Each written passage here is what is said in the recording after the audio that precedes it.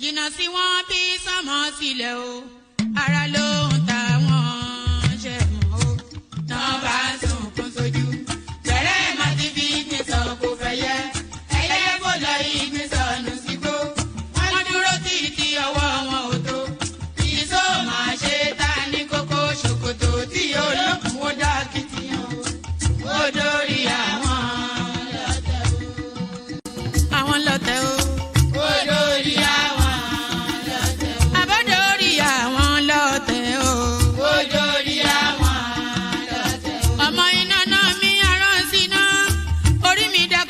Ṣí mi lọ́nà o, mo tẹríba fàdàgbà o, àgbà ẹ foríjì ni, ojoojúmọ́ ni mo ń pọ́n wọn lé, mo ń ṣèyá sí àwọn àgbà o, mi ò fojú tí rìn wọn láyé, ọmọdé ẹ má fàgbà ṣe yẹ̀yẹ́, torí oníkọ́ tó yọ lání, ọmọdé ń bọ̀ wá dàgbà o, màmá ń bọ̀ wá dàgbà o.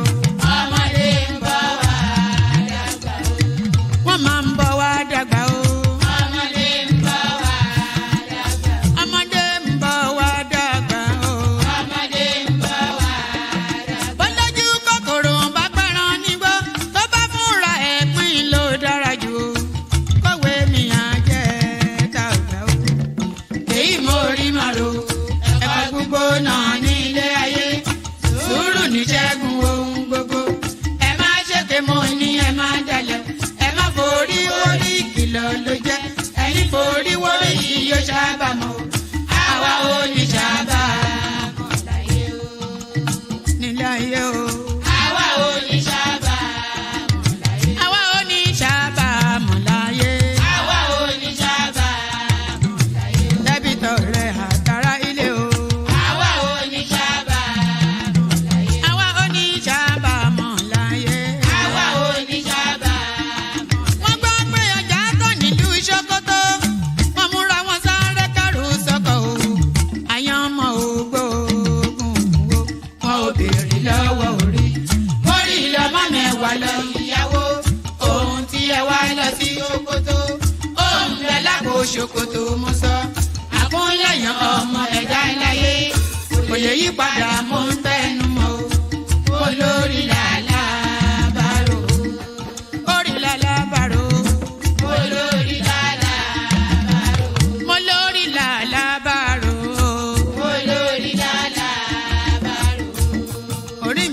Mi níjà o. Olórí làlábàrò. Làlábàrò. Olórí làlábàrò. Oríjà jogun ìkànnì wọn rí má fi wá fáyé mu nílé ayé wa o. Olúwa àgbẹ̀ wa níyà o. Àmì nílé ayé wa. Ó tilẹ̀ jẹ́ pé ọ̀tá kọ́ ni wá. Ó tilẹ̀ jẹ́ pé ọ̀tá kọ́ lẹ́yìn. Ṣọ́wa nínú àpamọ́ kìnìún. Ejò olóró àkekèé ṣọ́wa nínú ìdàgìrì ayé dáàbò ẹ̀bùn wá fi ṣọ́rẹ́ ṣọ́wa o mo sádì ọba bá lókè o mo sádì ọba bá lókè o mo sádì ọba bá lókè o mo máa sádì ọba bá lókè o mo sádì ọba bá lókè o Olúwa gbé wa níjà o mo sádì ọba bá. These recent elections, it's unfortunate that because the two things happened, first of all. One party took over the labor movement, which is one of my favorite movements also. And then it became a regional party, more than, whereas it was a marvelous breach into the established two camps. Peter Obi achieved something remarkable there, that he broke that mold. Yes, however, he did not win the election. In addition, my own organization has a monitoring unit. You know the one I'm talking about. And so I could say categorically that Peter Obi's party came third, not even second. And that the leadership knew it. But they wanted to do what we call in Yoruba, gbajue. With my sister. They said it failed. That's the IREV. The IREV is separate from the Beavers. The Beavers accredits people, and then it's supposed to take a picture and upload it to the IREV. The IREV did not work on that day. Yes, me and you know the difference between all this. For the average Nigerian, that is all included. And I want to speak to the average Nigerian. What they've sold us, whether it's IRF, whether it's the IRA, what they told us is the Beavers is from this to this. We are promised this Sumter's meal, and we just had a serve of the starter, and they disappeared with the rest of the food. So we didn't. Mr. Peter, Tinubu Ahmed of the APC, 8,794,726.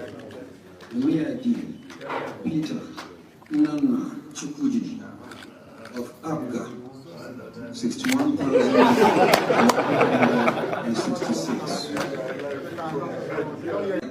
Thank you. You have to be fast. Ahmed of the APC.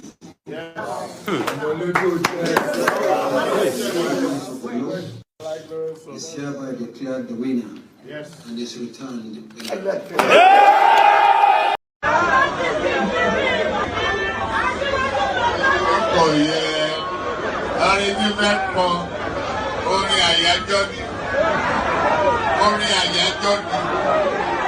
Wọ́n dìde, wọ́n pínlẹ̀ ogun. Oye tí mo rí ká bá mi wáyé dà, ká ní kó bá mi wá.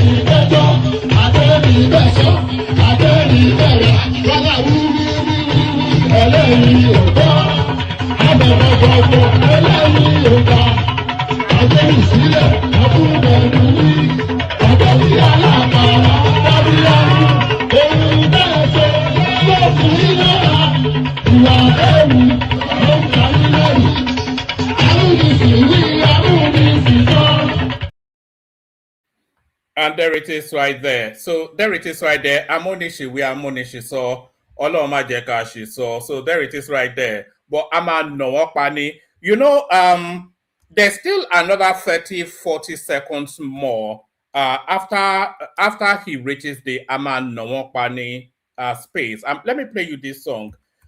There's still another 30-40 seconds more after he reaches that space where he says, Ama Nwokpani. But as soon as he says, Ama Nwokpani, the message is delivered. So I don't feel the need to play the remaining 20-30 seconds. So Ama Nwokpani, I always stop it at that spot. What am I talking about? This, Ama Nwokpani. We will beat them to death. Yoruba, Ama Nwokpani. Oh yeah. Arrangement for orin àyájọ́ ni. Orin àyájọ́ ni. Wọ́n dìde, wọ́n pínlẹ̀ ogun.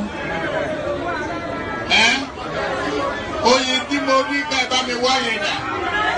Ká ní kó bá mi wá.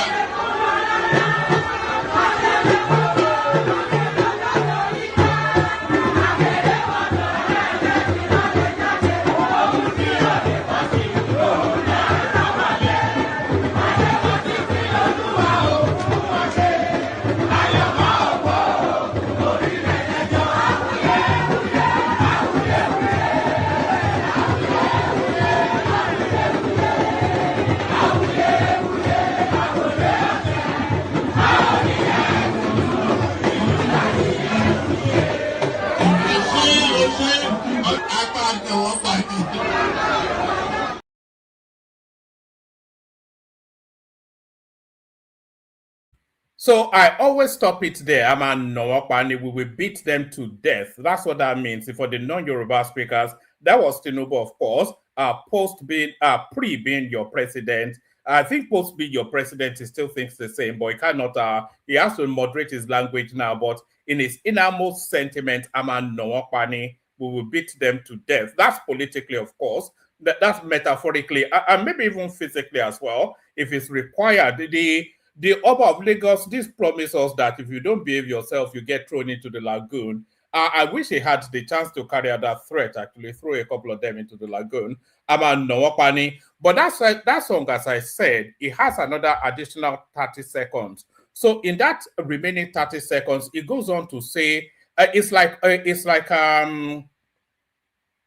what's the English word for off for? It's like I think incantation, isn't it? Is the English word for offer. So after he says Ama Nwokpani, he goes on to say a series of words that sounds like incantation. He says Odonde Onfo, Odonde Onfaya, Adunte Lodonde. So Odonde, they call him Omo Lodonde. He'll say Odonde Onfo, Odonde Onfaya, Agunte Lodonde. So Odonde is sort of like a brass motto. And then Yoruba is such a nuanced language. It doesn't translate literally into English. But when it says Odonde Onfo, Odonde Onfaya, it's telling you that a brass metal does not break. It does not does it tear. Konfo, a brass metal does not break, nor does it tear. So Odonde Onfo, Odonde Onfaya. And then it goes on to say Agunte Lodonde, Agunte. So when you pound a brass metal, it will bend in some sort of shape, but it will never break and it will never tear. So whatever that means, I'm not quite sure still that adheres to logic, but that's what it says. So after it says Ama Nwokpani, it goes on to say Odonde Onfo, Odonde Onfaya, Agunte Lodonde. So let's listen to the fullness of it. It's 1 minute 25 seconds.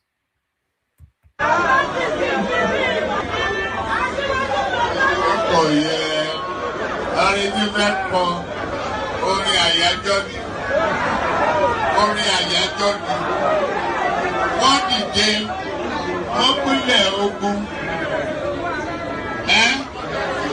Oyin tí mo rí ká bá mi wá yẹn dà. Ká ní kó bá mi wá.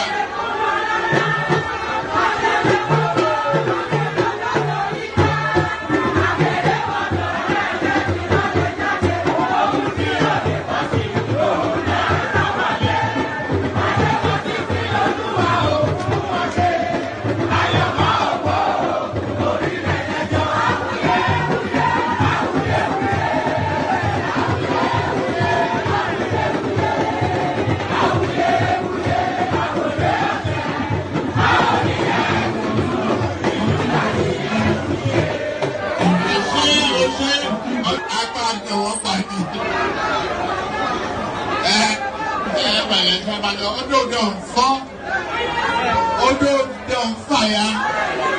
I don't tell you them. I beg you,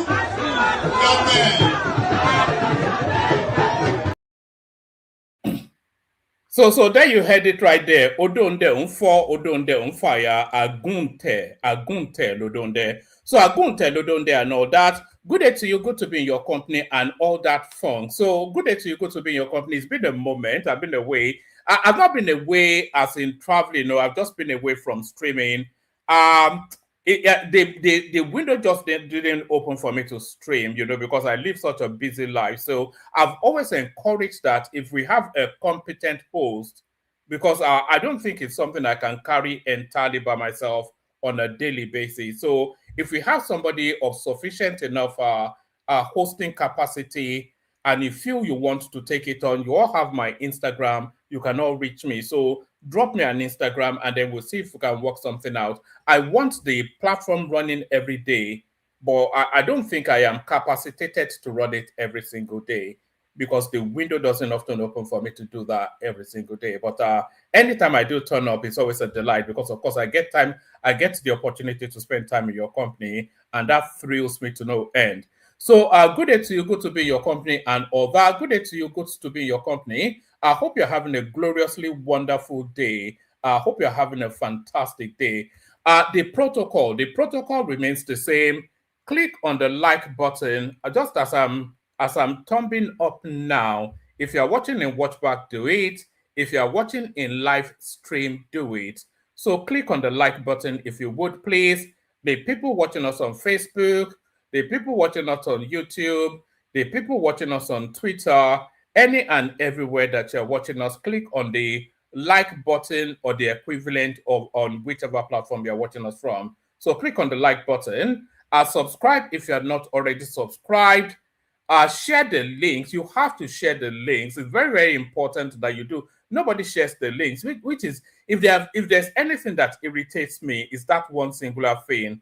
It doesn't do you anything to share the links. Now, everybody shares links to you. So why can't you share links to other people as well? Share the links on your social media spaces so that the traffic can come and the conversation will expand. So share the links just as widely as you can. And what else do I usually say? Like, share, subscribe. Click on the hyperlink that says StreamYard to come and join me on the screen. Share the links. Say hello to me in the comment section as well, so I can acknowledge your presence and say hello back. So acknowledge your presence and say hello back. Always and forever, the first person to say hello is Agbadorian right there, Omo Tinubu. That's Agbado right there. Has Valiant to his friend Hassan. That's Hassan right there. Good to see you, my guy. Ufoma Michael, that's Ufoma Michael right there. Hello, one man. George Blue Shell, one man went to know, he says,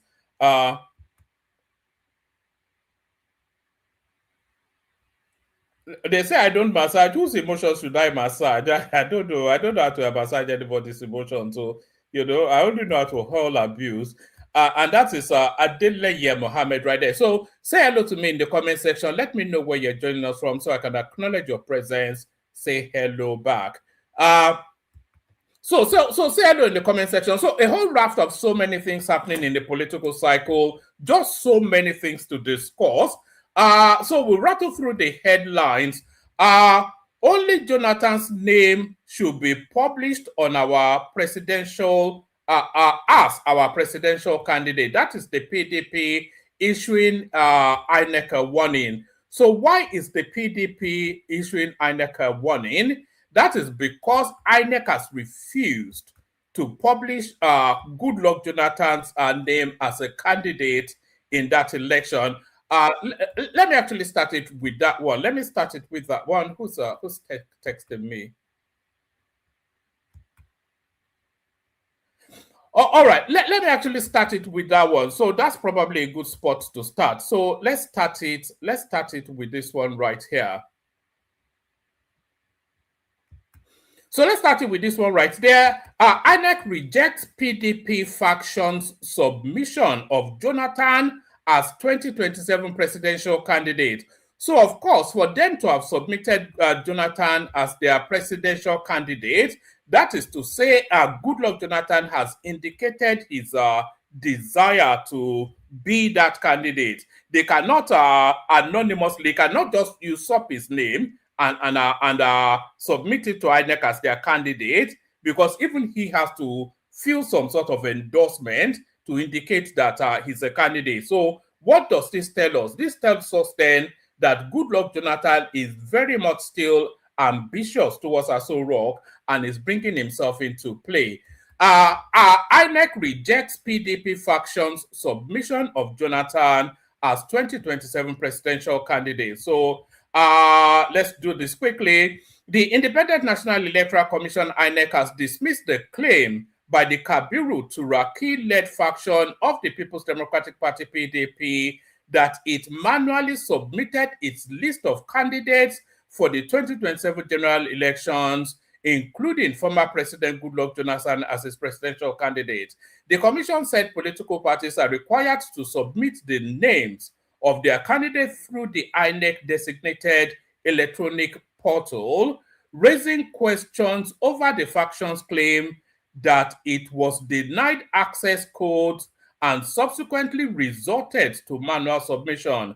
INEC Director of Voter Education and Publicity, Victoria Itamesi, stated this in an interview with Leadership Platform in Abuja on Friday, whilst responding to the faction's claims. She, however, said she could not confirm whether the faction had submitted any list of candidates to the commission, but clarified that the manual submission is a violation of established processes.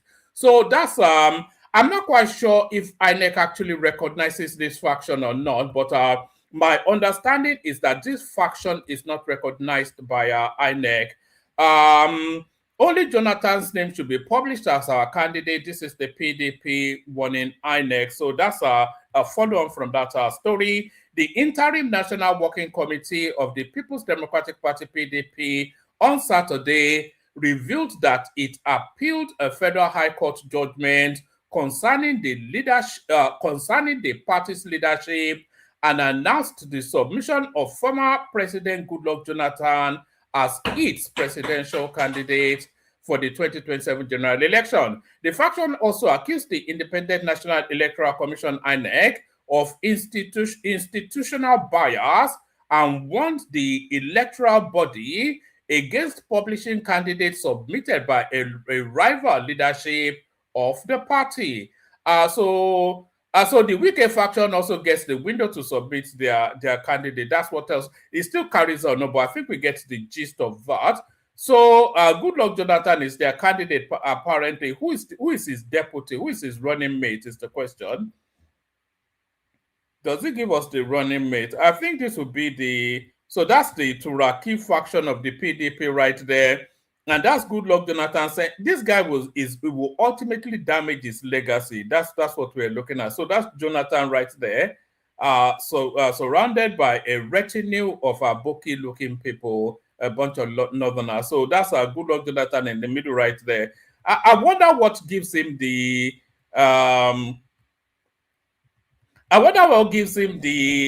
indication, the inclination that he could possibly get back into Aso Rock again. How is that even a possibility is the question. So that's Goodluck Jonathan then still jostling and hustling for that Aso Rock seat. So let's go on from that to this. 2027, why Amechi is not a plus for Atiku. This is Yemsin Wike, of course, sticking the knife in. So that's the ticket of the ADC right there. Atiku and his man Friday from River State. Minister of Federal Capital Territory FCT, Yemsin Wike, said the choice of former Minister of Transportation, Rotimi Amechi, as vice presidential candidate is not a plus for the 2027 presidential candidate of the African Democratic Congress, ADC, Atiku Abubakar. Correspondents report that Wike, during a media chat in Port Harcourt on Saturday, said Wike does not have the political capital to secure victory in Rivers State and the South-South region in the forthcoming election. So I can tell you that one of the most tense areas, one of the most tense regions in the upcoming election, it will be probably the most violent region as well in the upcoming election will be the South-South. Because Wike will want to, Rotimi Amechi will want to bring himself into play because he's a vice presidential candidate of a party and he will want to, at the very minimum, show some sort of presence in his own regional space, you know, and Wike would not allow it. So Rotimi Amechi will want to show that he has some sort of popularity in the South-South, and Rotimi Amechi rather will want to show that he has some sort of popularity in the South-South, and Wike would not allow it. So, and that of course, and these are all harbingers of violence. Rotimi Amechi's politics, very much politics of violence. James Wike's politics, very much a politics of violence. And the whole of that South-South region, especially Rivers State, is very much a bastion of violent politics. So two essentially warlords in that space, they are going to lock horns in that political cycle, and you can expect a lot of blood spilling in Rivers State. That's just my anticipation. The Minister of the Federal Capital Territory, FCT, James Wike, said the choice of former Minister of Transportation, Rotimi Amechi, as vice presidential candidate is not a plus for the 2027 presidential candidate of the African Democratic Congress, ADC, Atiku Abubakar. Correspondents report that Wike, pardon me, during a media chat in Port Harcourt on Saturday, said Amechi does not have the political capital necessary to secure victory in Rivers State and the South-South region in the forthcoming election. Wike argued that there are many reasons why Amechi cannot sell Atiku to voters in Rivers State and the South-South region. The former governor of Anambra State is not the former governor of Anambra State, though. Is the former governor of Rivers State. So that's Wike right there, just drawing the battle line between himself and Rotimi Amechi. So battle lines drawn, picking Atiku as pardon me, picking Atiku as vice president, greatest mistake of my life. Baba Yabo in play. I don't know quite why he's going after Atiku so aggressively. Picking Atiku as vice president, greatest mistake of my life. This is Obasanjo speaking. Former President Olusegun Obasanjo has described his decision to choose Alhaji Atiku Abubakar as his running mate in the 1999 presidential election as the biggest mistake of his life. Obasanjo made the remark on Friday, July the 31st, during a fireside chat with veteran musician and activist Charlie Boy in Lagos. The event marked the unveiling of Charlie Boy's foundation and his memoirs 999, a memoir in tribute to late Justice Okuta. So Charlie Boy, of course, he comes from privilege. His father, I think, was a Supreme Court justice, if memory serves. Reflecting on his time in office, Obasanjo said that, with the benefit of hindsight, he would not have selected Atiku as vice president. I would say the greatest mistake I made was picking Atiku Abubakar as my vice president in 1999, he said. The former president added that he remained grateful that Atiku's actions did not derail his administration or prevent him from achieving his objectives whilst in office. There is no bitterness in me over what happened, Obasanjo said. Despite everything, I was able to achieve what I set out to achieve whilst in power. Atiku also addressed the long-standing debate surrounding, Obasanjo also addressed the long-standing debate surrounding his ancestry, stating that his parents were from Abeokuta, the Ogun State capital. I still know our family house there, he said. Why would he not know his family house there? What does that mean, that you still know it? The fact that you are president means that, or you were president, means that you should then forget your own. What does that even mean? I still know our family house. So that's Obasanjo right there. Sticking the knife into Atiku Abubakar, and I think Atiku Abubakar clapped back against him. So where's the clap back? I think Atiku clapped back. I think I had Atiku's clap back. Where is he? Where's the clap back from Atiku Abubakar? I had it all lined up. Where is it? I had it all lined up. Hold on. All right, we may just. All right, here it is. I was about to just skip it. I clothed you, fed you. Atiku fired back at Obasanjo. So I think that back and forth will go all the way through to the elections. Presidential candidate of the African Democratic Congress (ADC) and former Vice President Atiku Abubakar has said that when former President Olusegun Obasanjo had little to his name after leaving prison, he, Atiku, fed and clothed Obasanjo, ensuring he lacked nothing. The revelation is coming on the heels of Obasanjo's statement that he regretted picking Atiku as his vice. However, Atiku insisted that Obasanjo's latest attack was rooted in his bitterness over the collapse of his third-term agenda years ago. In a statement issued by Senior Special Assistant on Publicity on Public Communications, Frank Shaibu, Atiku said he watched Obasanjo's recent interview with sadness rather than anger. Recalling his personal history with the former president, Atiku said he stood by Obasanjo during his years in prison, supported his family, and went further to clothe and care for him after his release, before helping to build the political alliances that eventually produced his presidency. I don't think Obasanjo's becoming president has anything to do with Atiku Abubakar. The one person that can claim credit for Obasanjo's presidency is Babangida. You know, Abdul Salam decided that, because in fact, it wasn't even Abdul Salam's decision. The country had enough, and they were not going to stomach any other lengthy sort of military administration, and the push was for the military to get out. Abdul Salam Abubakar consulted Babangida. You know, in fact, it was actually Mustafa that took Abdul Salam Abubakar to Babangida, and they had that meeting, and they agreed then that there was no other way other than for the power to go to the south.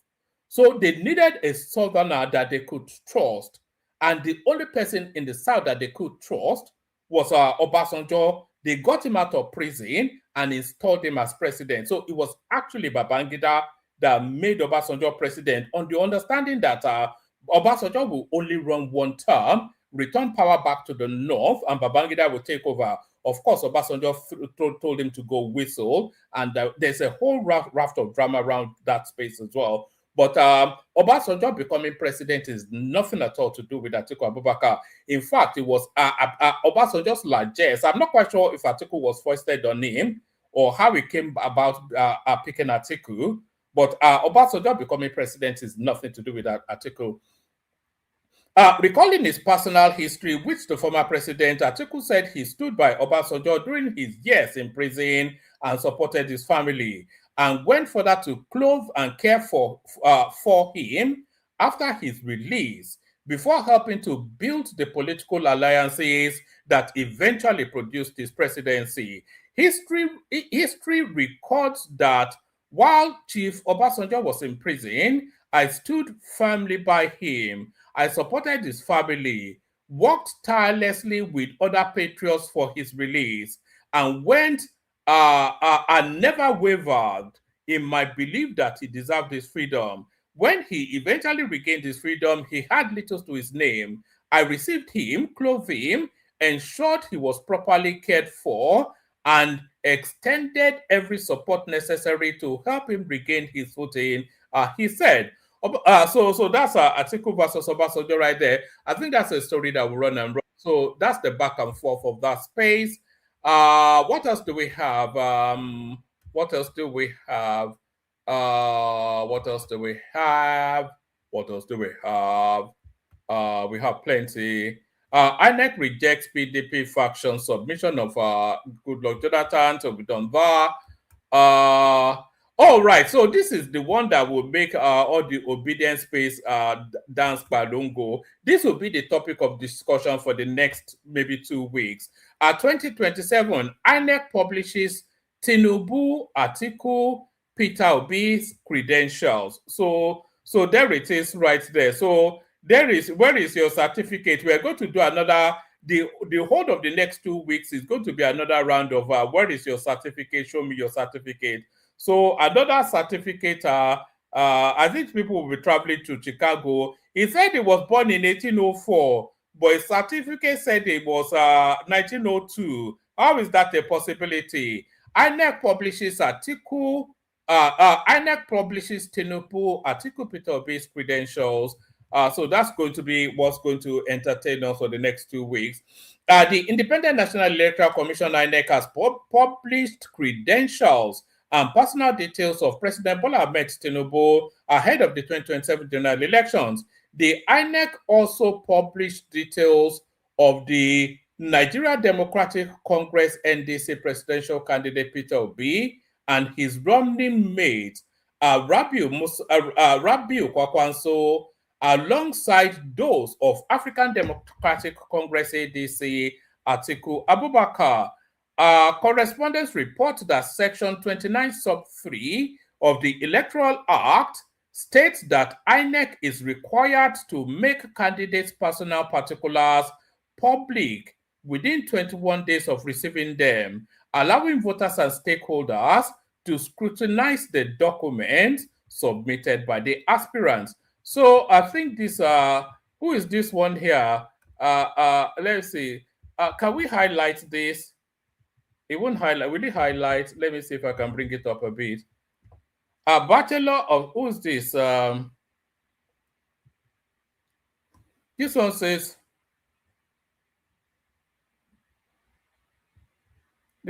Bachelor of Science. Which university? Can anybody read this? Because I can't read it. I'm not quite sure which university this is coming from, but this is one of them right there. This is another one. Schools attended and educational qualification till date. School qualification, BSc. So somebody only reported their BSc. So BSc in 1979. This was secured by whom? This is not very helpful, is it? I'm sure it will be under their individual pages. Can you guys see it? Let me see. Can you guys see it? Oh, this will be Tinubu's. So this will be Tinubu's. So these are Tinubu's credentials. BSc, that will be 1979. That would be from Chicago. No primary school, secondary school recorded. It only really needs a minimum of a school cert. Name of employer. So this is his work history. Mobile Nigeria Limited, 1983 to 1992. Reason for living, advancement.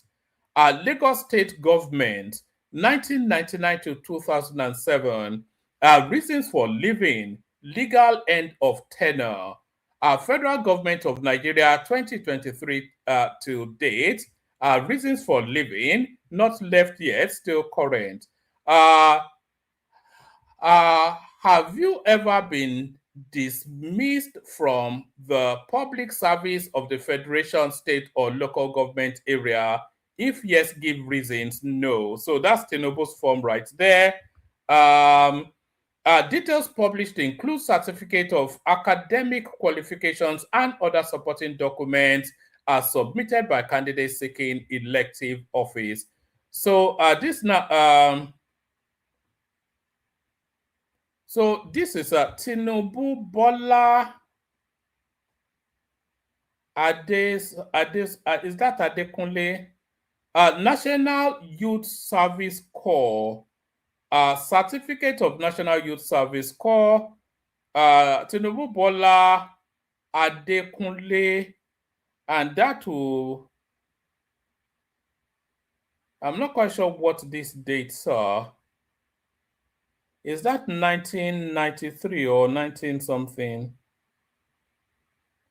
I can't make out the dates, but that's Tinubu's youth service something.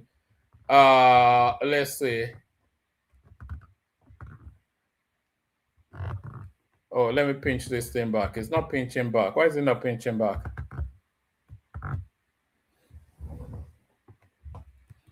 Oh, all right. And then it says I, Bola Ahmed Tinubu, hereby make oath and declare that I am the person seeking election into the office of president, that should say, in Nigeria, in the Nigerian constituency, and the particulars given hereunder are correct, true, and to the best of my knowledge. So, oh, is that am I reading it incomplete? Is that what it is? So that's the photo of Tinubu right there. That's INEC stamp right there.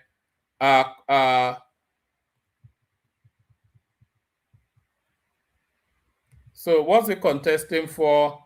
Office contested for presidential, name of constituency in Nigeria, name of political party, All Progressive Congress, party membership number, and then that's Tinubu's party membership number right there. Part B, personal particulars. Surname in block letters. What does block letters mean? Capital letter is capital letter. What's block letter? Tinubu, other names in block letters. Bola Ahmed.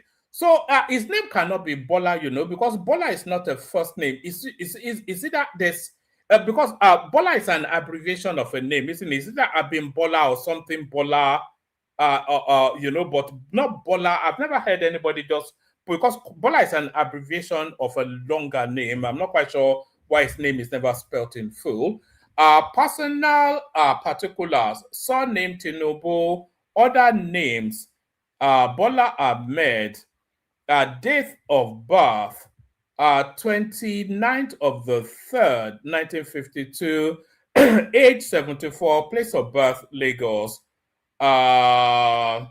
Residential address, number 4 Queens Drive, Ikoyi, occupation politician, telephone number. So I wonder if we can get hold of Tinubu with this number. Let me see. I wonder if we can actually call him now on this number. That's Tinubu's telephone number right there. Let's see if we can actually dial him now, if he'll pick up and say, Kilo Nṣẹlẹ̀ Bola, Ìjọ́ ló máa tún Nàìjíríà ṣe. Let's try. We are going to try in real time. That telephone number right there, we'll see if it works. What's Nigeria? 00234 803. I'm not giving out his number by the way, it's right there on your screen. 803 403 0263. At least the president cannot be given a INEC fake number now. 803 403 0263. Okay, let's try.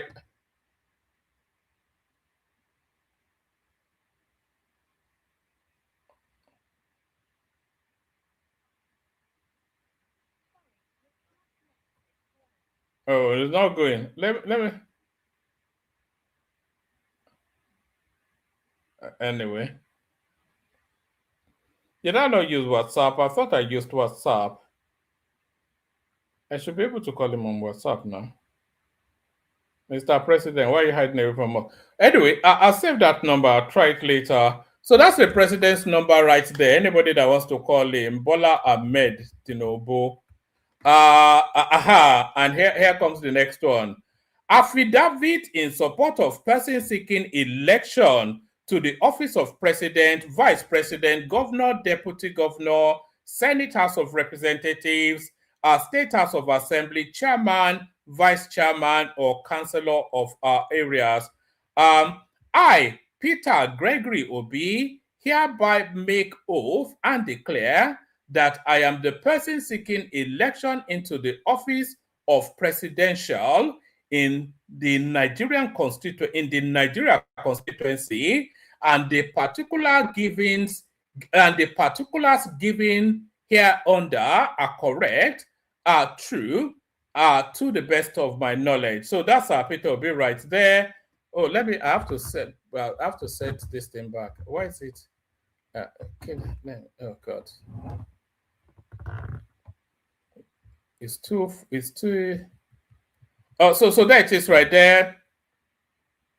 Office contested presidential, name of constituency Nigeria, name of political party Nigeria Democratic Congress, party membership number, and that's Obi's party membership number right there.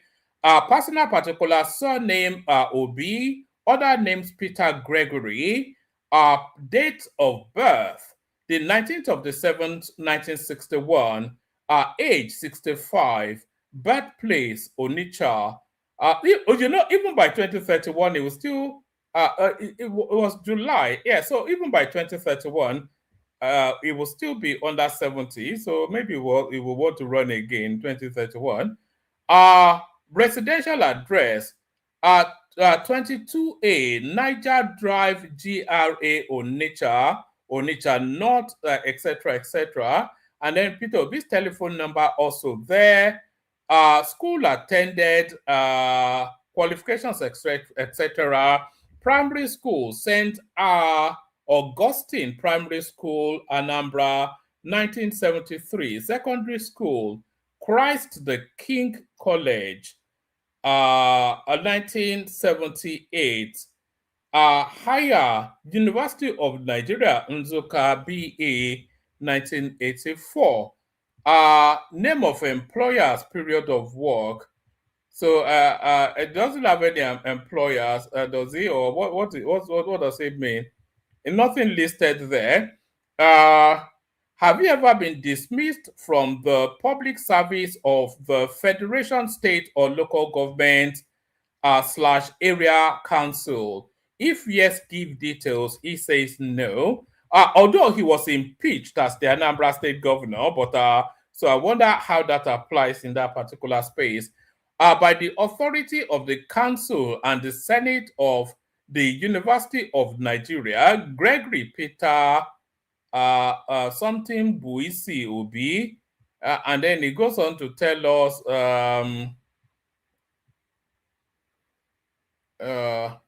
admitted to the degree of Bachelor of Arts in Philosophy.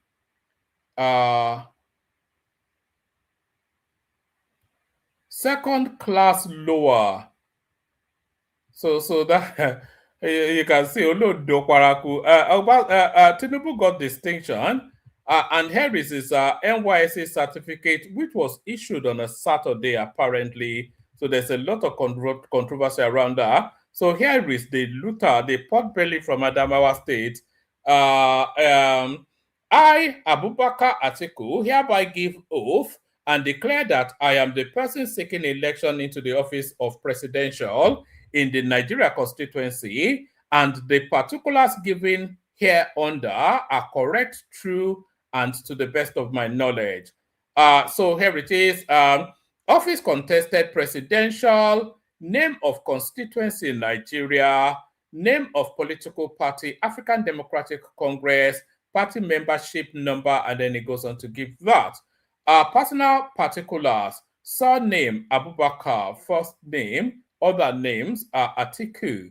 Former other names. You know, he had another name before he became Atiku Abubakar. If anybody knows, can you tell us in the comment section?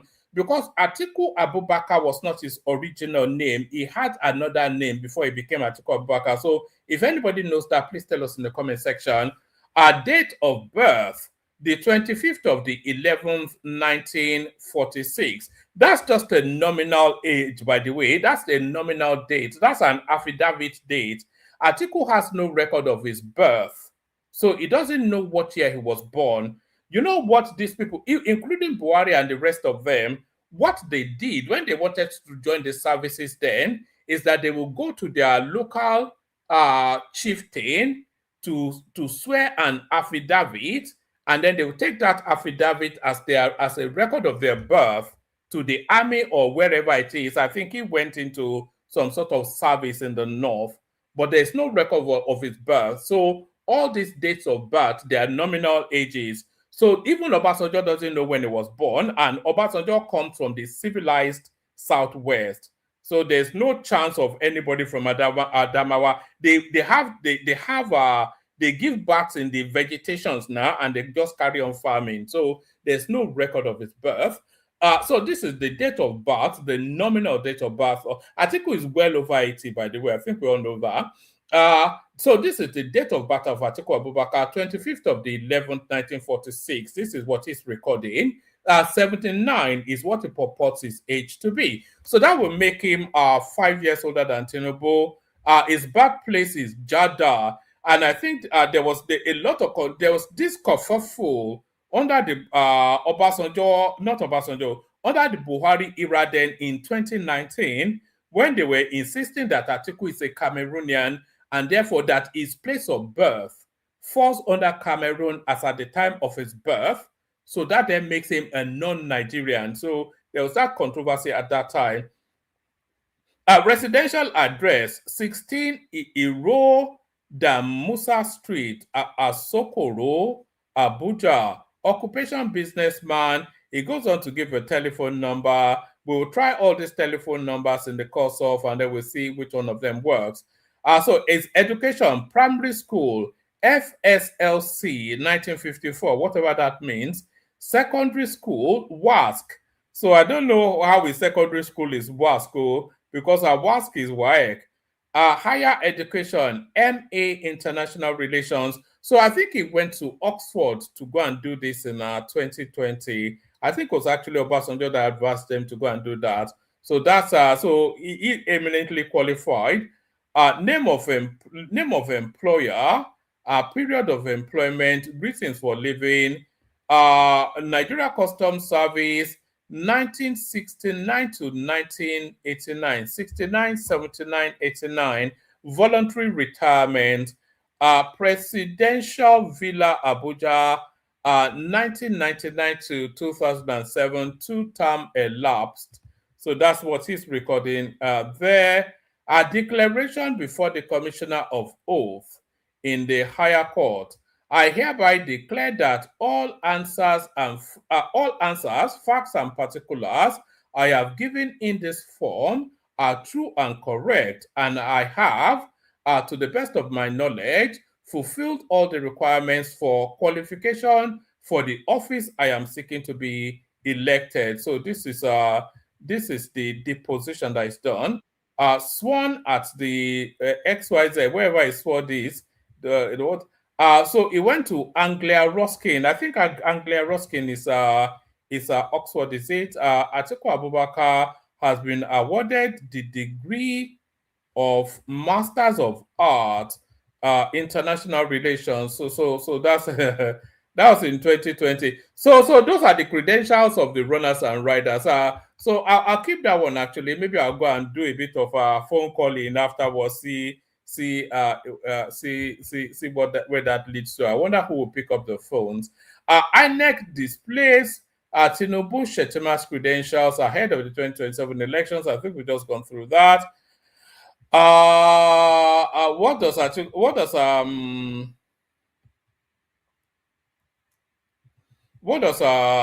Shetima have to say for himself?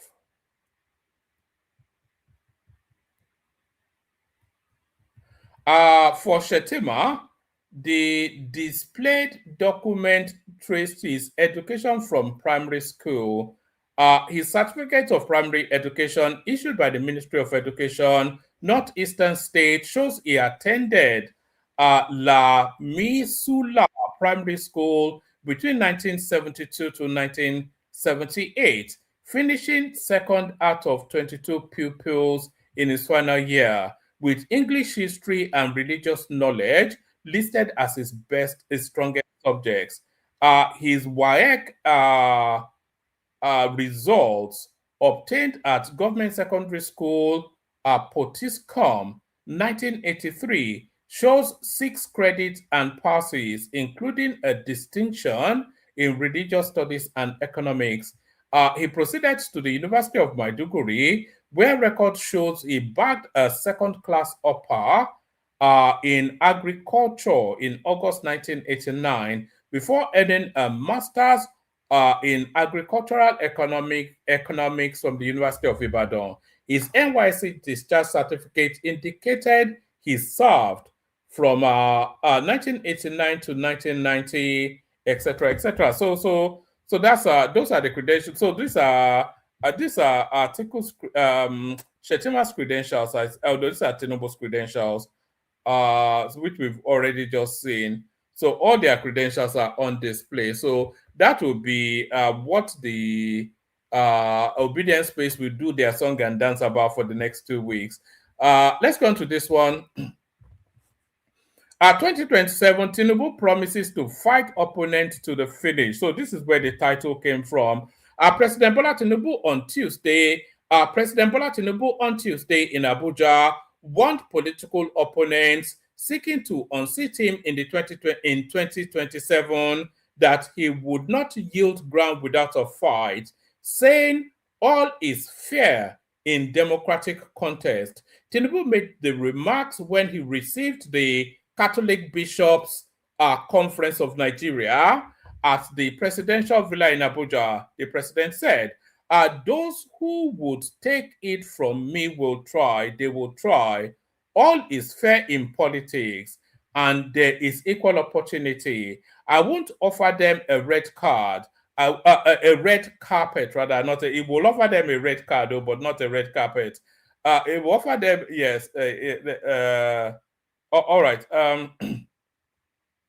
2027, Tinubu promises to fight opponents to the finishing line.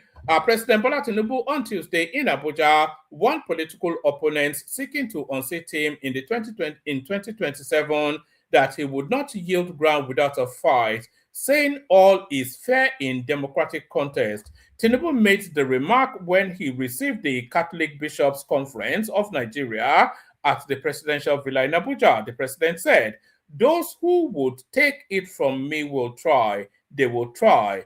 All is fair in politics, and there is equal opportunity. I won't offer them a red carpet. I won't offer them the leash to tie me at home. No, we will wrestle each other to the finishing line. That is the truth. That is fair in politics, the president told the bishops. He also dismissed concerns about the electoral process, defending the Independent National Electoral Commission against accusations of bias. He argued, INEC is neutral. It has never, ever intimidated anybody. If political opponents are crying wolf, then they are afraid of their own shadows and the uncertainty in the companies that they keep. At the meeting, which lasted barely 1 hour, Tinubu told the clerics that 3 years of difficult reforms were yielding visible dividends, pointing to the uninterrupted academic calendar as a measure ordinary Nigerians could feel. He described the silence of the academic staff union of the universities as an answer to his prayers and those of many Nigerians. None of your children in university today, and I will say that they are all your children because you are reverend fathers, can say a 4-year course is not 4 years. ASU is not on strike. They are not bringing agony to your homes. Is that not an answer to our prayers? To me, that is an answer. On the broader economic picture, Tinubu acknowledged that he had inherited both the assets and liabilities of the previous Muhammadu Buhari administration, but insisted that stabilization had been achieved and that better days were within reach. The government has stabilized and there is prosperity in the horizon. The quality of life is improving, he said, adding that he had not shirked the burden of difficult decisions. I inherited it. I did not run away. I asked for the job. I'm in it, he added. The president also disclosed the return of mission schools to their original proprietors, a long-standing point of contention between the Catholic Church and several state governments. Tinubu noted that he had returned mission schools to the church during his tenure as governor of Lagos State. You see, this is what Obi always boasts and brags about. Oh, these are just routinous things that other states did. It's just another day. It's a Tuesday or at work. It's just as benign and banal as that. The things that it says I saved money. All of the state governors saved money and left money for the incoming. It wasn't it, and he left the list. Donald Duke did it. You know, everybody, even Amechi left money for his success. Every state governor left money. And it tells you that even the money he said he left, the person that succeeded him told us is a lie. Tinubu noted that he had returned schools to the church during his tenure as governor of Lagos State, pointing to Cardinal Anthony Okogie as a living witness to the decision he took while serving in 1999 to 2000. However, he argued that the power to act lay with the state governors, not the federal government, and urged the bishops to engage the states. The schools are in the states. Preach to them. The governors of your state, they do the job. There is no need for a constitutional amendment for that. That is part of democracy choice, he said.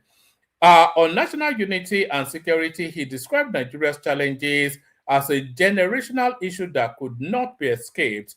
The security situation is what it is. We don't have another country but here. This is Nigeria. And we revert to our national anthem. In its complexity and diversity, we shall thrive, live, and rejoice, and be good to all of us. Our founding fathers did their best, etc., etc. So that's Tinubu right there, sticking. You know those reverends. They then went around all the media houses, that blowing grammar. It was almost like they were political actors rather than religious leaders. Nigerian Army named Africa's best counter-terrorism operations. Nigerian Army named Africa's best in counter-terrorism operations. So that one will jar their senses, isn't it? The people that don't want the progress of Nigeria, that will jar their senses. Let's go on to this one. You're a massive scam. Showore blast OT over 200 million naira campaign fee. So I think this is a billboard sort of battle. You know, that narrative is still going to play out as the election starts to take hold. Oyo receives 2 surveillance aircrafts. These were the aircrafts that Sheye Makinde told us were this way. Look at that. This was what was being cobbled together. So they are they are locking the barn after the horses are bolted. What's that phrase? What's that idiom? They are locking the barn after the horses are bolted. Oyo receives 2 surveillance helicopters, the aircrafts rather, not helicopters. So let's just leave that as it is. Is there anything else that we've not? Why Amechi is not a plus for Atiku, so we've done that. Obasanjo regrets Atiku's running mate, we've done that. INEC rejects PDP faction submission of Jonathan's as 2027 presidential candidate, we've done that. What else have we? And then we've done the released credentials of the presidential candidates. Tinubu promises opponents fights to finish. Tinubu promises to fight opponents to the finishing line. We've done that. Nigerian military being lauded. We've done that. So we've done those. Right. Let me play you a couple of clips. I'll send the link. Anybody that wants to come in. I think we're at the phase now where we start to kick off the oh right. Okay. All right. Let me just play you. Let me, I keep telling you, let me play you this clip actually without any preambles. Let me just play you a couple of clips. LUP 73, LU.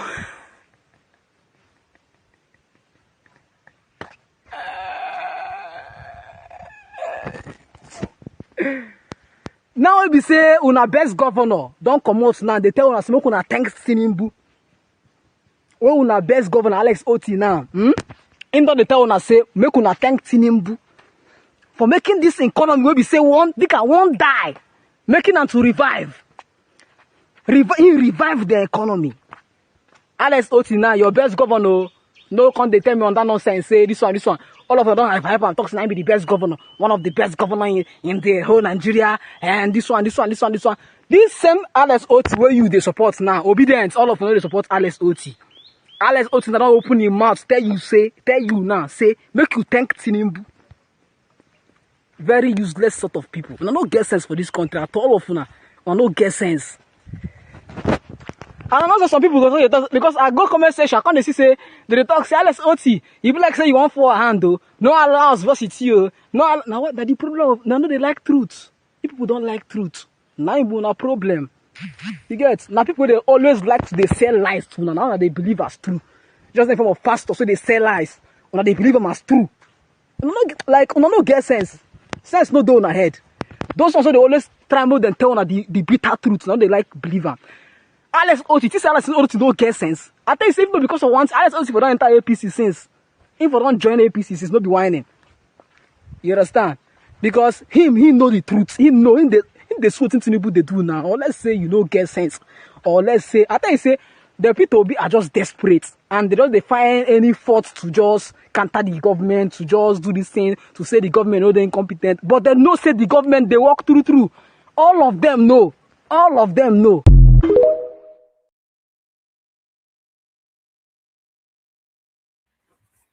Now, do you remember the last session we did about 4 or 5 days ago now? I was saying this exact same thing. These people know. They know that Tinubu is a golden opportunity for Nigeria. They know. They know that Tinubu is doing a fantastically awesome job. They know. And I know they know because they see it. Every single one of them, they have members of their families that are beneficiaries of the NEL funds, so they know. Every single one of them, they travel to their home villages every weekend. They see the road construction, which is almost all of them near completion. So they know. So they are seeing all of these things. They are seeing it. So they know that that country is developing. So they cannot say they don't know.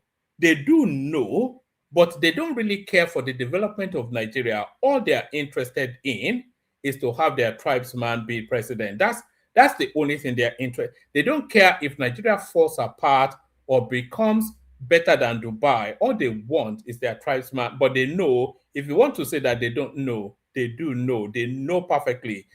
Listen to Lamido Sanusi. I have nothing but positive words for what the central bank has done. We come in from a background of very high levels of instability as a result of loose money and uncontrolled growth in money supply. And the central bank has taken the last 1 year to mop up all that money. Interest rates are high, yes, but we have stabilized the exchange rate. We have pulled back from the brink of total economic collapse. Inflation is coming down. It's still at 20%, still very high, but it's coming down from the very high levels of a few years ago. We have built up reserves to over $40 billion. The economy has grown first quarter by more than 3%, second quarter by more than 4%. And this is the first time in a long time that this economy has been growing faster than the population.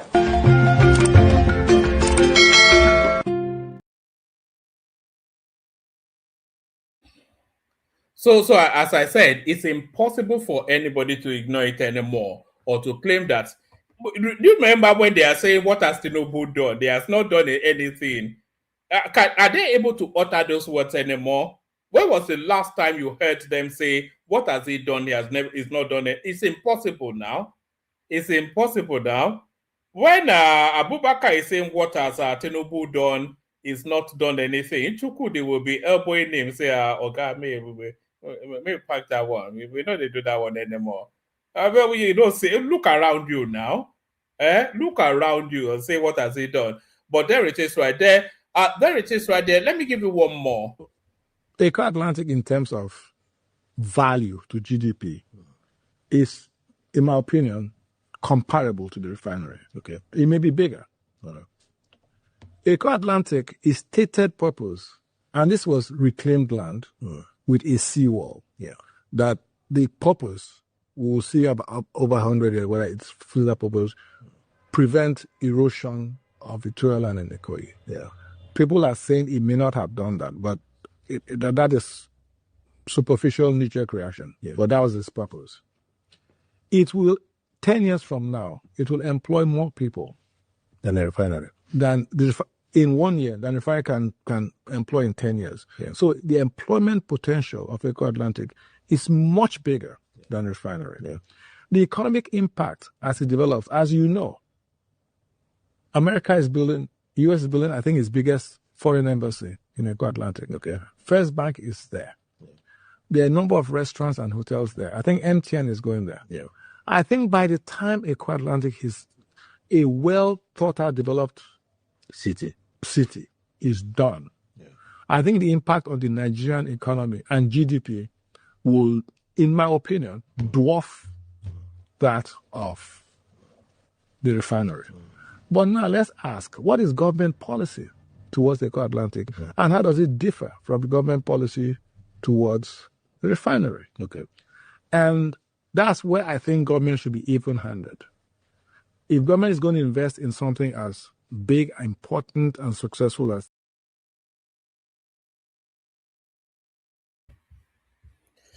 Right, so that was the Eco Atlantic that Tinubu built, but no, it wasn't Tinubu, it was Fashola, it was Ambode, it was Jakonde, it was Jakonde that did it, not Tinubu. This is the thing that we hear. That funny country. You know, I have so many other clips, but let me give you one more actually, because when I'm saying to you, I'll give you two more. Because when I'm telling you that these people, they know that Tinubu is the best opportunity for that country. When I'm telling you that they know, this is why I'm saying so. Okay, like what I said Peter Obi take Anambra State 20 years back.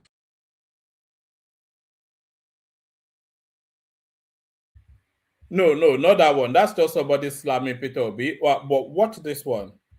Nigeria, my country. If all our roads there like this one now, what they pass now?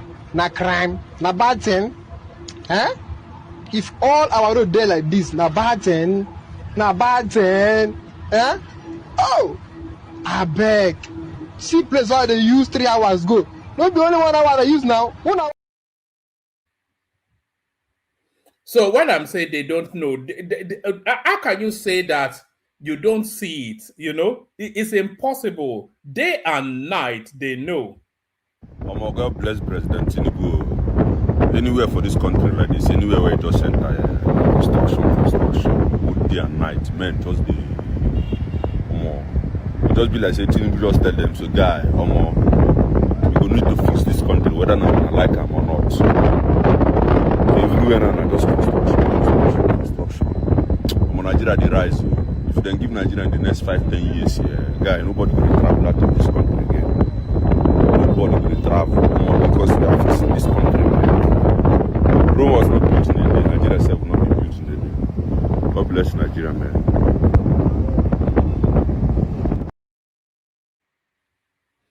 All right. So you heard what the former CBN governor Lamido Sanusi said. So you've heard what an everyday person said. So what about the international community? This is what the international community is saying. In this regard, I want to commend the Central Bank Governor of Nigeria, Governor Cardoso, on the work that he and his team have done on currency and monetary policy stabilization. Nigeria needs to continue. Yes, you can clap for him. Nigeria needs to So that was Madam Nkoji Okonjo-Iweala right there, coming all the way from Geneva, Switzerland, to come and clap for the Nigerian economy. Imagine that. She's come all the way from the international top echelons in Switzerland to come and clap for the Nigerian economy. So when they are telling you that they don't know, they do know. They do know. Of course they know. That's one of them reporting that day and night the construction never stops because that guy wants to complete as much as he can during his tenure because he knows that whoever succeeds him may or may not almost certainly will abandon all of his projects. So that's why he started quickly so that he can complete it within 8 years. You know, that's why you are seeing this aggressive push. So if anybody tells you that they don't see the improvements in the country, they are just lying. They just want their own person to be president. That's all. But that's fair enough. Because we are all led by tribe and religion. So I'm not disparaging anybody to have a preference. Like you, for instance, in the diaspora, you are more comfortable with your fellow blacks, and even amongst your own fellow blacks, you are more comfortable with your Nigerians. It's no different now. So it's not a criticism or a condemnation to say that people want their own person to be president, but they cannot say they don't see what Tinubu is doing. It is impossible for them to say that. It's not possible. Even if they want to lie, it's not even possible to tell it as a lie. Let's play the Kegite music. We see who turns up for the conversation. Let's play the Kegite. Water, only water, only water, where they see ma. Water,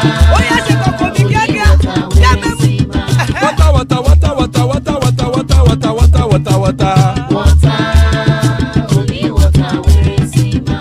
Hapa o naido.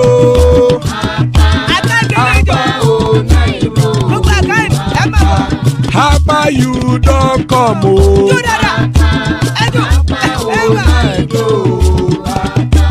Hapa o naido.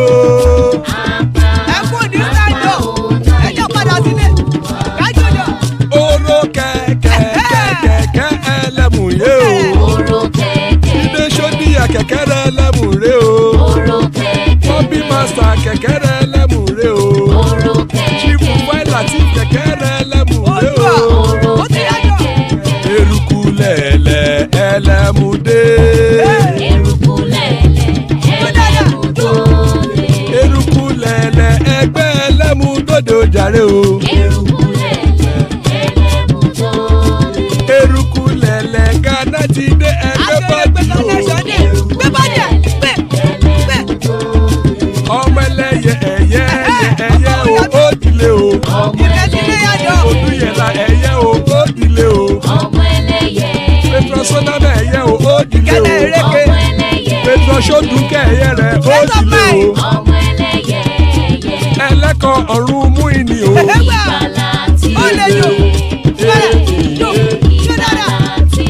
Àkùkọ ọ̀run méjìkọ.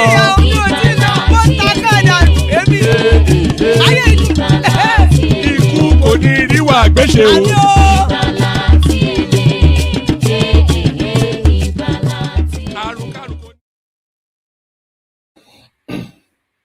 And there it is right there. Iku Koneriwa Agbeshe, may death have nothing to do with us. Joining us, Bishop. Always a delight when Bishop is here. Rational Mind makes a once in a while appearance. Good to see you, my guy. That's Zita right there. Always a delight when she's here. Baba also is looking like an A-list panel. In fact, it is an A-list panel with her son also here as well. So thanks for joining us, lady and gentlemen. And that's Ola, of course, ready to take over in the next couple of hours. So thank you for joining us, one and all. Guys, let's do 5-7 minutes whip round. Everybody speaks and then we open it up. Let's go in the order on the screen. We start with Bishop through Rational Minds to land on Ola. Bishop, good to see you. Did I miss anything in the readouts? It's been a while since we last came out.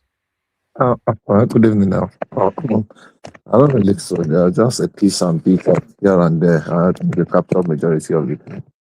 The visit to the president and the things that are informed on now, which is the election. Like you said, we expect the published list to generate the usual labaloo about Chicago. So we're going to be entertained by them. I was particularly intrigued by because I listened to the interview of Bishop Oyoneko this evening. I was not surprised, even though a little bit disappointed, because his partisanship was just too obvious. I mean, remember his statement in 2022, fully partisan, so cannot be coming and be with a posture that is representing the generality of the Nigerians. It did not have a mandate to, maybe he went with the mandate of the church, which I actually doubt, but as it were, yet said the Catholic bishops, but his interview exposes more of his partisanship. He has a fixated mind about what he wanted the president to do. And the president rightfully did not give them what they expected. So I don't expect him not to whine and cry about what the president said or what the president said. So in addressing, in his conversation with Anagolu, all he was able to point out is that everything, he practically disagree with everything that the president said, even when the president was expressing an opinion that he's entitled to. So I think that's one. Then Obasanjo and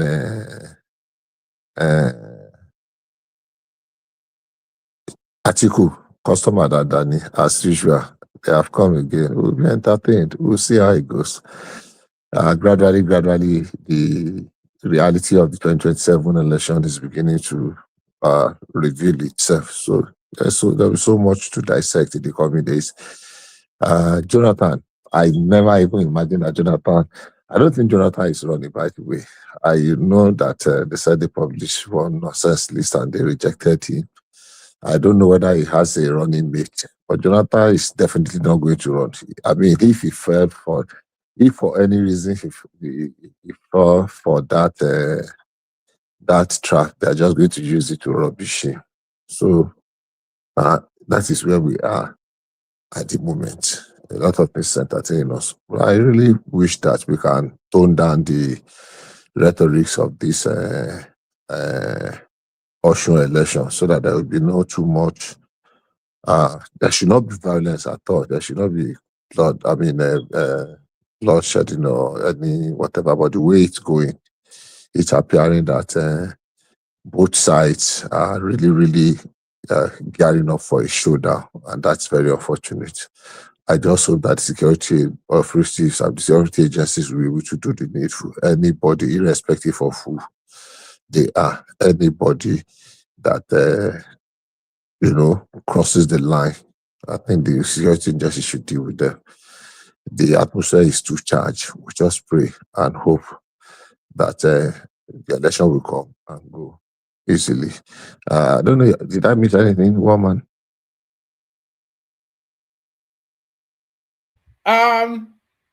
We spoke about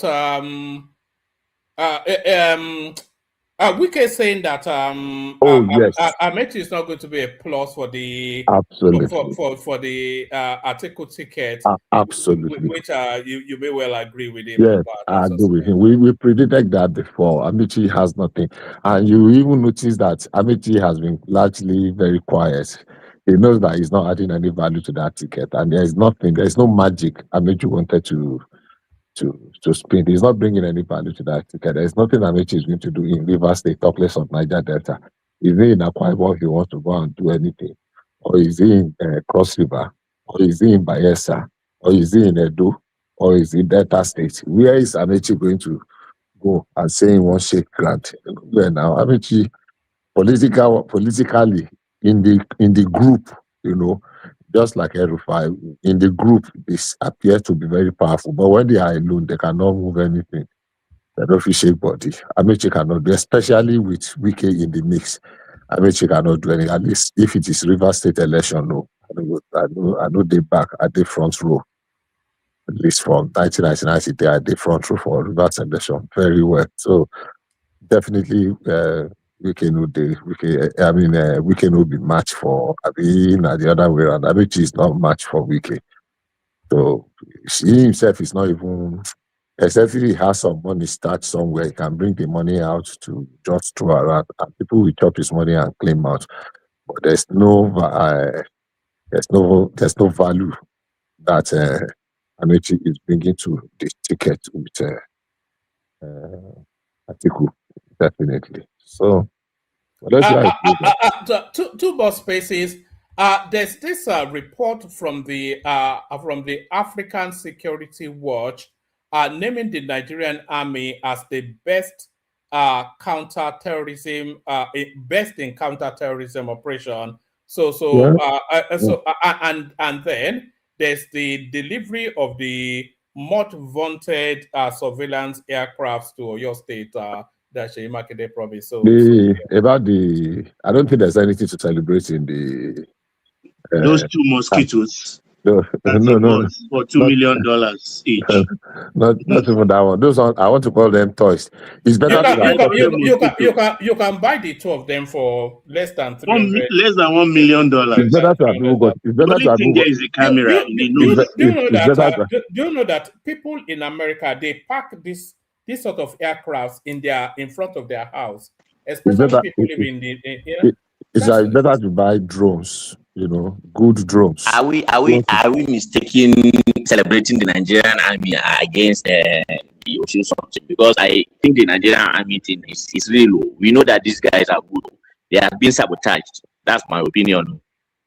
We're always excellent. We score them excellent anyway. So we're talking about those two mosquitoes. Okay, so okay, so this is it. About the rating. Quite honestly, how many countries are actually in the class of Nigeria that are facing terrorism now? Because they are only saying that in counter-terrorism. How many countries are engaging?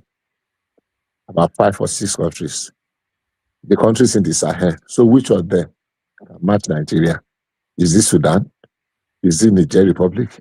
Is it Chad? Is it Burkina Faso? Is it Central African Republic?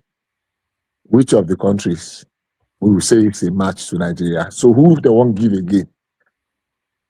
I don't know if you understand what I'm saying. There's no terrorism in Egypt. There's no terrorism in South Africa. There's no terrorism in Algeria.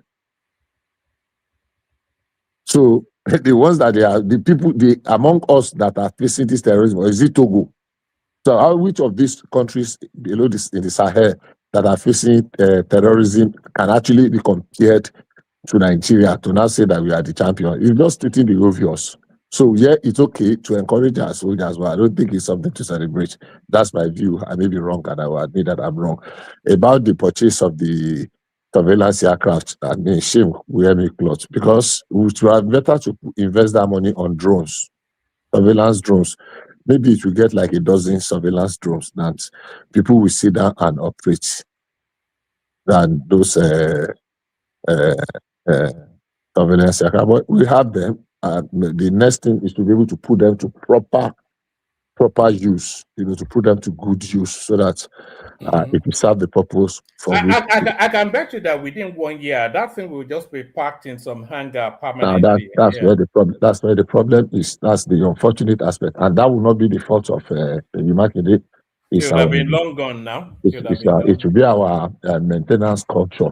If it is fit for purpose and it is useful, let us use them. I mean, maybe they were overpriced or whatever, but we should just go past that one. Forget about it. They are here already. He has purchased them, and they are equipped, and they are good for surveillance. Let's use them to the maximum, to the fullest, so people who know that we are there. But we cannot just say we have an eye in the sky without doing the needful on ground to be able to gather. So maybe we have our state police. Their surveillance aircraft is already on ground. They will now look for other equipment to be able to enable them to do their work very well. But we have them already, even though when I saw them, I tried to Google and read the details about them. I think they're a little bit overpriced. And at the same time, I don't know what kind of what do you call it now? Research they carry out to know what is fit and what is. I know how many hours they can go, how many miles they can cover, but that's what people are using drones for easily now.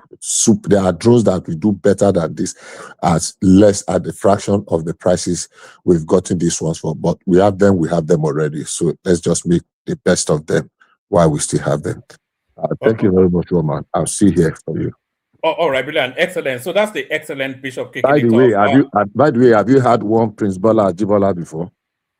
There are too many people that are Bola. So whether they choose to abbreviate their name from Bola, whatever. Even Prince Bola Ajibola. But on an official document, it can't just be Bola now. Is it that Prince being Bola or something Prince Bola? Ajibola. Prince Bola Ajibola. Yeah, but Bola is an abbreviate. It's an That's what abbreviation that's what I'm saying. But some people choose it. Bola Ajibola, when he was Attorney General. Attorney General, that is his real name. Bola Ige, that was his real name. We know that James Ajibola is his name, but not many people know that it was Ajibola.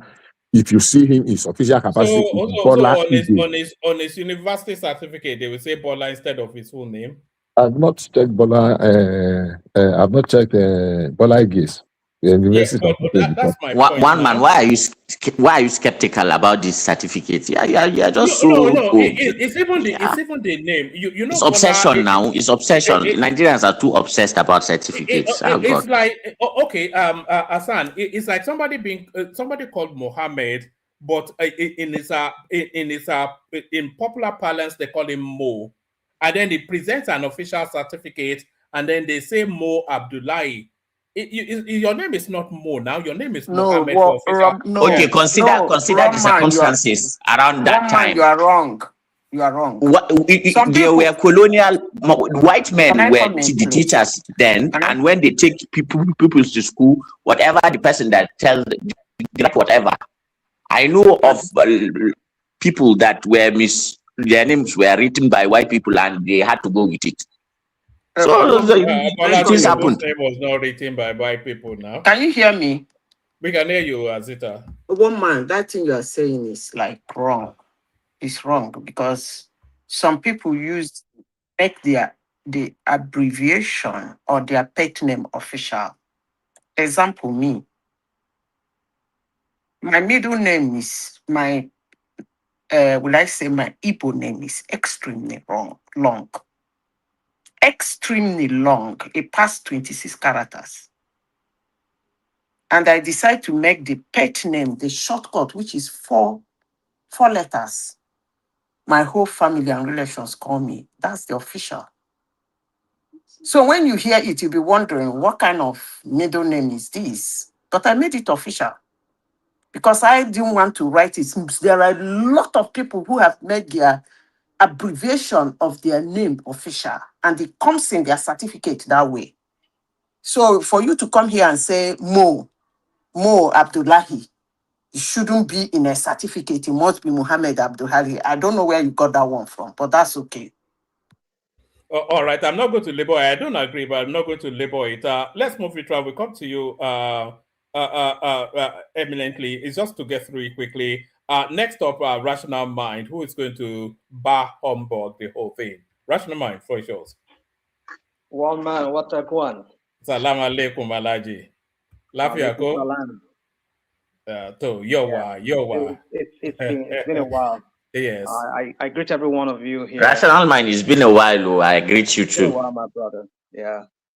Well, man, I just don't know. Sometimes when you do this, your reading, it's just so annoying to listen to your voice. Sometimes, it's okay. We know where you stand on this matter. We know every time, whenever Tinubu throw any dog, any bone to all his people, everybody will start to the park. We see everyone. That is when everybody will put their platforms and they start talking, and we know them. Well, what is this? Most of the Agbado networks, they've been silent, except for on Twitter, where we see them.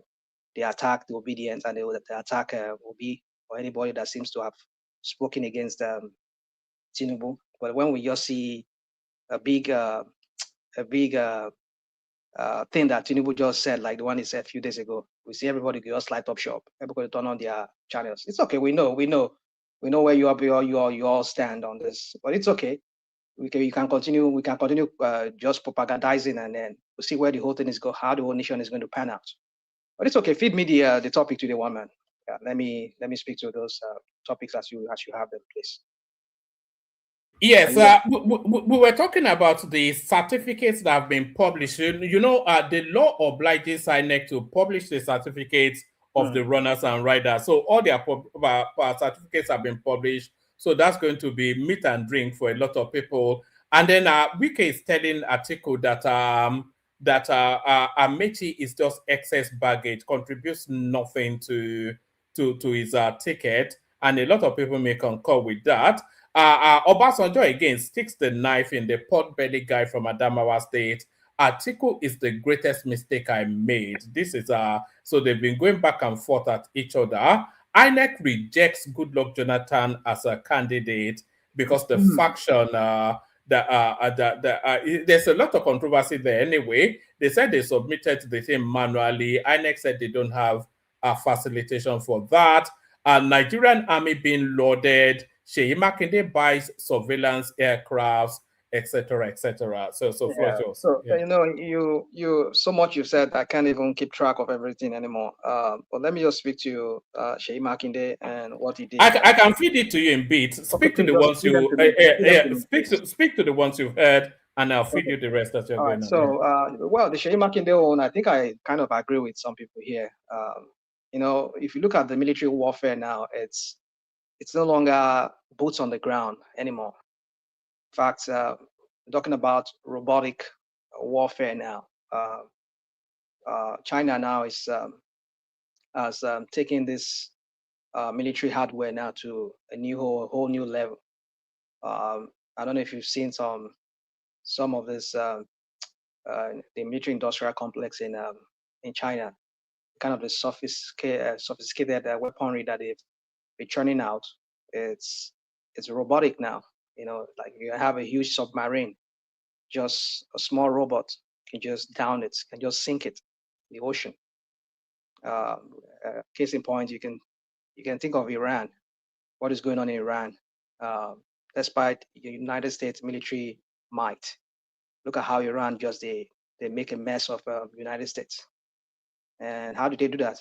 They were doing it with just their drones. Despite all the billions of dollars military hardware that the United States were using to fight that war, they were just using almost $30,000 drones to combat. Ukraine is even doing better. Well, we yet to see that. But you don't have to deflect now. I know one man. Yeah, are you talking about Ukraine? Is that what you said? That is not what he was expecting to happen. No, we're not talking of Ukraine. Let's talk of the US and the defeat they face now. Okay, yeah, I get that. So, Baba, you said something about Ukraine now. Is that what you said? Yeah, they're doing a lot of damage to Russia with their drones. Well, you see I mean, you saw what the Saudis they did. They invited Zelensky and those his military boys that were doing those they were jamming that Shahid, Iranian Shahid. So, but the level of success they've been having, it's not as much. I think the Iranians now, they are bypassing this. I think the way now they are trying to bypass it, which is even what the Hezbollahs are using in Lebanon against the IDF. So I don't want to go into any details as to that, but my point is just that yes, at some point they seem to be able to jam some of those Shahid drones. But I think there's a way now that I think the Iranians are now bypassing it. If Ukrainians are winning the war, it's just because of I think the Russians are just getting war fatigued, and a lot of they're not even winning. A lot of the Ukrainians they've infiltrated Russians. But let's leave it. But my point is just that.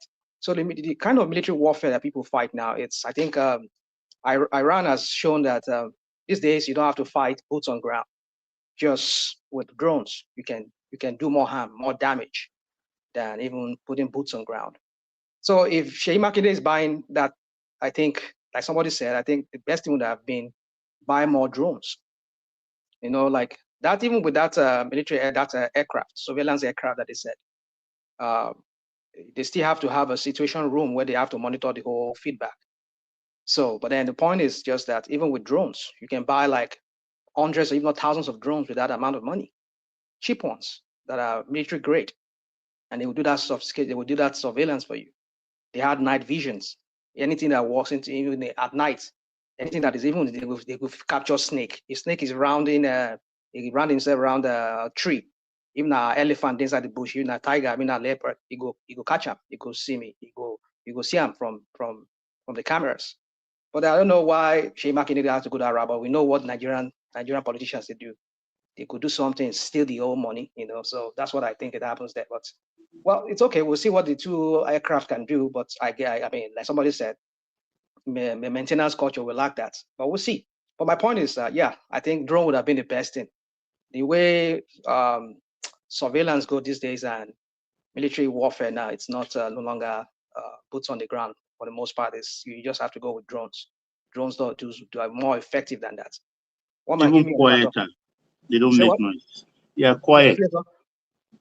I mean, the drones are quiet than they're very these quiet. Yeah, they're propeller very quiet. aircraft.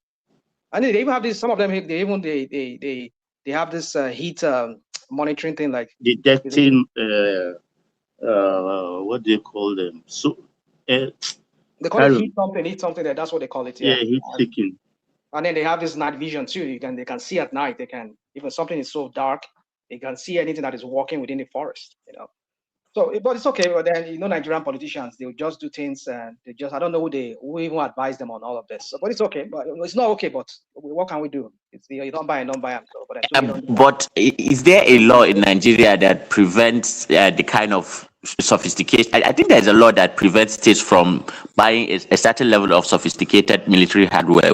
So I've gotten some kind of clearance from the Nigerian government. I mean, Yes, so it's not. It might not entirely be his fault.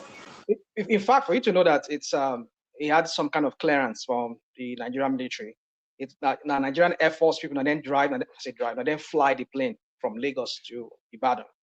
The one I saw, the first video that I saw when they delivered it to Ibadan, it was a Nigerian military, Nigerian Air Force guys, a trained pilot that flew it. So that's what they had some kind of military observation. The aircraft are not armed. They are just surveillance aircraft. They are not armed. Well, even though they're not armed, but then, you know, at that level I'm just saying what Hassan said, that is there no, he will get excused because to use the airspace, he will get, what do you call it now? There's one name they call clearance. It from the, kind of a certain level of clearance from the office of the NSA and from the aviation ministry. But because it is not armed, even if you are getting ordinary armed drones, you still need to go to the office of the National Security Advisor. But this is just now only one person can sit down for that aircraft. It's just surveillance. Okay, maybe one person, but I think but surveillance is part of intelligence now. That's what I'm saying. I think it's not armed. Maybe they give a benefit of doubt now. Well, Azan, let's just leave that. But the point is, there would have been some kind of military clearance. I mean, some kind of federal government giving some kind of clearance. I mean, a green light for that. Because you know, if you do that by himself, because if it involves some kind of surveillance like that, it's going to be. I mean, most of the Nigerian Air Force gun and then flew it. They flew it, so meaning they must have had some input from federal government. Woman, give me another topic, please. I don't want them to hold me down with this. I just some other things I want to talk about. Woman, are you there? Yeah, we were talking about the certificate saga as well, which is about to rear its head again. Yeah. Let me just go. I know where you're going with that. Let me, because I want to talk about that things. Let me quickly just wrap through that. So my point is with that is that, you see, I know some of you don't like hearing us when we come up every time with this. I'm not going to do that this time around, except maybe some new details come to light. I will talk more about that. But the only thing I want to say about that is just that. But for that, they only publish is Chicago, whatever they, the one they publish is school is first school living certificate, which is primary school was missing. So we've often said that this guy is not the Tinubu that he claims to be. He has another name. Why can he not bring a certificate that shows that he went to primary school? Why is it that there are no people of his age who went to the same primary school that can identify with him that he went to one primary school? So what are we talking about? So there is an this guy is an impostor. He's just been so fortunate over the years to cover his track. I don't know how. I know some people, because like he said, anything more money cannot do more money. I mean, anything money cannot do, more money will do it. But if he's able to succeed in covering some people's mouths that really knows him, who knows him, who know him by his real name, or probably really it's not really a Nigerian, like some people have even said. We don't know, because recently we are hearing somebody say, from Osun State, but he said, says Omo Osun, something like that. But they say he's Kanuri now. We will claim him now. Well, if you claim an Anasabi, but my point is just that for the fact that they didn't include his primary school, that's the area I'm going to with this. It's to tell you that this guy has something to hide. Don't worry, that one will count. The only way we knew this guy as Tinubu was when he appeared in Chicago in 1972, I mean, 1974. That was when we knew him as Tinubu. Nobody knew him prior to that as Tinubu. So it's from then he has been bearing Tinubu. Whether or not the same Tinubu, because we know but there's a whole family that takes ownership to him. What this family? I beg. His mother is well known now. Who's mother? Mogaji. Yes. Did he say it's his mother? It's an adoptive mother. The mother don't say she's the mother. Adoptive mother. I mean, they said it's maybe they didn't say that, but that's what people know him to be. It's his adoptive mother. What are you talking about? Rational mind. This Tinubu birth certificate, I think that's already passed now. It's like flogging the dead dog. About that right now because he bring them up. Now maybe just try to talk about. I know. Let me quickly just learn.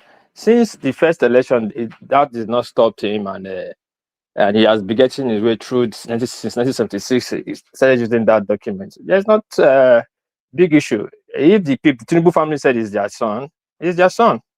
Let's leave it like that. If it is their son, some people thought, let's say, it's from Iraqbiji. Who was that person recently? I saw that person on the APC person. He says our president's home state. Who was that person? One of these. But the mother's side is his mother's side is from Iraqbiji. His mother's side is Abibatu is not from Iraqbiji. Abibatu, I don't know, but I don't know how to be of Iraqbiji. Abibatu is maybe a Lagosian. I think she's from Lagos or whatever. No, the mother's side. This guy is his cousin and maternity side now. This is former governor of Osun State now. Yeah, it's from That's why we know that this guy is from Osun State. Maybe Iraqbiji. Yeah. But my point is this: Tinubu family they're not from Osun State. That's what we're telling you. They claim to be Lagosians. No, we all know that Tinubu family is not from Lagos, but that's not the question anymore. They are Lagosians. We understand. Tinubu have a lot of the Tinubu himself. I think they are from Benue. I don't know. The woman is from Egba, according to the history. They are from Benue now. They are not from Borno anymore. Abi Borno. I don't know. How many places are they from? No, wait. Now, BB na Borno. You know, they are even as far as Guinea. There was a time we were debating if they were from Guinea. You know. Yeah, true. But Tinubu, the last husband that married that lady Tinubu is from Borno now. That one is clear.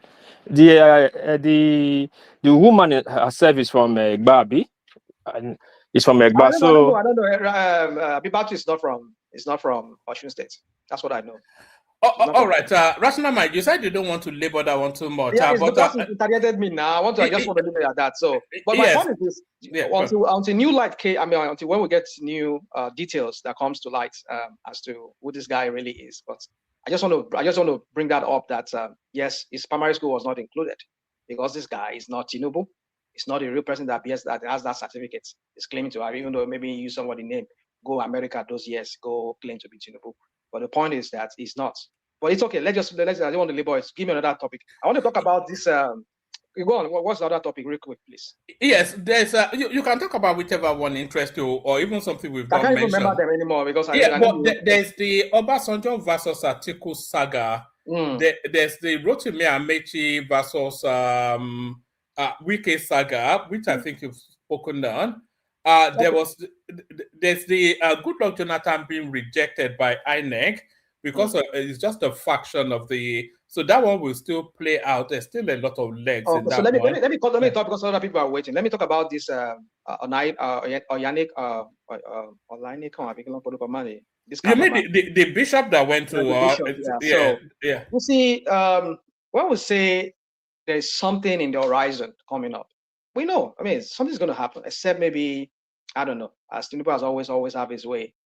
But I don't think I've said this on this platform many years back, like 2 years or 3 years back, when we were in the middle of that throes of that election.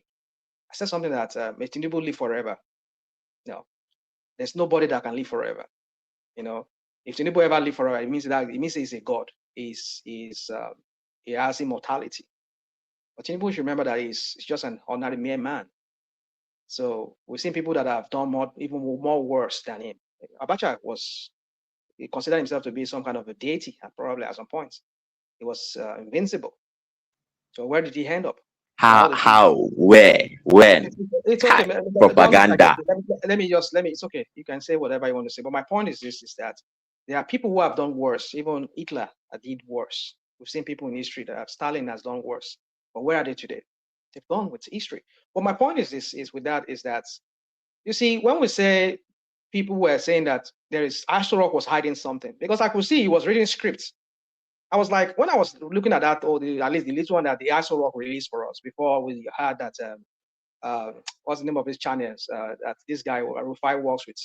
What do they call that channel? That channel name, sir. Who was reading the script? Arise. Thank you. Who was reading the script? Tinubu was reading scripts. No, he took note from when the bishop was reading their address. So he was referring to the note he took. Tinubu take a note. He was holding a pen.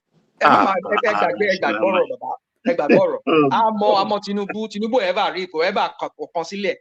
Oh, you share what Bobo Sunday, Clan Poruko, Yamo, Yoyan, Clan Poruko.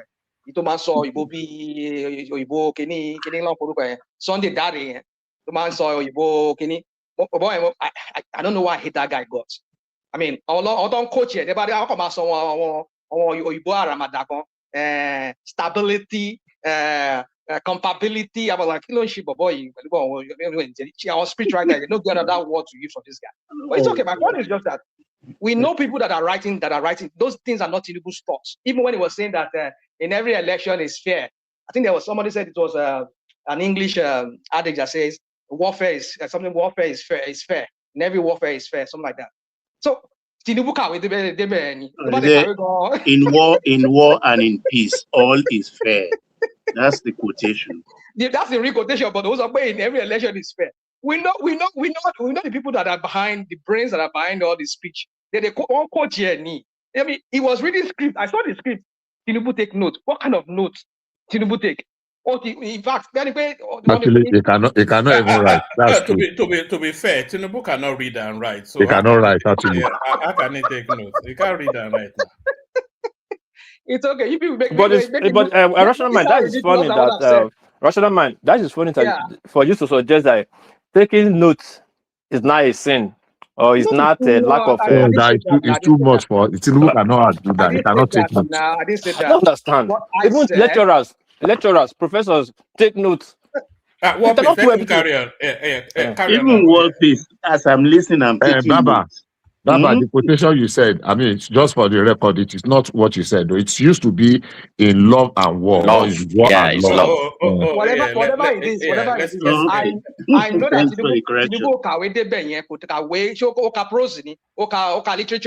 Tinubu is a bad man. To count money, at least he claims be accountant. So all those words, all those when they do every time. Don't mama someone about me English. You're gonna talk some kind of one kind of English. I don't even know when go learn those kind of Tinubu is Americanized. He's an Americanized. But Chicago. But it's okay. My point is this. I just like they must have given some kind of cheat sheets. I mean, cheat sheets for him. Like, well, this is what these guys are going to talk about. So this is what you're going to say. Because I could see him, he was reading. He was reading his notes. To tell you that these people, they really prepare for those cardinals or those religious men, those clergies that came. But then they now went and then Just one question. How would they have known what the clergies would have said? How would they have known? One man, the truth is the imams and the bishops and our pastors are all political players. If we are going to tell ourselves the truth, in Nigeria, that is the way the game is played. Is anything wrong with people becoming? But it is clandestine. But that is the way it is played. So that's my gross with this APC people then, because suddenly now, because they don't follow their Tinubu, they go say something that is anti-Tinubu or that seems to be anti-Tinubu now. Yeah, they always like that idiot. That was from your state there. Rational mind. The only thing is that your alternative is even as bad. They are all bad. If you think like that. I'm not talking about any alternative right now. I'm talking about the person Tinubu. That's what we're talking about right now. Don't bring that alternative right now. Your guy, that's idiot from your state there. When they call him Buala, Daniel Buala. Mediasa person. Yeah. So anyway, my point is this: is that he was saying on Twitter today. He was speaking for the Catholic and all that crap when he was saying. Anytime when people just say anything against their Lord and personal Savior, Tinubu, you go see all these APC dog. I mean, let me not say them, call them dog. All these APC minions, Tinubu minions, them. You see them all in major platforms. They just come because they're going to talk. They attack anybody. But the point is this: what that man said, was it wrong? That they went to tell him that, Oga, it is your now time to officiate over an election. I mean, you'll be the president when this election is going to take place. Can you make it fair? The Aso Rock release what did they want us to release? But I think I heard that Arise released a full clip. I don't know, maybe a full clip. I've yet to see that. Correct me if it's true or not. But I heard from somewhere that they released a full clip. Some of the things that were hidden that Aso Rock never wanted to see. What the full transcript of what the bishop said to him, was it the bishops or the clergymen said to him? They released it. That gave us an idea of what transpired in that meeting. Aso released something to us that was different. That make us give us an idea that maybe Tinubu was just speaking. Can I interject you for a minute? Yeah, go on, please. Good, thank you very much. The reason I would say this as a statement, not a sentence. I mean, not a question, like a sentence. The reason why many people took exception to some things that Onoyekon said, especially in this interview with Aniagolu today, was because I have more than 5 previous interviews and quotes from Onoyekon, which shows that he is very, very, very, very partisan. He has said before that he hates Tinubu. He used other words, that he can never vote for Tinubu, that Peter Obi is their candidate, that they have decided to follow Peter Obi. Bring it up. Political players. I will not go to you. Go and do that search yourself. Okay, but I'm just let me land. Let me land. Okay, he has said so, and they are in print in major newspapers that he made those statements. Okay. So if somebody had made such statement and is coming to say make sure the election is free, to Onoyekon in one of his previous interactions or intervention, what he meant is that the election is not free or fair or credible if his candidate did not win. Those statements have eroded him of any. I'm coming. Let me land. Please let me land. Please let me land. You are reading your own meaning to it. Yes, you used to read meaning too. I'm saying that is indicative of what he said. So what I'm saying is this, and this is my submission now. What I'm saying is, if somebody have taken such positions before already, whatever, he shouldn't even have gone with them, because he was already biased ab initio. He has the position and he has made his position known, not today, since 2022. This statement I'm quoting, It's okay. Let me continue because other people are waiting. I know people are. Yeah, particularly World Peace it will soon disappear. So real quick. So you see, it is very good when you people you do this your curation, and then you go and look for one thing to say. I don't know how true that is. What you just said, that he said that this is the same guy who was formerly championing Gulo Jonathan before. It was his man. He was for Tugula. So suddenly now is because this guy is Catholic. What's his name? Obi is Catholic. Suddenly now he said he's. But I'm yet to see that. When I see that, but let me just assume without even considering that. I said without considering that what you said is true. That he said that. But my point is this: is that. But recently we just had what happened when this guy Adebayo, this my guy from my state, President Adebayo, when he said that they sent somebody who is non-partisan, who is the head of all the Nigerian political parties. They went to that luncheon or whatever, their Idea Fitri or whatever they call it, where they go out to have, went to have that lunch or whatever, is it dinner, breakfast or whatever. I mean, they go and break that fast. And they were telling Tinubu, the same thing that Tinubu said with Oyaneka was the same thing he said to them. In fact, if you listen to what this guy said, what's his name, Adebayo, he said the guy that was there is sent to go and represent them, go and represent all the political parties. And the next thing like this, we see all these APC people. So are you saying that guy is partisan? He represents all political parties. Tinubu invited all of them. And he went there and they tell him, oh, God, make this thing fair for everybody.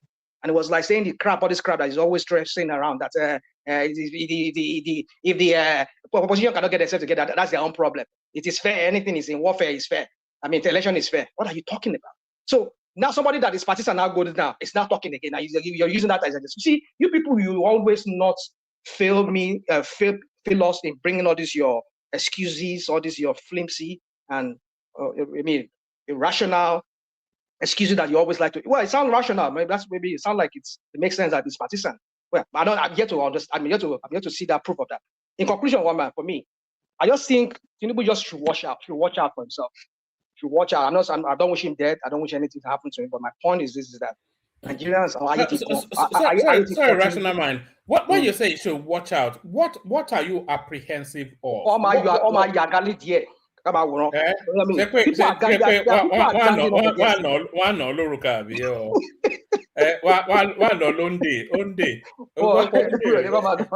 What I'm saying is that there is a grand plot to unseat him, but he doesn't know. Except maybe, I don't know, maybe it's like they call him master strategist. He has done all his calculation very well. He has really captured INEC very well. We're going to see, but I don't see Tinubu any pathway for Tinubu winning this election. Because you can see it's very glaring.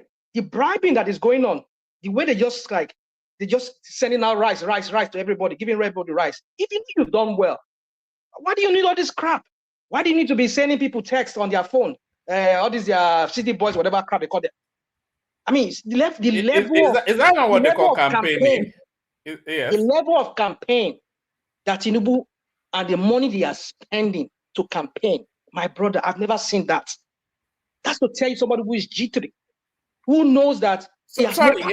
Are they doing campaigns in America when they are doing elections? Is it not legal there? If it's not G3, will you not campaign? What is the alternative? It should not campaign, Abi. Tinubu is G3. If you can sugarcoat to tell us that it's not G3. No. Sorry, rational mind. It's not even is G3 or not. Okay. That's not what I'm contending. It's the premise of your conclusion that I'm contending. You are saying he's campaigning, he's spending a lot of money on campaigns. Yeah. So that makes him G3. So if he wasn't G3, then that means he won't be campaigning. He will not spend money.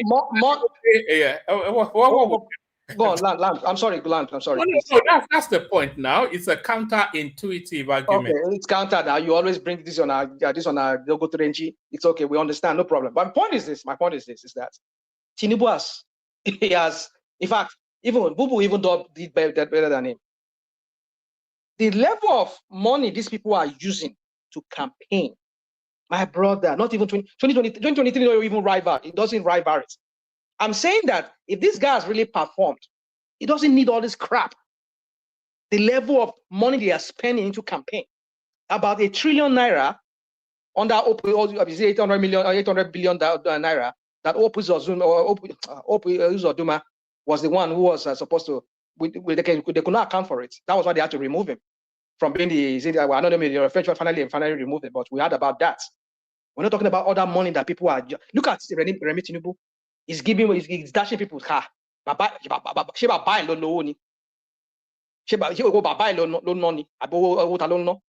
spending money they spend? Rational man, you're not putting it anywhere. Put it clearly so that people understand. The 800 billion. The 800 billion is from the government has taken it from their FAC allocation donating to Tinubu campaign.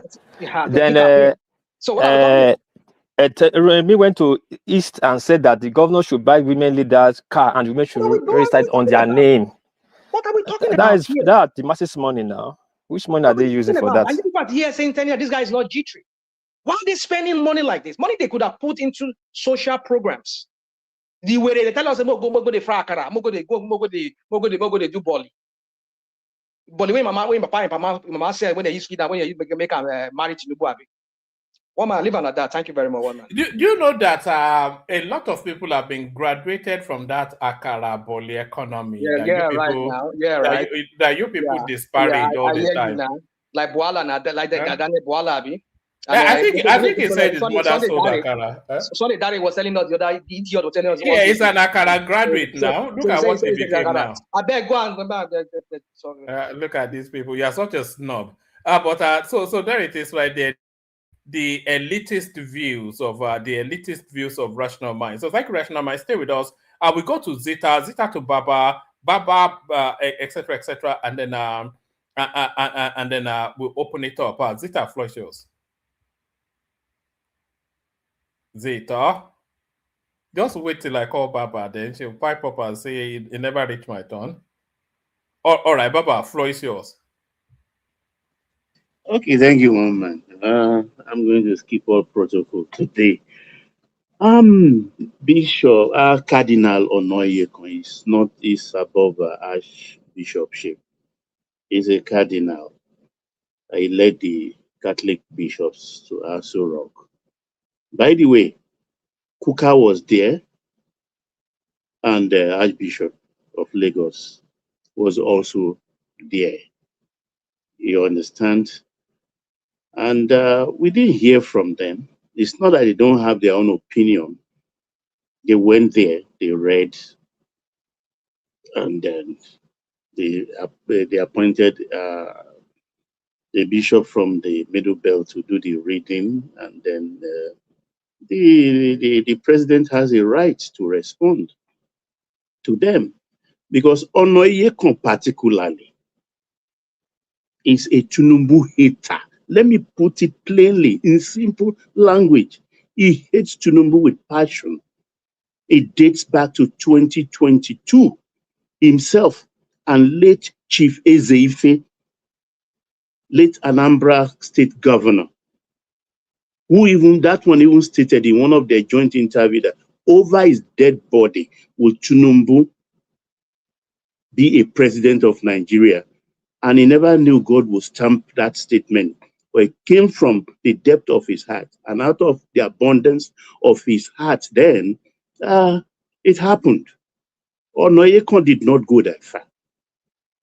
But he was on a rise on AIT and everywhere. And he even said, Tinubu will not be sworn in. I quote him. Fact check me. He said Tinubu will not be sworn in. And at a point, he was even saying, what did he say again? That really got my goat then. It was like, I think he was even part of those calling for military to take over. That's how much he hated this man. And why? Because he was not getting as much money as Kuka was being patronized. It's as simple as that. Because he was always in Jonathan's Aso Rock. They pandered to him. Short of that money, he clambered on Tinubu because he felt that the wife being a Pentecostal pastor, Tinubu was pandering to the Adeboyes of the Pentecostal churches. That's just a simple reason. He left Aso Rock straight to Aniogolu's platform to go and spew rubbish, which he did in 2022. And nothing changed. And nothing will change this time around. Nothing, absolutely. I hope you will not go to the extent Chief Ezeife went then to say over his dead body will Tinubu do second time. Because God will take it from his mouth and bless it. Baba, yes. God bless you. Baba, the thing I'm saying is that you see our imams and our pastors, Christians and Muslims in Nigeria, they all are active political players. And if the moment you lose that neutrality, then you don't have any right to be respected. You have proved yourself to be an opponent. Simpliciter.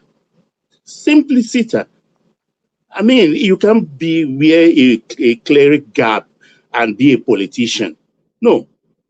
When Aristide was to be the president or prime minister of Haiti, he was derobed. So if you know you want to be a politician, remove your robe as a priest and come into the arena. So let's know you're a politician. Don't hide under your cardinalship and be talking and jumping from one platform to the other. It failed in 2022, 2023. So what will change now? I don't know. Because what they should realize actually is that this man they are promoting, this Obi they are putting forward, you understand, he has not shown any grit. He's lily-livered. They are just trying to push somebody into the arena. Yeah, or if the Igbo think it is their turn, rightfully so, let all of them line up behind Obi. It's as simple as that. Obi is gaining this ascendancy simply because he's absent Nnamdi Kanu. If Tinubu wants to play wickedness, he opens the gate of Sokoto and throw Nnamdi Kanu to the southeast right now. What will happen? We all know. What will happen? They are in safety. They are in safety now because Nnamdi Kanu is caged. Who is to be where Nnamdi Kanu will roar? I mean, let's speak truth to what is going on here today. That's partisanship. Kuka kept quiet, Martins kept quiet, and a host of others.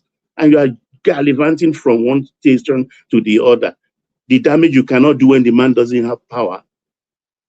Ati foje boba baolosha lowo okuba la baba eni ti obo. Okuba la baba la eni ti obo. He will do his second term free. The thing I like about this president is just a simple thing. We all mount the adage. Oh, you can't continue to do the same thing the same way and expect different results. We all say it. Now he has come with the courage of his conviction. He has come and took a different direction entirely. I will not fault him for trying, for looking the other way to see whether there will be solution there. If he fails, fine. If he succeeds, fine. That's the hallmark of an innovator. You said if he fails, fine. What is fine about if he fails? Yeah, because other people have been failing. So like other people have been failing using the same tactic, kicking the can down the road. So like you said, but by this rule now, yeah. Can interject him? Oh no problem. Like he said, hunger has always existed even before I was born. Is that the kind of language you are making now here too, right? Okay, let me answer you that question. Yeah. I won't take you, rational mind, into the realms of juju music or high life music. A lot of us in that age bracket, between 55 to 70, are fans of Fela. I want you to go back, start to listen from Alagbon Clues. Alagbon Clues was mid-70s. Alagbon Clues was about police brutality. Do we still have police brutality now? Yes, we do. Up to 78 or so, if I'm correct, Suffering and Smiling. It talks about hunger and poverty, the same Fela in the 70s. And then, of course, ITT tells us about political corruption. You understand? And ITT was, I think, about 81, 82, if my memory serves me right, correct? You understand? So in the realms of Fela alone, that tells the history of where we are coming from in Nigeria. Sorry, Baba. Rational mind. I'm going to give you one verse, and I want you to complete the second verse. So I'll give you the first verse, and then I want you to complete the second verse. Ìlú lé o kò sówó lóde. Oh, that's even 60s now. Ọkùnrin kígbe, obìnrin kígbe. kálukú ló No. Rational mind, no, complete now. ọkùnrin kígbe obìnrin kígbe igbe wo náà ké rational mind igbe wo náà ké. Look at that. It was Tinubu that brought poverty, abi? Hold on. Baba Inisu. You said something a while ago. If it fails, we've been having all these leaders failing. Apparently, I mean, it's obvious that Tinubu is going to fail. It's going to fail. I mean, there's no two words about it. That all those crap that you people are throwing around saying that economy has done the corner, whatever that crap it says. I mean, it's going to fail. It's not that it is what he has started off with. It's obvious that it's going to fail. But my point is this: but if he fails, like you said, so be it.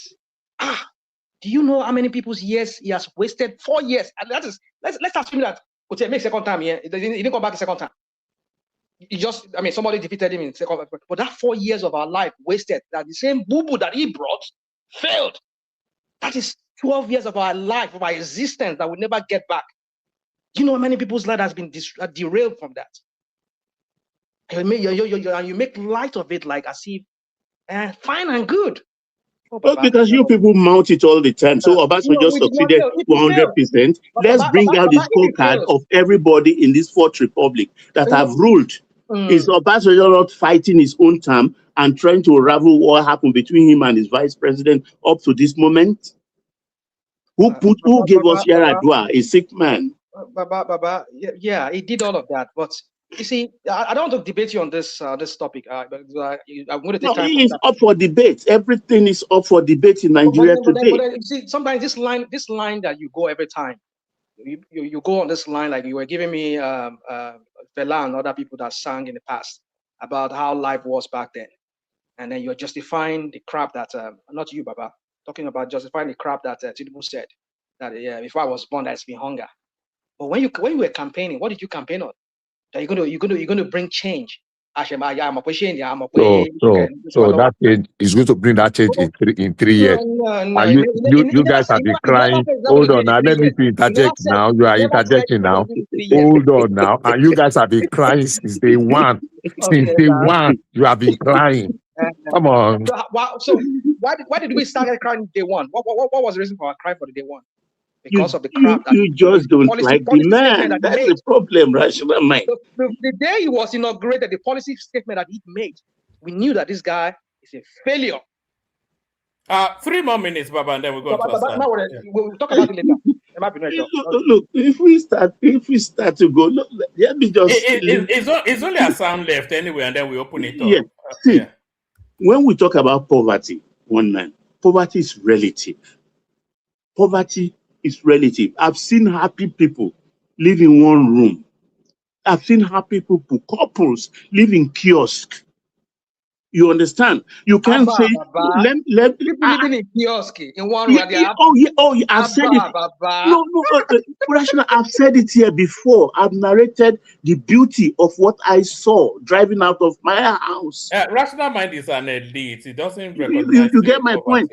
The thing Nigeria has waken up to now is like everybody must live in 2-bedroom apartments. Everybody must have their own car. Everybody must have 4 square meals a day, not just 3. That it is the right of everybody. That doesn't even happen in Qatar, neither in UAE or Saudi Arabia. That doesn't happen where they have less citizens and they have plenty of more money. But that's not our situation. When you have a minimum wage, live minimally. That's how we've been living since the 50s, since the 60s, since the 70s. When you do know me, you want in my household in Lagos, for instance, you think my wife will go or the house help will go to a ShopRite to go and buy a bottle of red oil? Am I crazy? And I don't think I'm a hungry man. I know where to get oil. I know how to go to the abattoir to buy one full lap and kill a whole goat, and go to the fish market to buy cartons of fish and refrigerate. But when you go and eat tantalizer, your minimum wage, you want to be big man. On Saturday, you start to stake on APL. You stake your money and you lose your money. It's Tinubu's fault.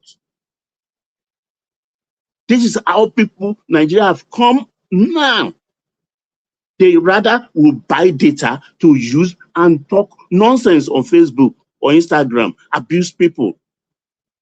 And then they will come around to say they are hungry. Haba. They say there is no job, there is no job. All construction companies don't have standby people working. A laborer today, a concrete mixer, or a block carrier in a building site or a full construction site, and between 3,000 and 5,000 naira every day. Every day, fact check me. Ewa, and a half loaf of bread, the standard 1 shilling bread we used to buy in those days, Ewa, is 600 naira. 2 balls of amala on construction site and 2 small meat with a wedu soup is 800 naira. You can go on Formula 101 or 001 or 011. Since I was 18 or even 17, I've not remembered the day I ate 3 times in a day. Never. Never. Were you a border? Were you a border, Papa? I was in boarding school for secondary school. No wonder. This is common with borderlands. So the thing is, where did this sense of entitlement come to the head of Nigeria? I don't know. Nigerians, I don't know. Because it has everybody always been like this. Everybody wants to live big. They will go to, you want to buy plantain, you go to a shop right. You go to this. You said you live in the Ivory Coast, are we? No, Ghana. Okay, all right. But you've stayed in Ivory Coast. Yeah, of course. Okay. So can you tell us a little bit of the Ivorian lifestyle? The Ivorian lifestyle is the French lifestyle. Okay. You understand? The French have, how do I put it? They don't live for tomorrow, they live for now. That's why they say they are French. In their buka, they even buy wine to drink. But they don't care about tomorrow. They don't care what they wear or what they sleep. It's about being good at that very moment. That's Ivorian lifestyle. Okay. So now, if Ivorians who are just, I mean, maybe the whole economy, probably if you put Lagos and Port Harcourt together, I mean, that's the whole economy of the Ivory Coast. If they believe that this life is meant to be enjoyed, and you are telling me that my own people, that they've been telling them since 1940, I mean, when they would have known that we've had governments in existence in that country, that every government have been telling them to tighten up their belts. Tinubu came now, you're also justifying Tinubu's telling them to tighten up their belts. When the idiot was coming, he never said that he was going to tighten their belts. He was saying that he was going to change their life. Somebody was telling me that, is it for 4 years? Is it for 3 years? My brother. No, you are missing it, but see, it's an abuse. I don't, Baba, can I say something? I'm still talking, please. Sit down, I beg you. Baba, can I say something? I'm leaving the floor for the two of you. When I say my 1 minute I will round up. Yes, let Rational Mind land, and then you come in, and then Baba wraps up. So, but then we come here and we make it look like our people more. They didn't come this life to come and enjoy. And they use this life to come and to be hearing every government telling them to tighten up their belts. Somebody cannot eat 3 meals, not even 2 meals a day. Go into his house, turn on AC, turn on lights, enjoy. Are you saying cost of living is cheaper in Ivory Coast than Nigeria? No, it's high. Bishop, I don't understand. No, I just chipping something now. We're not chipping. Are you saying cost of living is cheaper in Ivory Coast than in Nigeria? You people sit down for abroad here, now sit down for America here, now sit down for UK. I am talking of Ivory Coast that you brought up. Is cost of living cheaper in Ivory Coast than Nigeria? Sorry, I think it's moved on from Ivory Coast. No, you can't be putting out there fallacy and and misrepresenting them as facts. I only ask a question. I don't want us to hold to Ivory Coast for too long. I think it was just a passing comment. This is what these APC people do here. They don't like when you want to say something, they will just pause and sign inside your talk so that you don't even know, you will even lose your thoughts. I'm just giving you an example of the Ivory Coast. I'm telling you that the point I'm trying to make here is that we've been hearing tighten your belt for as long as that country has existed as a country called Nigeria since 1960. I'm not disputing that part. I only asked you a question. You're telling me that we should be telling our people every time. No, you brought in Ivory Coast, and I asked you a simple question. That what? Calm down. That are you saying life is cheaper, cost of living is cheaper in Ivory Coast than Nigeria? Is that what you are saying? Because I want to understand why you brought in Ivory Coast into the conversation. Well, I don't want to go into that. Is cost of living cheaper in Ivory Coast? No, you've asked that question now, Bishop. Okay, hold on, rational mind. Hold on, rational mind. What he was actually saying, it wasn't cost of living, it was the quality of life. It was saying the Ivorians live a more joyous life, and Nigerians are continuously being asked to tighten their belt. So I'm not sure. So it's like they are happy with their poverty. That's the bottom line of Ivory Coast. They are happy with their poverty. Forget it. But that's why they're living in poverty. Can you compare the lifestyle in Ivory Coast to the Nigeria? When somebody is happy with in his poverty, they are not ambitious as Nigerians. What is the lifestyle we are talking about? What is the easiest? Nigerians party more than them in Ivory Coast. You and I, Baba, you and I, Bishop, we run off of that country. We come here to come and enjoy. I don't run, no. Me, I don't run, no. I don't join you run, no. Me, I don't run. No, me, I don't join you run. Wednesday, I even the Abuja on Wednesday. I don't run, no. Rational man, if you run, I used to be. Me, I don't run. You don't run. Well, you just come here, come and count bridge, Abi. Rational mind. By the grace of God, in Nigeria today, I am not. But yet you came here. Because I came here, rational mind. Me o ṣẹ̀ṣẹ̀ di landlord in Nigeria at 2000. I know from the way you talk.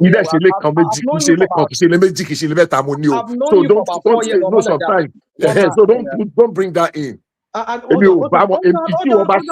If you run, me I no run. I dey tell you say I no run.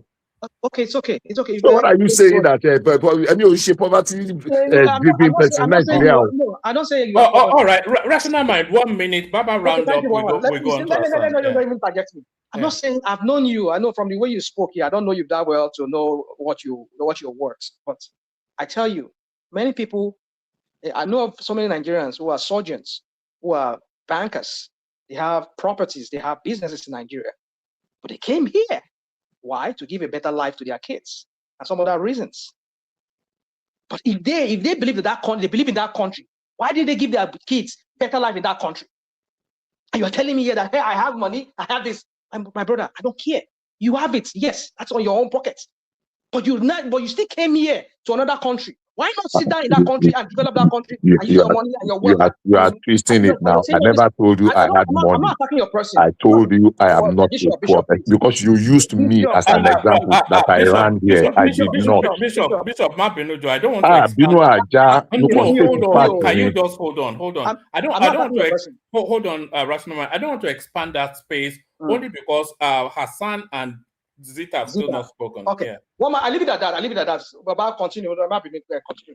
I wanted to say something, if one man permits. Zita? Yeah? Yeah, you were going to say something. No, maybe. You don't come up with your head. Oh, boy. Made me lose my thought. Yeah, I know. You see this poverty thing, one man.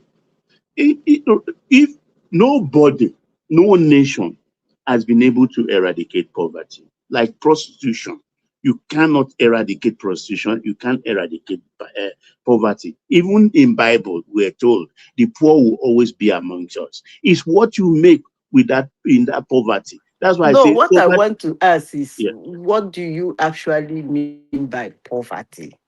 Exactly. That's why I say it's relative. Will you call a gate man a poor man?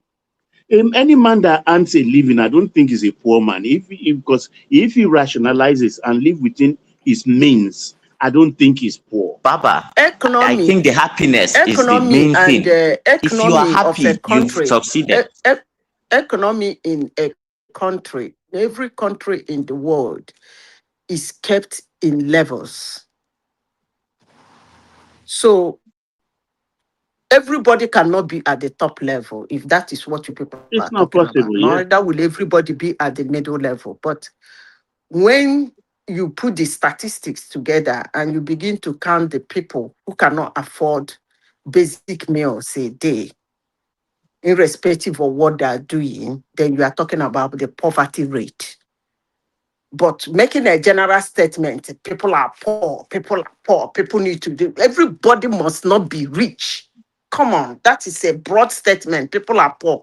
You have to explain what you mean by people are poor, because everybody will not be rich.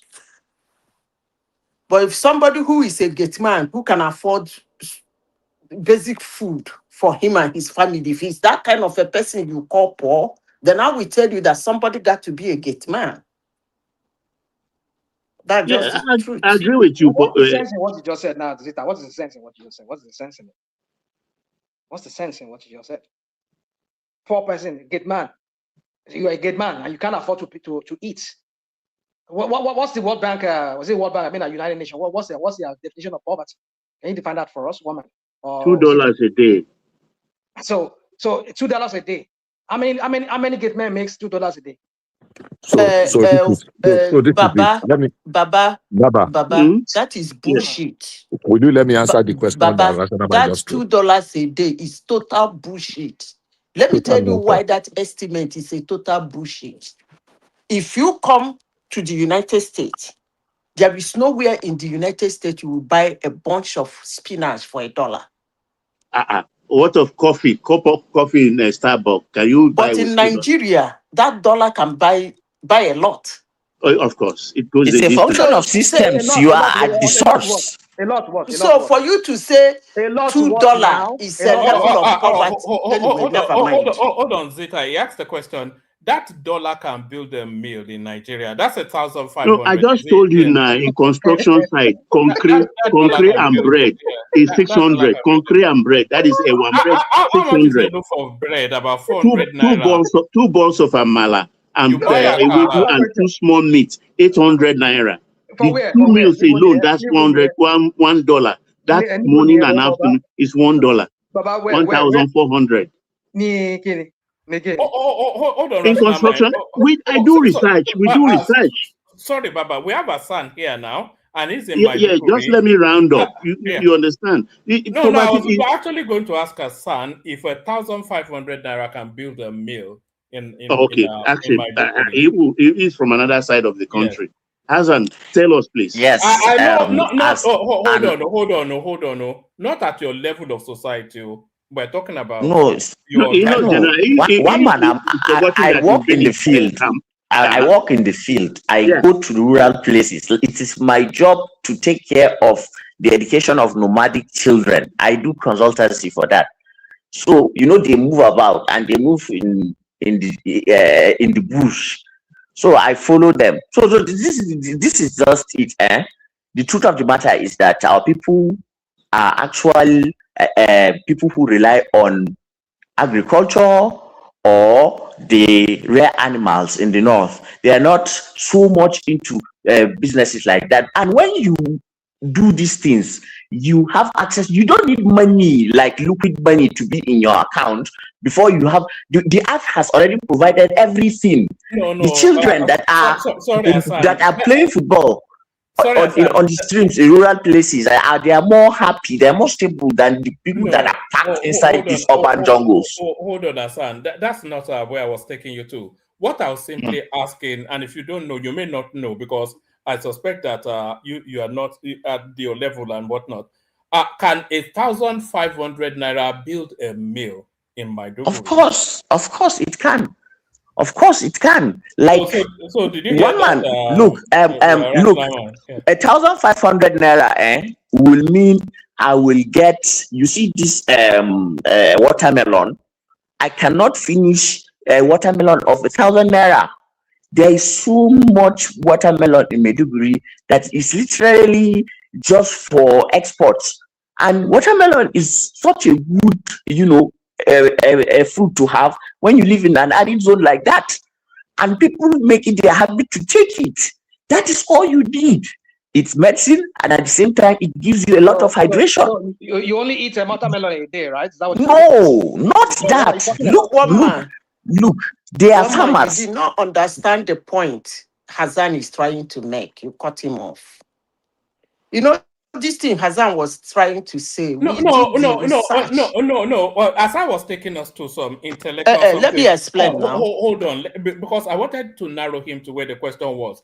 We were talking about what the United Nations standard was, and Baba told us that it's $2 a day. And I said, and I think even Baba and Bishop said that's sufficient enough. And what's $2 a day? That's about 3,000 naira. And we were saying even $1 will feed you quite healthily in Nigeria. So that's what one man. Let me explain. Hassan, if you can give me, I understand what you were trying. He was trying to answer your question, but in a different way. They've increased it to do $2. Before it used to be $1. And they said an average Nigerian feeds less than $1 a day. There was a time CNN did that thing. And Hassan was trying to tell you that the so-called people that the world or some Nigerians abroad look at as poor people, those are the people who live in the rural areas. They actually look at them as very poor people. Hassan is trying to tell you that the research we did that time showed that they are happy people don't actually need that money because the land has given them the spinach, the pepper, the meat. What do you need money for? Why are you running? Of what they wanted.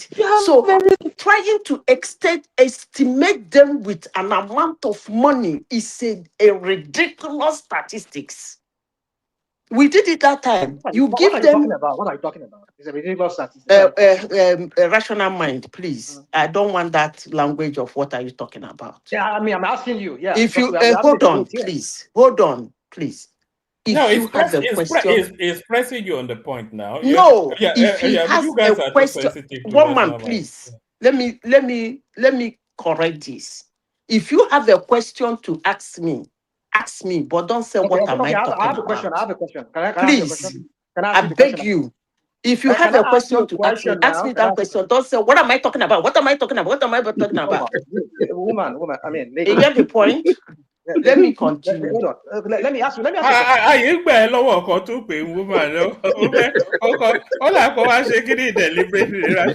No, it's his nature. So I've come to accept him. And then it vexes again for us. So you're talking about people who are in the rural area, they plant. But keep in mind that not everybody can plant. Not everybody, because they have to buy these food products. Now, this same person that you're talking about, who is a farmer, because he's able to plant spinach, plant watermelon, okra, and all of that. But if you have to go to the market to buy those things, can that $2 buy these things? And you go buy beef, protein, or maybe fish. You are not getting the point. You are not getting the point. You are not getting the point. Let me try as much as possible to make it clear to you. First of all, I moved the poverty to the interior village. I don't know if you have lived a village life. These people in Nigeria that still keep a very large percentage of village life are still the northerners. And that's what Hassan is trying to explain to you people. What do I mean by village life? Village life is where you can ask your neighbor, do you have pepper in your garden? He said, yes. Can I have some? He take it. No payment. That was the statistics we did years back. They have a communal life where they get everything without paying a dime. Every sugarcane season, we get sugarcane from our neighbors so much that we don't even need it. These are the people they are stamping with poverty. They are not asking you for money. They don't even know what the heck you are talking about. They're living their life simple and happy. That is the They are statistics we happy. made They are years happy. back. It is And they are obvious. 70% of the population. And every time people will say poverty, They are the poverty, source hungry, of hungry. I production. said, which This people are you argument talking does not about? hold. It doesn't hold anything. Can you This argument- explain them? Okay, can I explain to you? Can I explain to you? Can I explain to you? Would you allow me to explain to you? Are you talking about a young man that left the village and went to the city looking for a job? You see, here we go with this thing, this false. When it's my turn, I will speak. I beg, Baba. When you finish, whose turn Okay, is Baba. next? Okay, I want There is this George Blueshell, my friend, saying, Baba, there is no poverty in Western Europe. It has been eliminated. My God. Are you for real? Not in the United Kingdom. Not in I the mean, United how could people be? He said, Baba, there is no poverty in maybe Western in Europe. Germany, but in England. If there is no poverty, there will be no social mobility. All of us will not be struggling. Nobody will be doing. It serves a function. Even in Norway, there is poverty. Let alone I wonder. what's the That's heck why of that it's person is relative. talking about? Hold on. But over there in Europe that you're talking about, there's social programs, right? Don't they have social programs that if you're poor, you can get some kind of assistance? Relief. Yeah. So what are you talking about? Do we have anything? No. Hold on. But they are suicidal people That too. is why I find They're very suicidal people too. Why do you think they are suicidal? I just gave you an example of how our own get their own social welfare. Where? Yes, the government is not providing it for them. But can I speak, please? The interior, which you are seeing as poor, have a communal life, which is like their like Tinubu was saying when he was talking to the cultural social welfare. Dude, I mean, come on. What are we doing here? One man, what are you please, when talking it's about? I don't even know how we got here. What are we talking about? You saying he's Woman, when will I say my piece now? I have to go. Woman, I yield, woman. All right, thank you, Baba. So, Rational Mind, you make that point, and then Hassan take the floor. Let's have one. I thought it's me. Zita, we called you, and then we were going on to Hassan. You know, it's in my degree. Okay, real quick. Well, we heard Tinubu when he was talking to the clergyman. He says, when he was talking about the same poverty crap that he was talking in his mouth, he said, that is why you have your church. How was it he said it? Something like along that line. That is why you have your church. That is why you have your church. You have your group in your group. So church now has become the social program now that you government should be giving to the people. You just imagine that kind of mindset from a narcissist like that idiot. They talk to just the same thing that this one was saying now. What's his name? Zita was saying to me. The communal, are we talking about communal? The government holds, it's a social contract. They hold it to the people. If you are jacking up, you see, you don't get me started on this. So if it's not from the government, it's not it. It must come from the government. It must come from come the government. on, my God, come on. The food pantries you have, the government exists within the system. The government. You'll be living in the United States for God knows how long. One man, I will have to say my mind now. What is this guy even talking about? Guys, sorry, guys, you just have to cooperate with me sometimes now. Hassan, floor is yours. Please, Madam Zita, please pardon me for today. I need to get some sleep before I go. But I needed to say this. And it is things that I have observed because of the nature of my work. And first of all, I would argue that human beings are happier when they live off the land than when they put themselves in urban jungles. There's a reason why in America, people take guns and literally go into schools and kill kids. A lot of people in urban centers are very suicidal. That you don't need money to live off the land. There was a time, people, live off the land. You have water, you have a crop that you grow that brings you money, you have where to store it, there's a market for it. So things at that level are people who are self-sustaining. Life is very simple. You don't need money to survive. The earth gives you everything. It's just a matter of balance. Now, Nigeria and its economy operates under a system And that systems ensures that we remain where we are.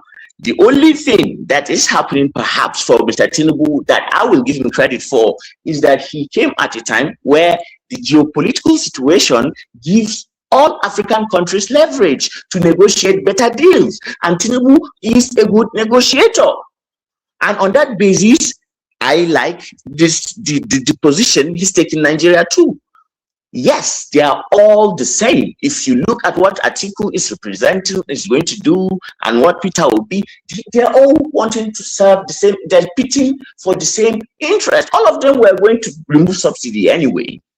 So let's not delude ourselves and be talking about semantics. And that this is another point too that I want to make again. There's a difference between education and intelligence, especially in the manner in which we use it every day. Two separate things. You might be educated. Yes, it's a good metric, fine.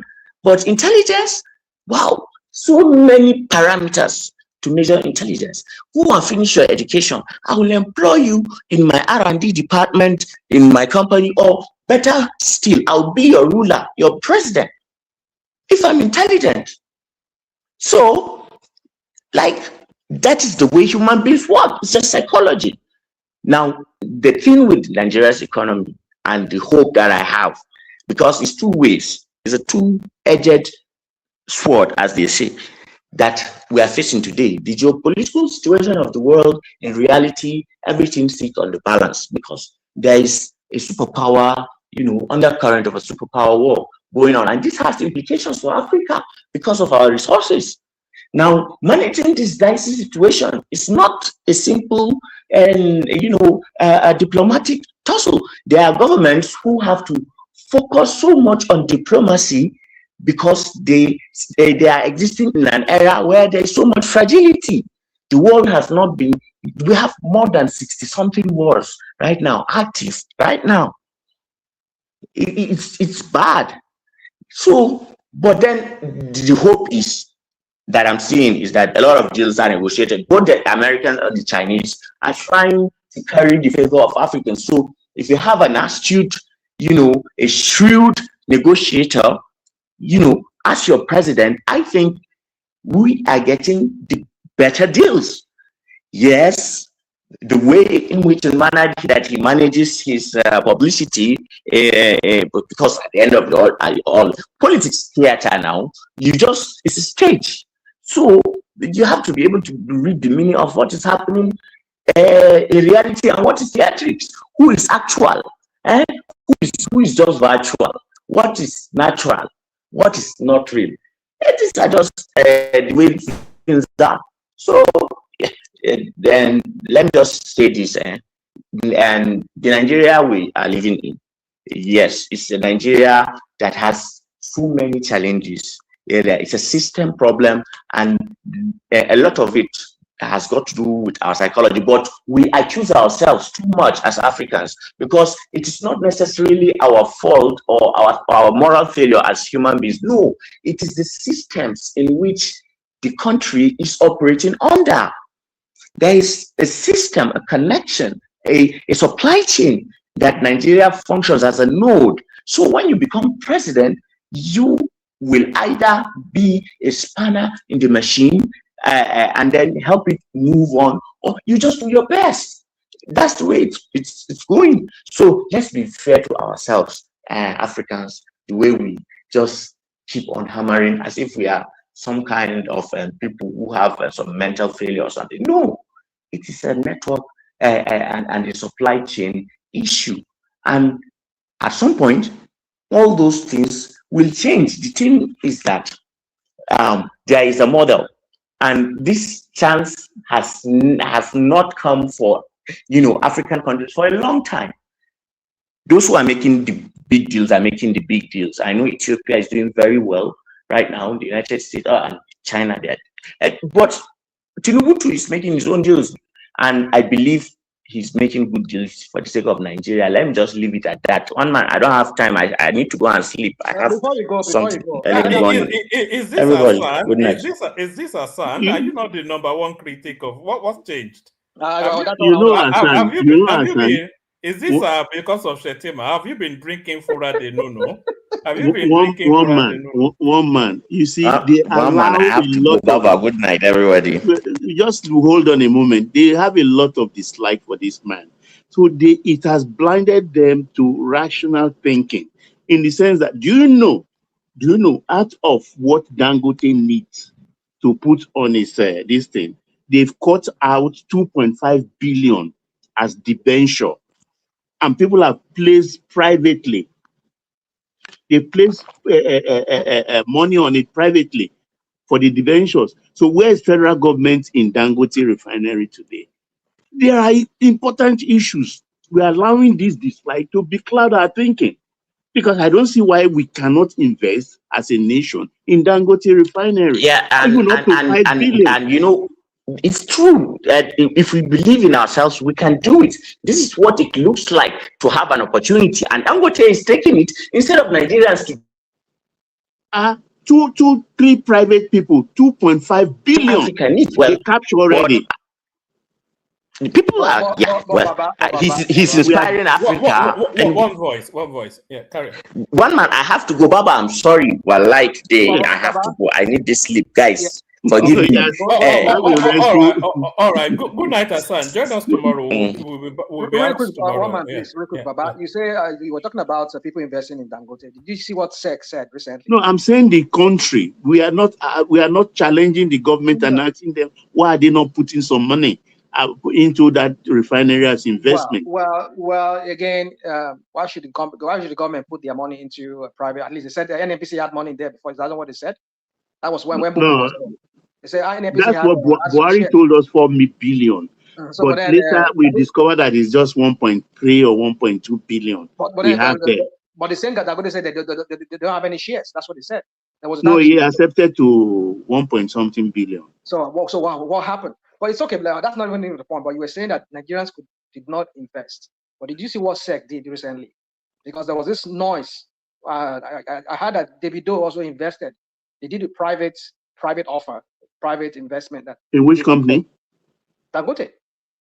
I think Dangote now refinery. They did a private what do you call it? Private investment where people have to invest. Placement. Well, maybe private placement. Davido and some other people, they invested heavily into that refinery, and now, there was this noise that was being made that they will be coming on public offer, and that like what they did for this billionaire guy, this trillionaire guy that owns Twitter. What's his name? Elon Musk. The way they just pump and dump the whole thing.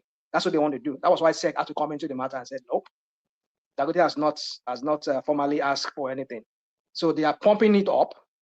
So they know what they are doing. So why am I just saying this? I'm just saying that, the reason why Nigerians are not investing is because SEC had to say something recently about it.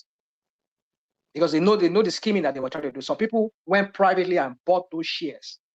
And they're now making noise about the whole thing. So by the time we hit market, public offer, they will jack the whole price up and then the thing will now crash again.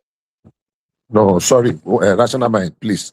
Let's get the information correct. I'm sorry. What's the real information? Good. So, private placement is proper. Anybody can abuse private placement. I do not say it's not proper. I'm coming. Let me give you the background. Yeah. So Dangote did private placement and he was able to raise $2.5 billion. After private placement, there's going to be IPO, initial public offer, outside the private placement. It is still a method too. So Dangote is still going to do IPO. If he's able to meet up the amount, and I am believing is going to be oversubscribed because the private placement was oversubscribed by how many times? Over 3.7 times. So the IPO process is still in order.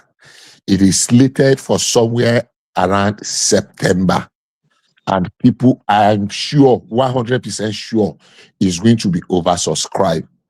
And if there is a time to go into the stock market in Nigeria, MTN just declared how much yesterday, make a note talk am here.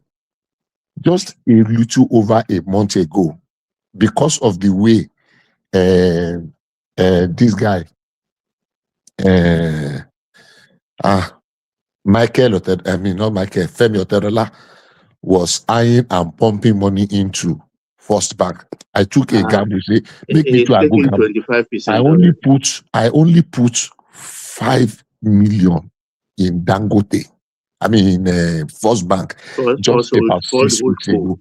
I have crossed 100% profit. I have made more than 5 million. I put less than 20 million in Nigerian stock market in just less than 2 months ago, and I have done close to 100%. The market is booming. Come on. I know where you're going with this because now you came in here. I'm not going anywhere. I am not going anywhere. Let me say my own. You said something that you make it sound like maybe what I was giving was wrong information. What you said, no, you were saying that. Hold on, you said you guys are deviating from the point I made. My point is that 2.5 billion. Baba, wait. Let me hear what one man said. One rational man say. Let me hear you. What did you say? Hold on. You have a 3-minute window for that conversation, and then we go on to let me hear what you just said. So you said you want to praise your Tinubu. That was why you said. I'm not praising. Hold on. We have 3 minutes. Let me quickly say my own. You said, "Oh, let me give you the correct information." What you just said, there's nothing correct. There's nothing you need correct anything. But rather, you want to come and tell us that stock market is booming. You're making money. No, some of us are making money. You said something which is outrightly false. You said something which is outrightly false. You said that the Dangote refinery, they are just priming it off for people to put in their money, and the thing will collapse again. As if they are not going to. That stock exchange just brought out one information. Listen now, you have said your own now. Let me say my own now.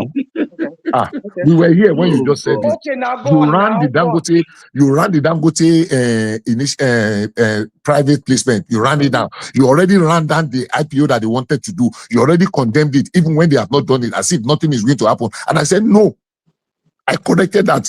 So if you want to double down on it, so don't tell me you are not. What we all had, what you just said here. You ran down. You ran down rational mind. Maybe you don't listen to yourself when you talk. You run down. You don't condemn. Hold on, Bishop. You just condemn that private statement. Hold on. He has the right to condemn it. But what rational mind? What I heard rational mind said was that it was a pump and dump. He said that there are people are already making private placements, and then they are going to hype the shares up, and then those people that bought at that private placement. At the peak of the hype, they would dump those shares, and then and then the market will pull back. So that's just a classic pump and dump. After wade into the matter recently, said no, because there's been this fanfare. What did SEC say? Oh, would you allow me to talk, please? I beg you, please, Bishop. And that SEC came into the matter. That they said, oh, they've been hearing speculation that there's an initial public offer that's been. They said no. SEC said they've not even applied for anything yet. But what is different from what Bishop says now? What is different? Bishop is telling you that private listing. Hold on, rational mind. Bishop is telling you that private listing is a normal process when you want to. Hold on. Educate me on that. I know. Okay, so then what SEC is saying? Rational mind now. Did you listen to one man? Did you listen to rational mind. Yes, I listened to one man. Rational mind. Listen. What SEC is saying? Okay, what is it? What SEC is saying is that people should stop selling shares that have not been publicly listed. Exactly. So, no. It's completely different from what you said. That time it was. Look, what they thought was the speculation. People were already advertising it, even when Dangote had not listed it. So it's not listed. People were already advertising it. Listed. So Dangote have said. How is that different from what you said? No, now why are you How is that different from what you just said now? From what you said that they should stop talking about something they've not really. No, they've not approved. I mean, either you are confused, either you are deliberately confusing yourself or you are confused.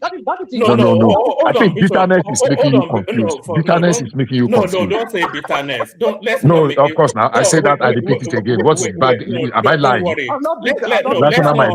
Let's talk now. Hold Let on, me make the last person to talk now. Wait till now. And you too, Bishop. Let people speak as well. What But you have just said. we are talking. Somebody is talking. I'm answering. I'm also trying to talk. So if you just allow me, what you've just said now is no different from what Rational Mind said. It is completely different. No, I disagree. You will not you will tell me waiting I talk now. Waiting. All right. Okay, repeat what you just said.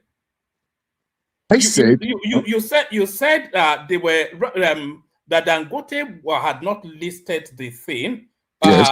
the shares, but people were already advertising it. Yes. And that was exactly what Rational Mind said. No. That was not what he said. You were not hearing correctly.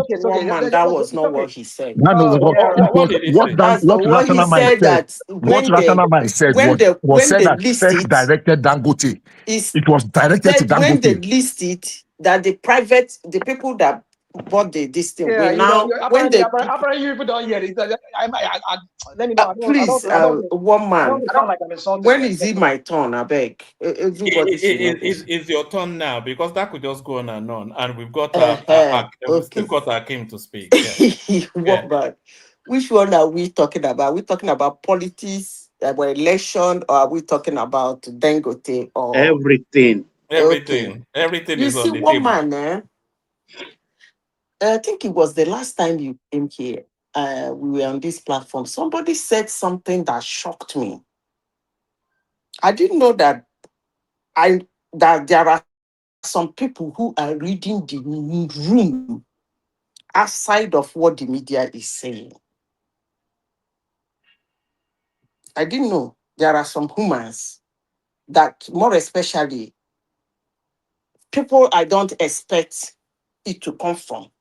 There are people who are reading the room, the political room, instead of what the media is talking about and what some people are hearing. The comment, he said, if there is a chance that Donald Trump will run again, that he will win, that is somebody who is reading the room.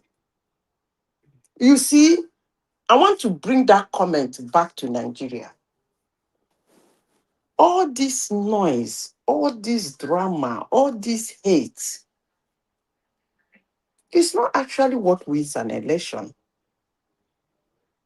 Hate Tinubu, don't like him, is what you put on ground. What is in the room? One man, there is nothing in the room. For this Atiku and the P2P, there is nothing in the room.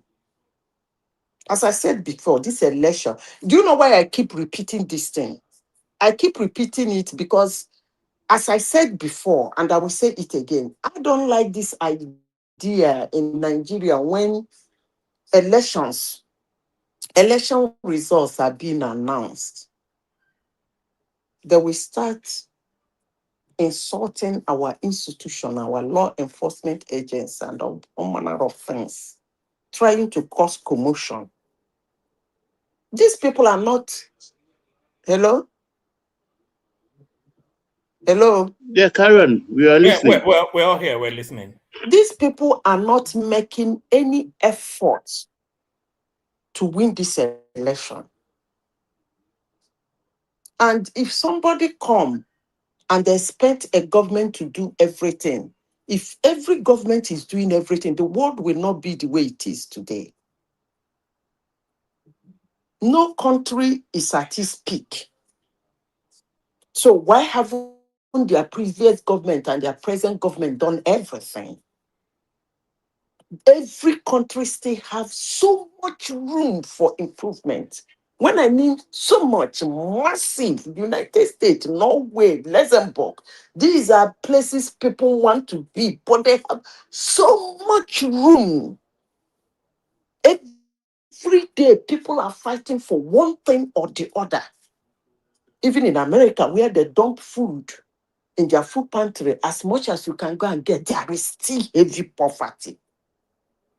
And for those who want it to come from the government, the food pantries and most of the freebies in America doesn't come from their government. It's not from their government. So if a community in Nigeria decides to live a community life and are happy with a communal life and are happy with it, it mustn't come from the government of Nigeria. So I don't understand this and fight. What are we fighting for? What are we arguing on? Tinubu is doing his own. The other 2 people or 3 people or 4 people who want to kick him out of Aso Rock are not even doing anything. They're not saying anything. Their proposal, according to what Hassan said, is actually similar. That all what they are trying to say before in 2023 is almost the same. All of them said they're going to remove subsidy. Atiku said he's even going to sell NNPC. So what is the difference? What are they presenting? I don't understand. But let me say this one man before I shift to the topic of the day, if I still have time. Let me say this. If Atiku and Peter Obi is the only politicians Nigerians want to present to kick out Tinubu, then I don't think they're reading the room. He's going to lose them. Is that not 2023 again, Zita? Is this not 2023 again? 2023 will even be why do we expect a different result? 2020, they made again in 2023. I'm telling you, in this 2027, he is going to whoop up at them. If these two people are the people Nigerians look around and they're the only 2 people they brought on stage to face Tinubu, then they're not reading the room. And I don't want when the results come out, they start running their mouth. Because these 2 people are clowns. Because if you want to compete with somebody, it's either you are par with him, it becomes a struggle. You are par. You are on the same level with him. Or join forces. Or you have an edge over him. These people are not par with Tinubu. They do not have an edge over him. If I talk now, they will say I'm supporting Tinubu. No, I'm telling you the facts. Hate me, like me, I don't care. I will continue saying it. You people always demeaning humans than play their actions and their virtues and their vices. It's not right.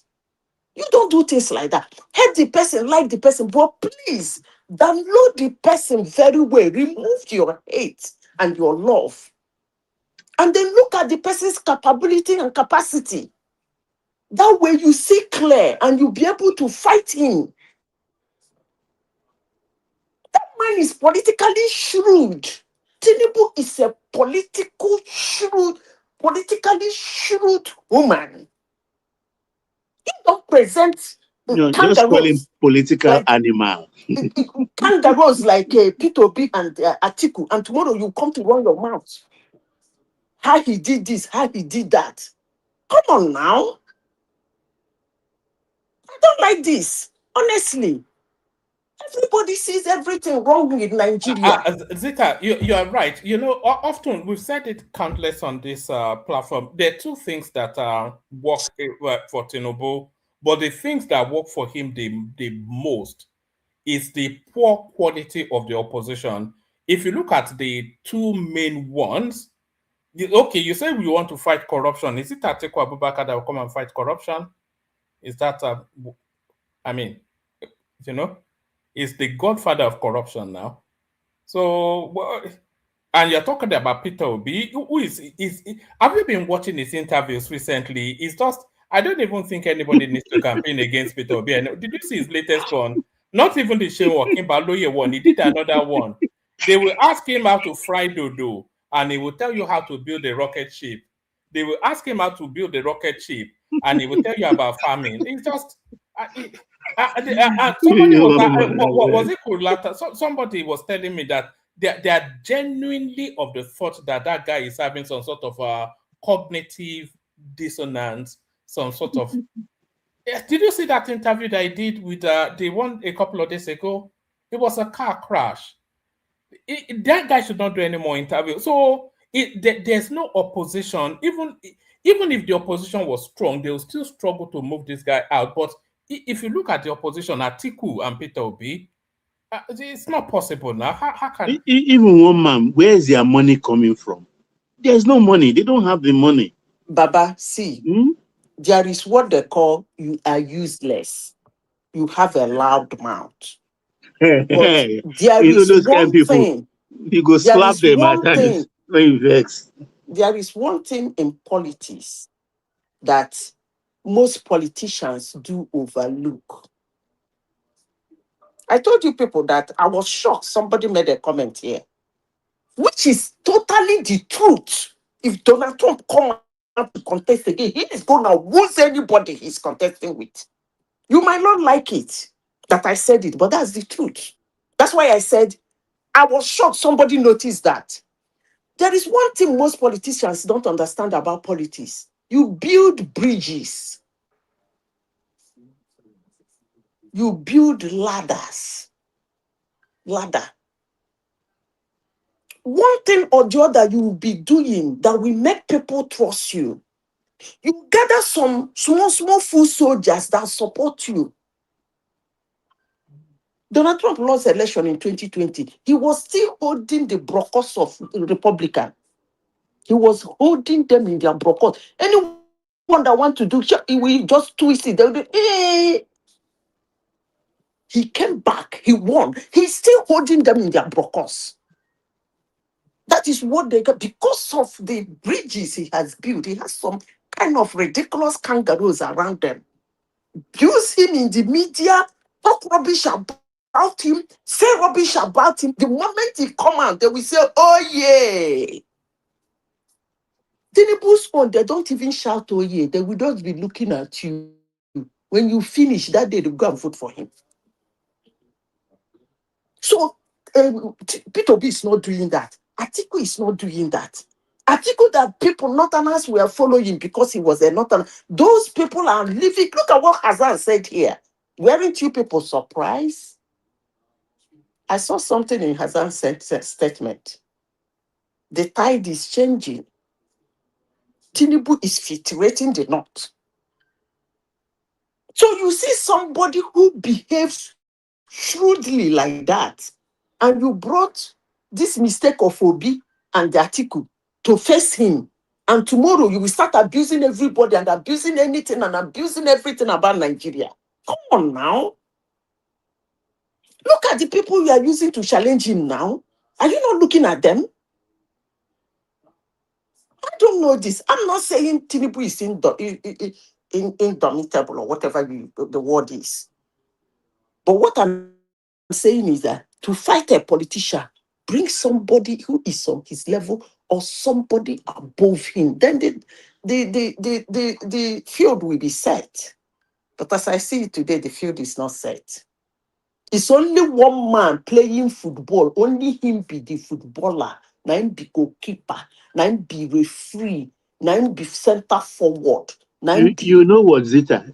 I think they've given up. Hate me. I don't care. Zita, what I hear now, currently in the last 3 days, they are talking about Tinubu third term, that they will fight him for his third term. They've given up 2027. You know, Baba, I just saw that now about 20 minutes ago. What you just said now, that the Northerners, there's some Northern space that the Northerners are not averse to him running a third term. Of course, he won't run a third term, but it's funny actually. It's funny, honestly. It's funny. And this guy is just too clever. The way he cornered all the money. He's not clever, he's shrewd. All shrewd. They don't have a dime to do campaign. They don't have a dime. And you can see all the states now. What he said, they should go and bring 2 million to put any campaign structure. Anambra say 50 million. States will now surround them with a lot of this kind of regulations up to local government level. So where are they starting from? I don't even understand. I didn't know Tinubu will do this, because if you can observe very well, we don't even have topics to discuss. And the election is almost, how many months now? 5 months away. 5 months. For this 2027. I thought by now this platform, all those, where is Ekene? Where is this? There is no way that conversation is taking place at Zita. It's not just here. Everybody they are struggling for things to say. There's no way that nothing to discuss. The man just, he is the referee. He is the maybe when INEC kicks off the campaign, forward, midfielder, defender.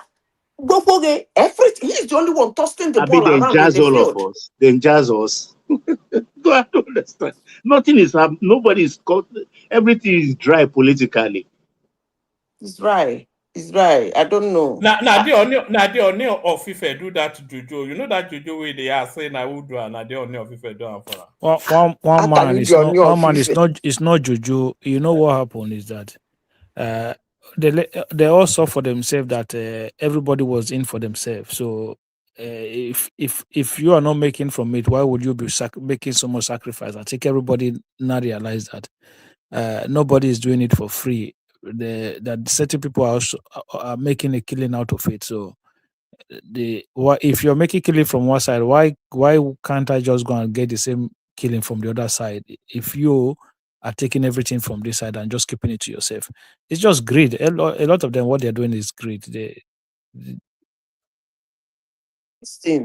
One man, I told you there is one election I'm so much interested in. One election result, not the election anyway. My state, Imo State. That criminal called Hope Uzodimba, he said they have 580 something registered APC. Registered voters.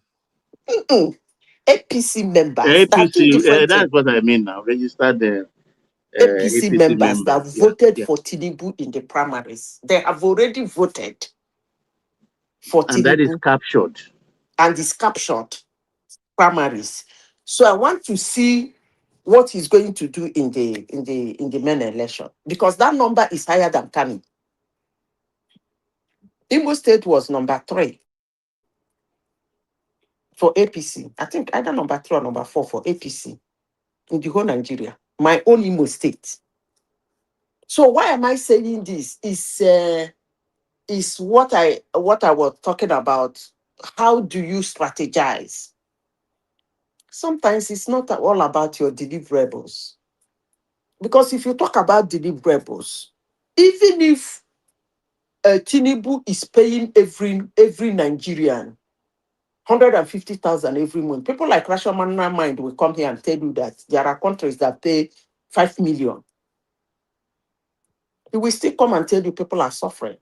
So it is not all about deliverables in an election. It's all about how you strategize. Because if all of them were delivering, the world will not be the way it is today. But they keep winning. So P2B and Atiku in this dispensation of the present politics put in front of Tinubu, one man, trailer go jam them. Do you have any other topic? Yes, we were talking. It's still wrapped around the elections anyway. The INEC has published the certificates of all the contestants. So we are anticipating that the next 2 weeks again will be Tinubu certificate. So that one is in play. And then INEC rejected Goodluck Jonathan as a candidate for a faction of the PDP. so they are doing that Palongo dance. I never even knew that it was accepting for that his name should be put forward. I told you that the man was pushing something. You said it's not true. And then the Nigerian army was voted the best in counter-terrorism in Africa. So I'm sure a lot of our naysayers will not be pleased with that. So, and then of course Atiku and Tinubu continue their endless fights. Yes. Atiku and Obasanjo. So give us about 3 minutes and then we go on to which certificate was wrong? No.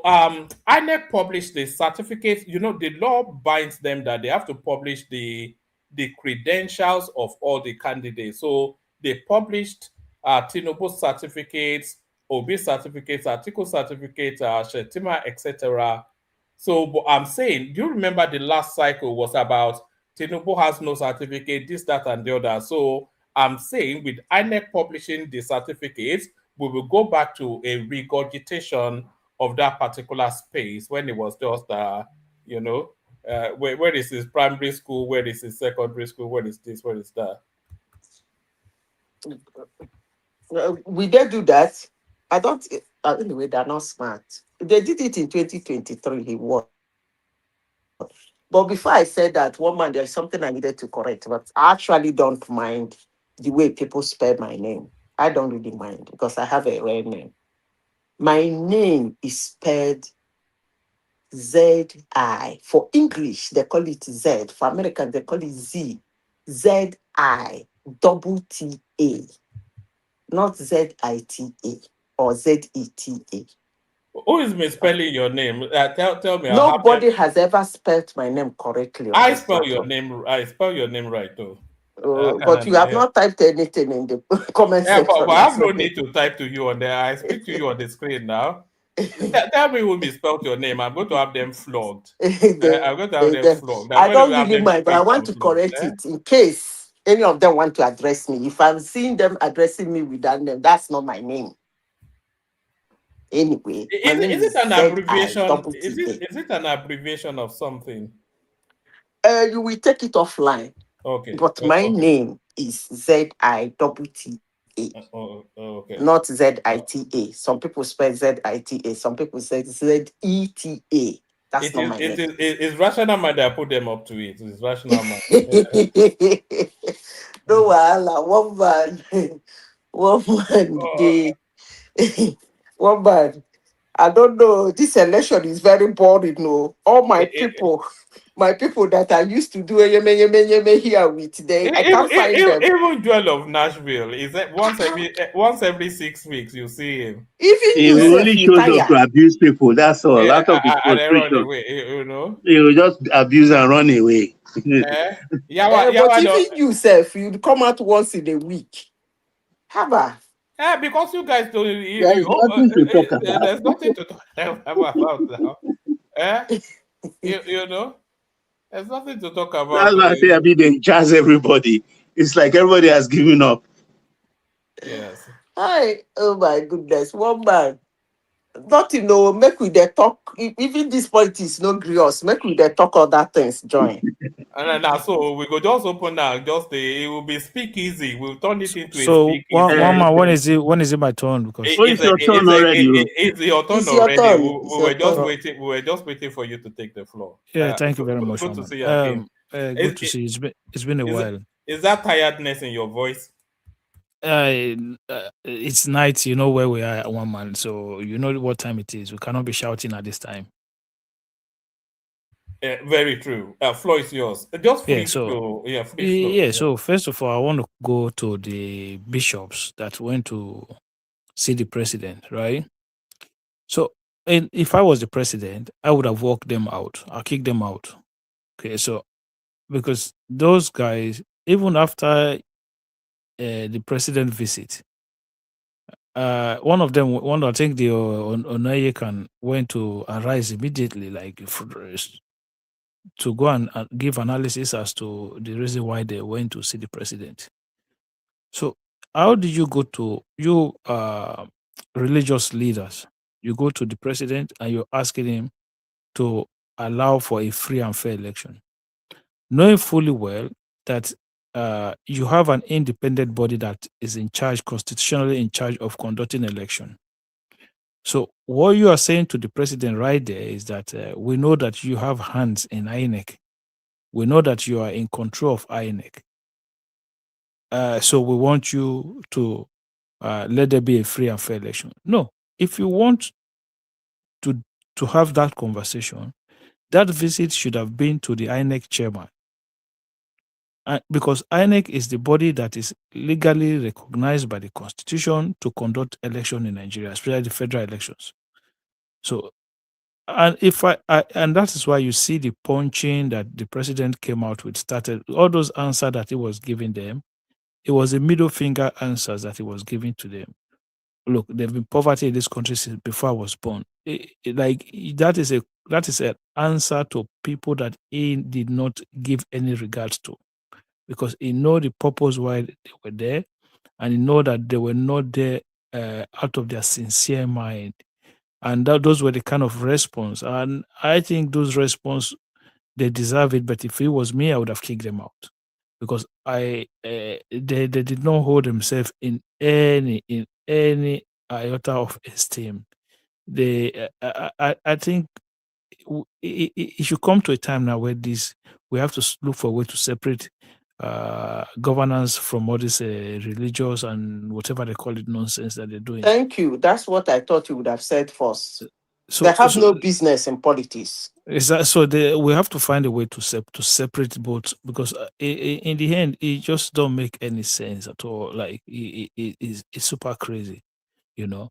And in terms of the elections, I think what you're seeing a lot of fatigues from the opposition, because the ruling party have just it's been overwhelming. Let's just call it like that, because I don't know if you guys took notice prior to 2023. How many people do you see come out to openly support Tinubu then? Like, it was difficult to find people coming on social media space to support Tinubu, campaign for Tinubu. It was so difficult. But now, you ever find more people supporting Tinubu on social media space than you find supporting other candidates. You're ever finding people doing video publicly, coming out publicly, full chest, supporting the man. So everybody have now looked at it and say, okay, we've seen this man, and we've seen the opposition. We've seen that a lot of the time, what this man say is in terms of Peter Obi, people start to question him. Like, oh, what are you saying? What you're saying doesn't make sense. It doesn't add up. So people have now got into that position whereby they don't really care if you're going to call them names, if you're going to attack them. They will make the analysis based on what they hear from Obi. And I came up with this in 2022 when this election issue started. I said I'm not going to support Peter Obi. When all this obedient movement, everybody was just I say no, because I listened to Peter Obi. It's not because somebody told me anything, no, because I personally listened to Peter Obi. And for somebody who understands the direction I want Nigeria to go, I didn't see Obi to be that person. I've never believed that there's one man who will become president and Nigeria will become Eldorado. I always believe that Nigeria have a structural issue, not really personal issue. Structural, if you bring somebody in to fix the structure, the system will work. Okay, Nigeria is not designed for everybody to just have a beautiful country at the same time. The way the country is structured is that states will be able to develop at their own pace. Some states will do better than others. Some will grow faster than others. Some will develop faster than others. That is how Nigerian is designed. But we keep hearing this idea that one man is going to come in, and the man is supposed to provide electricity for everybody at the same time. The man is supposed to provide good road for everybody at the same time. The man is supposed to provide good school, hospitals for everybody. No, that is like, I have always had this belief that Nigeria was never designed like that. Nigeria as a federating unit is designed in a way that everybody progress at their own speed. So when I listened to Peter Obi, everything he was giving me, the vibes he was giving me, was more like a unitary a unitary system ideas that, oh, I will come, I will do this, I will come, I will do that, I will come, I will do this, I will do electricity, I will do school, I will do education, I will do this. I didn't like that. So, and that was why I said, no, I'm not Sorry, going to Akim, support it. did you hear him when he said he will pick up a gun and go into the forest to fight the bandits? Yeah, I heard all of those things. Yeah. Somebody sent it to me. Hold on. Let me. It's just 2 minutes. Case of kidnap of all your children. The president did not call the governor. Wait a minute. 50 days. But I'll be there in 2 days. Is the bush not in Nigeria? That's the bush they went in. The bush is in Nigeria. Everybody in that bush will come out. Case of kidnap of all your children. So there it is. One man. Peter I was going to say you are not saying true. Can you imagine? I was going to dispute it with you. This guy, is he normal?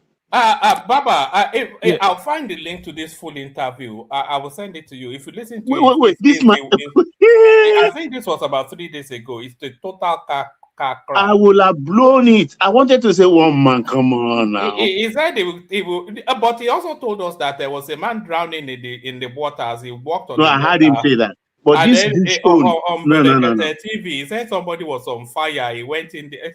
This man. Yeah, but one man. This is why I always say that if there are people who want to hear this. I don't know if you understand. There's a market for what is just said now, and there are people who listen to him. I'm like, oh, what a man, But for me, like these things these are not the things that I look and I said, okay, no, I know what I want, and I know that I have. If you watch this show, I remember during Buhari time when people were talking about insecurity, I always call for state police. Okay, I've always said we need to have state police. And there were people who were also calling for state police then. As soon as the law was passed, they start to give us different vibes. Oh, no, they're going to use it to rig election. Oh, why is there the rush? I'm like, but we were here for how long crying for state police, and this thing is about to happen. All of a sudden, you see people start to question the motive behind it. And I'm like, what are we doing here? Are we still trying to fight for the same country, or do people just have their own motives? So this is why, for me, I don't listen to a lot of people anymore. I just I know what I want, and since this man has become president, a lot of the things that I have been asking for, he's been doing them, and people keep bringing it back to issue of poverty. Okay, but the structure need to be fixed before you can address poverty. You cannot address poverty in a broken system. The system need to function properly over time. Then the issue of poverty will be taken care of. So if you live, say, in Kaduna State, and the system is not fixed, what did we find? One man, states were borrowing money to pay salary. So that money was not able to go into the health system. The money was not able to go into road construction. The money was not able to go into proper infrastructure or build good schools for them. But over time, if now that we have reversed that situation now, over time, state will become financially robust. So what does that do? It gives them access to education. It gives them access to healthcare. It gives us access to good road. It gives them access to electricity. Over time, you eradicate poverty. No nation just come in 3 years and then take care of poverty. No, the reform is supposed to make things difficult in the beginning, but later, over time, things will get better. But you have to do the right thing first for things to get better. That is how I see it. And you see the interview that Festus Kayamo did with Shehu Kibaloye. I think that is how you need to deal with those journalists in Nigeria. And every time I listen to these guys go on the studio, these journalists, you hear nonsense from them, they're super biased. They will ask stupid questions. And when Keyamo put it to Sheung, this man was here for 2 hours. Why did you not ask him that question? Nobody has ever brought a piece of paper to say, Peter Obi, look, the Icelandic prime minister, when his name was published on the Pandora Papers, he resigned from office. Why do you not think it is right that you should not be elected president after your name was also published in that same paper? Because these guys tell us about integrity. Where is your own integrity in that aspect? The Prime Minister of the United Kingdom, I remember when the Pandora newspaper news broke, his name was not printed. His father's name was printed as people who owns offshore account. David Cameron. David Cameron in Parliament apologized on behalf of his father. It was not him. It was his father. But he still felt the need to apologize. But some people are telling us, though, no, it doesn't matter. It was not him. It was a businessman. It was this. It was that. Coming up with all sort of excuses. So for me, I've heard all of those things. Those things don't move me at all. And I love what Keyamo did with Sheung Okibaloye. More of these people should do the same. Put them on their toes, because they are. You can see that they are not cloud chasers as well. They're no longer doing journalism. They are more like cloud chasers. If somebody come to your studio, you will not ask the right questions, because you know that if you was to challenge that person, his followers are going to be on your neck. So you then compromise your job. And when people from government comes, because you know that the same crowd will also be on your neck, you try to play James Bond. You start to push the boundaries where you're not supposed to go to. And the man told him, this is what you did. And you didn't ask this man this question. And it was right. Thank you very much, Woman. Akim, did you hear this? The man say he will go to the bush in 2 days. Listen, Obi I'm still trying to process that thing. No, Obi is full of himself, man. That is the people you people are putting against it. Is it AI? Please, one man. Baba, no, it's not AI. He said if you die, you die. That's why you are president. That you have to go into the bush. If you die, you die. And it's not desperate to be president. It's desperate to Nigeria. It's a gift that just keeps on giving. But the irony part of it, that what he said that really make me feel uncomfortable, he does not care the casualties. That although some children will be killed, does not care. How can you say something like that on your interview? I wanted to attack one man. I didn't know he has evidence. What? It's about 2 minutes. I played the 2 minutes as I bail out and hand over to. I thought I've had the worst. I will send you the full length of that clip. You know, everybody was sending it to me now. Ayo sent it to me. Kulata sent it to me. Agbadorian sent it. They are cutting. It's all over. I'm surprised it's not come to you yet. I'll send you. It's a lot, you know. They asked him about how he's going to sensitize his followers to protect their votes, and then he went on to talk about farming or something. You know, there was no correlation whatsoever between the question and the response. Yeah, it's just wild. Like I said, if this guy continues to grant interview, nobody needs to campaign anymore. On Twitter, all the supporters are just agog that this is that you know that one man. Yeah. The way a man let me limit to the Igbos. I've been marketing Mr. Peter Obi. It shows how good they are in marketing fake and counterfeit products. Simba, you say you've taken it to a different place now. No. But you see that's the thing though. The only thing they needed Obi to do was to stay silent. Do you remember that when Buhari became president, he never came out in public at all? So he maintained a mystique, you know. But Peter Obi feels he's eloquent. He feels but it's not eloquent, and I feel it's clever, and it's not clever.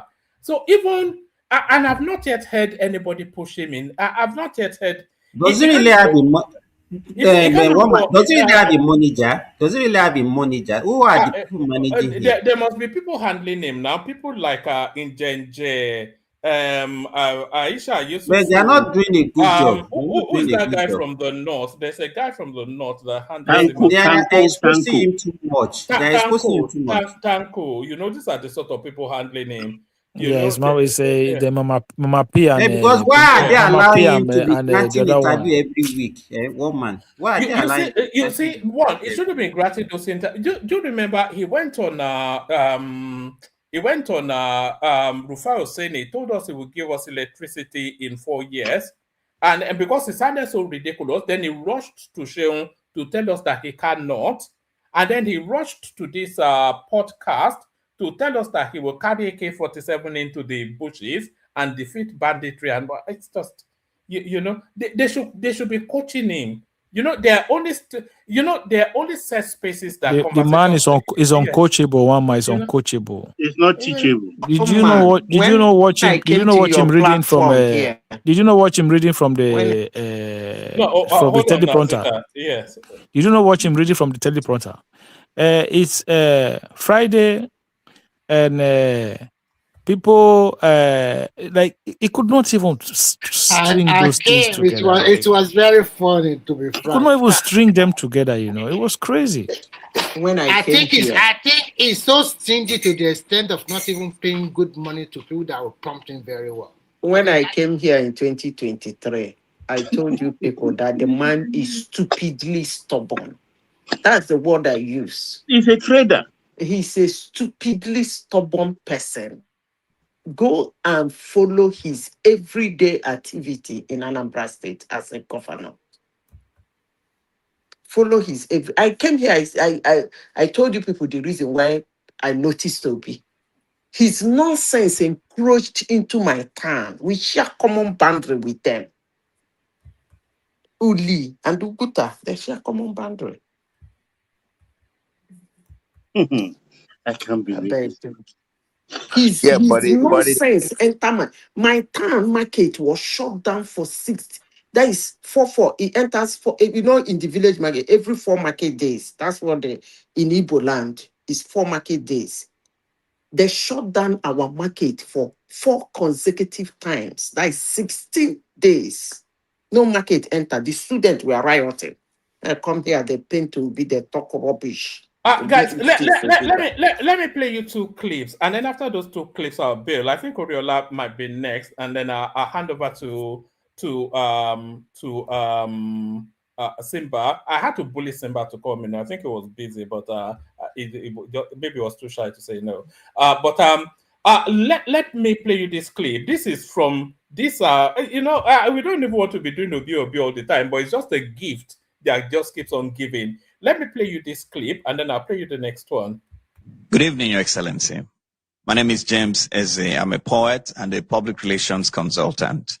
Your Excellency, you talked about voters protecting their votes this time so that they can be firmly in charge of the entire process of the election. And I am wondering what you are doing in terms of voter education to prepare the voters to take charge of the voting process in 2027. Thank you very much. Thank you. Thank you, my dear brother, James.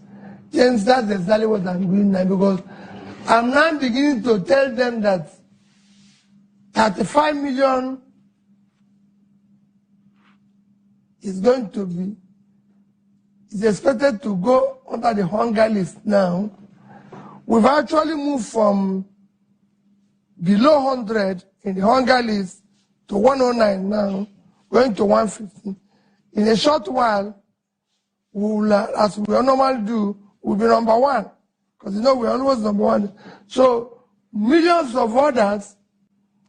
Today, you've seen the World Bank say that 79% of Nigerians are facing the possibility of poverty. That is over 180 million out of 230. James, I believe all of us are headed there. Soon it will be 90%. So the people now have to stop that, to reverse that. And that's my education.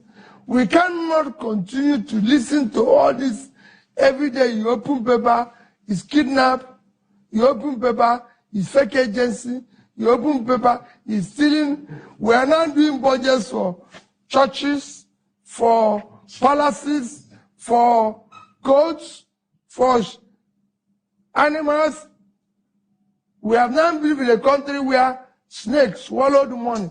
This happened. It is now time to deal with the snake.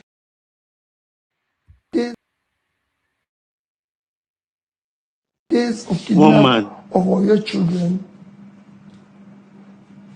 The president did not call the governor. Wait a minute. 50 days. But I'll be there in 2 days. Is the bush not in Nigeria? That's the bush they went in. The bush is in Nigeria. Everybody in that bush will come out. Everybody. There might be casualties, but everybody will come out. And it is time when we say we resolve something, we arrested some people, parade the people, let people see them. What is happening? When America or others. One man, something is wrong with this man. One man, is it me that you do this thing? I know he's like this now for a long time. I don't know say it was like this. No, he's been like this. No, Is it because of that? It wasn't for you. We were not even talking about Peter Obi, especially. Okay. But you know, I don't know. I think it was something Simba said, or was it Akim? You know, it's just getting so bizarre. Exactly. It's just getting so bizarre. Kind of macabre answer. Yeah. Maybe he's tired from maybe he needs to take a break and give himself some. Man, he has always been like this. The 2023, you people were doing yo. You people did not notice it. There is nothing wrong with his brain. He has always been like this. Go back to Orkis. Calm down. Go to 2023. Zita, they can rationalize this useless answer he gave to that question now. If you ask his supporter, they won't say anything wrong. There is no way to rationalize it. They ask you, voter, how they protect your rationalizing it on social media. Forget even about that arithmetic is not correct. 250, 90, 230 minus 50. I don't understand. Jeez. It's deteriorating, you know. It's deteriorating. But he's not speaking. Sorry. Sorry. Let me bail. You take over just as soon as I finish. Adelaja, the super chatter. Thank you. Thank you. We'll see you tomorrow. Over to you, Simba. Sorry, Simba. I had to bully you to come in. Thank you. Everyone. See you tomorrow. Okay. Simba, sorry. Let me say something. No verse. Baba, is it not this same Obi that was standing with Osibajo and was shouting China, China, China in China, gave you people all the figures and all the bombasta? Didn't you, all of you, come out and say he won Osibajo or whatever? Come on now, he has always been like the this. way he did it with confidence, you understand? He did that thing with confidence that year, and it was like, well, this guy maybe has something upstairs, not knowing that it's all BS, fake figures. Even look at that one now. We're starting. Something is wrong. Oh. Something, and they say Simba said they're rationalizing what? Yeah, but he's not speaking to you guys. Like, he's not speaking to people that are a little bit more intelligent. He has his own crowd. This is politics. He has his own crowd. The people that he's speaking to, they believe every single word that is coming from his mouth. Exactly, that's what I'm saying. Yeah, I know. Like, you guys are trying to be way intelligent, and the way he's not speaking to you. He knows his own crowd. Yeah, he has his own target audience. Exactly. And those people believe every single thing he's talking about. In fact, Baba, don't be surprised. Sorry, Uriola. That one that I said they will enter the bush. Some people will even clap and say, yeah, this is the kind of person that we want. And those are Nigerians too, like you and me. Papa, what are you saying now? I'm too shocked. I didn't know it's gotten this worse.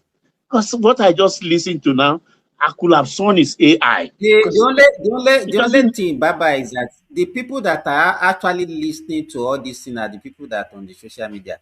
Millions, tens of millions of Nigeria, they don't even listen to whatever crap any presidential I have candidate stopped is saying. listening to him. So what will happen during the election, and that's when we talk about structure. People say no, structure doesn't matter. Let me tell you, more than half of Nigerian voters, they don't have a mind of their own. They are going to a day before election is the leaders in their community that is going to tell them who they are going to vote for. That is it. So and that is where structure matters. So let me tell you, with NDC that is his party now, do you think that they can go to remote village in Zamfara or in Sokoto or in my village in Osun State? Who knows Where is the NDC? money to mobilize him? Exactly. That is what we are talking about. That is what wins the election. It's not the noise. How many people listen to all these things that we are seeing on the social media? Even all this jargon that is talking about, millions of Nigerians, they are not even aware that somebody is talking. I'm not aware. I was going to say, even as I'm still talking, I still think it's AI. Because this guy he doesn't sound normal. He's bizarre with kind of wild answers. What? Baba Mokin, good evening, everyone. Hey, welcome, Doc. Oh, Bakimi, Walai, I will yes, kick you Simba, out. Moki ẹ̀gbọ́n mi ní Saudi o, ẹ̀gbọ́n Moki yín o. Fulani dúdú, Moki yín o. Baba, do you remember the last president that actually went to the war zone that died? Do you remember in Africa, on the continent? Remind me, please. Chad president that was the same way. Debbie, right? Did you remember? Yeah. And he died. He died now. He said, we camp here, everybody will be here in the war zone, and they killed him over there. So I don't understand this need to, why would you want to go to the war zone? You will be a target. I don't know why that is a thing. I caught the, I mean, Baba, I think I agree with you. I think he's losing it. Let me just interject you very briefly. Something that Peter Obi says that he doesn't seem to understand. Peter Obi does not know that as the president and commander-in-chief of the Nigerian Armed Forces, he will get up for one event that everybody is already gathered there. After dressing and the protocol, the chief security officer, the chief detail, and the commander of the brigade of guard will just tell me, sorry, just whisper to the ADC that guy is not going out today. Oh, Bishop, they will just go and tell him. Sorry. Do you remember the response to what you just said by Peter B? He said he will ignore the advice of security because we detain him. The man said no. The guy said, he said, but if they said no to you, he said no, forget them. I will tell them no. I said, they know better than you do. What do you mean you're gonna ignore the advice not to go somewhere? Folks, this one I saw, I'm pinching myself. So you people believe Obi will go there. That's why you are saying he's just lying. He's just talking rubbish. He's playing politics. He's just a liar. Don't take him seriously. But you guys, what I notice about Obi, I think he think he can run Nigeria the way he ran Anambra. Because when he talks, you people should listen to him. He always talk about himself. I will do this. It's me. It's about me. I cut the grass. Simba. But you know that the way he ran Anambra, that guy cornered them very well. I'm telling you. How can a governor be putting cash in his boot and just distribute anyhow he likes? He cornered them very well. Is it not the same thing he said he wanted to do at the national level? He said he's going to build 6,000. Can you imagine? There is no way he's going to become the president of that country. And I will tell you the reason. Obi is saying that he's going to be the one now at federal level building primary health care center.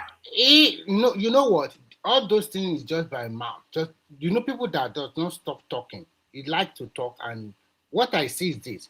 In that 2023 election, me, in my mind, I already know that it's going to be a tough election. And whoever among the three of them was able to get the crown, that person will rule Nigeria for 8 years.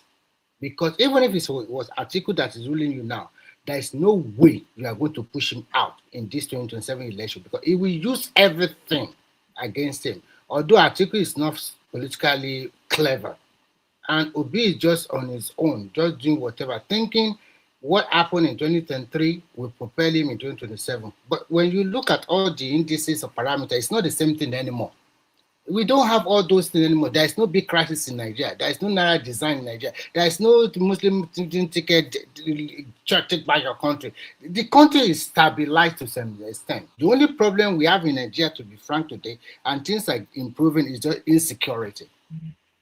When you talk in terms of opportunity, some Nigeria that can open their hearts, they can see the opportunity and they're getting it. And only few people are really complaining. Because if you go to an average place in Nigeria, people are just going about their normal business. How do they make money? What kind of work? Like I said a video to you before, Simba, a young person, a graduate just some few years back, they were getting job in Nigeria in this multinational corporation. Dangote, all of them, they are recruited Emma big time. So if you are in Nigeria and you are sitting idle with your strategy, that's your own cup of tea. So, and there's so many ways they can also source for credit in Nigeria now, whether through legal or illegal way, to do what kind of business you want to do. I think at the end of the day, Nigerians have really wake up. They just see Obi as a jester. And I think the governor of the southeastern part But of the issue is when we talk about him every time, you say it's because the people are jittery, the government is jittery. I think he's the one that is putting himself out there for people to talk about. you can see that in this platform, people like this man that has a hotel in Lagos, lives in America. I forgot his name. They were unable to come You on board. mean what is the name of progressive? What is Not progressive is in Dublin. We know what you're talking about. Okay, yeah. Go on, right. You can't see him anymore. Most of the supporters, they don't know what to say anymore because this is a man you cannot defend anymore. Remy, do you know One what's gap, going two on? gap, three gap, four gap, five gap, so many errors every now and do you then. know what's going on, Remy? Because people in their private chat, they tell us what's going on in there. It's chaos. I mean, they are really going after each other. You know, they've not made it public yet. But if you have friends in that circle, they'll tell you what's going on. They are complaining. They are complaining about the interviews and everything. They won't say it publicly. But we know that they complain regret because it more. we get feedback from what's You going know on the in their people that camp. do you know the people that regret it more is that politician thinking that because of Obi popularity we get that senatorial seat. Those ones, they are pumping money. Some pumping money, they were not selected. Some the pumping money, they were selected. They I'm also even discussing the obedience in the coalition, like because if you remember, they everyone that were followed fighting him into among the NDC, they're complaining now. They're not because they finding are it fighting easy. with Kwakwansi and Kwakwansi is trying to butter them more than the obedience. So they are fighting among themselves for position necessarily. And I think if I look at that political party, I think every one of them just want to scam their system. Find a way, position yourself in where the money is so that when the cookie crumbles, then you just vote with the money. And that's what, because a lot of people have learned from 2023. So don't be stupid this time around. Just find a way to get yourself in a position where the money goes to you. And when this guy loses, just vote away with the money. Not or be voting away with all the money and with the Aisha like before.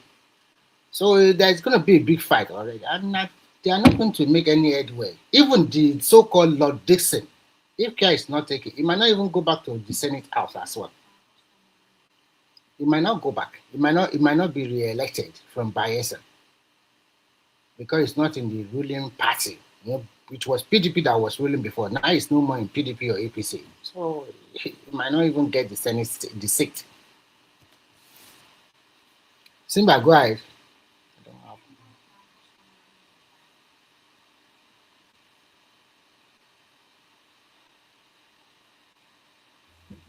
I think it's Oriola They're supposed to talk now. Well, are you there? I'm here, but what are we talking about? Okay, let me give you the top. Let me give you the topics. The first one is about Atiku has been talking. I mean, I said Atiku Obasanjo has been talking about Atiku. He said he regretted choosing Atiku as his vice president. So he has been going from one media station to the other talking about Atiku, how bad Atiku was as a vice president. That is one. Also, which other topic are they okay, the Catholic bishops or what they call them, Reverend Fathers or whatever, that went to visit Tinubu and asking him to conduct a free and fair election and all those things. I don't know if you heard about it. That is But another topic. it was not during the visit. Oh. It is when he went to the TV station that he was talking that nonsense. Because it's not the leader of the delegation to Tinubu that day. Now. It was not the leader. Yeah, I saw that. I don't see anything wrong. The thing is, I don't know if religion has anything to play in politics. I saw his interview, but it makes no sense to me. I don't think he should be saying what he's saying. Religious leaders should just be neutral. But I mean, it's what it is. I'm definitely sure it's probably not his own doing. He probably has some people that want him to talk like that. I mean, it's politics. I think a lot of people don't understand politics. Like me, I've seen people. I mean, politics is very dirty, and it's not Nigeria only. It's everywhere. People do the unthinkable sometimes. So you can't expect the president to just give the position up for anybody. Like I don't. I mean, to be honest with you as well, like who is this supposed to give the position to? Like the two other candidates that we know about right now. I mean, they're not even up to par. Like to me, I don't think the man or the reverend should have talked the way he talked, but he already did. So there's nothing we can really do about that. I don't know why he's involving himself, You but know, you know, funny enough, the Reverend Father that actually did my baptism was part of that group. Yes, I'm like, Father, what are you doing with these people? isn't it from Ogun State? I think it is. Yeah, Bishop Last name, yeah, Archbishop Martins. That was my yeah. Reverend That Father last name growing up. sounds like I'm like, something. what are you doing here, man? Leave these people alone. I think they send him message. I think somebody Yeah, send him to I'm out to talk like, Babakile issue. yeah, But yeah, I'm just, but yeah, it's fine. yeah. He's not going to work this time around. Like on 2002, Mm. 22. I think he It gained a was lot of. more, but I think this one is more ethnic now than religion this time around. It's more ethnic based than religious sentiment or anything. This time, 27. Yeah, and I don't think in Nigeria we really kind of like understand exactly when it comes to politics what exactly we want. Do we Mm. want people to be chosen because of their ethnicity, or we want people that is actually qualified to run the country? I mean, Because it will always be a factor. Like for example, the Southwest, for example, I don't think if you look at the Southwest Christians now, I don't think Toby will get that level of support based on religion anymore this time around. right, That's not going to happen. that's why I said it was played out. Like whatever the man is saying now is already. That one was from 2022. You can't throw that in the game this time around. It won't work because people already know the majority of people in government that have the eye post, they are Christians. So they know like it's not going to work. The guy is not what they think he is. Like he's going to just put Muslim everywhere. Or he has some Muslim people controlling him and telling him what to do and to just choose only Muslims. So it's not going to work. So I don't understand why the reverend guy put in his own mouth. But whatever it is, this time around it's not going to work. And Sorry, good question. Don't you think that by them taking that stance, that actually will pitch the Catholics against everybody else in the country. Like, okay, that is your person. Then it might actually galvanize the Muslims against that group. Well, I don't think so because he's one. Well, we don't know exactly what. I mean, if they come out and clearly say, I mean, obviously, it is that there's a possibility to be obviously, if they make it a Catholic thing and they keep going in this direction, that splits the Christendom, right? Where you remember, Tinubu's wife is Pentecostal, so that splits the Christian vote. So where then you split that vote into two, where if you're the redeemed people, you're going to go to Tinubu side, and if you're Catholics, you go the P2B side. It splits that into two. Yeah, well, I see your stand. I see where you're coming from. That could be true, but I don't think based on because to be honest, I can't read a lot of people's mind because I think it's a little bit different this time around. Especially the people that they can tell the congregate to do anything, but that doesn't mean the congregate will go into the pool. When they vote, they will actually do exactly what they said. But you're right. There might be, I've been seeing a lot of things on social media where the pastors are not thinking. If you see like their sermons back in 2022 compared to what they're saying now, is a little bit is like the gap, the difference is different. It's not even the same because a lot of people now saying that you have to work hard, you have to work with everybody. They're not talking the same way they were talking previously.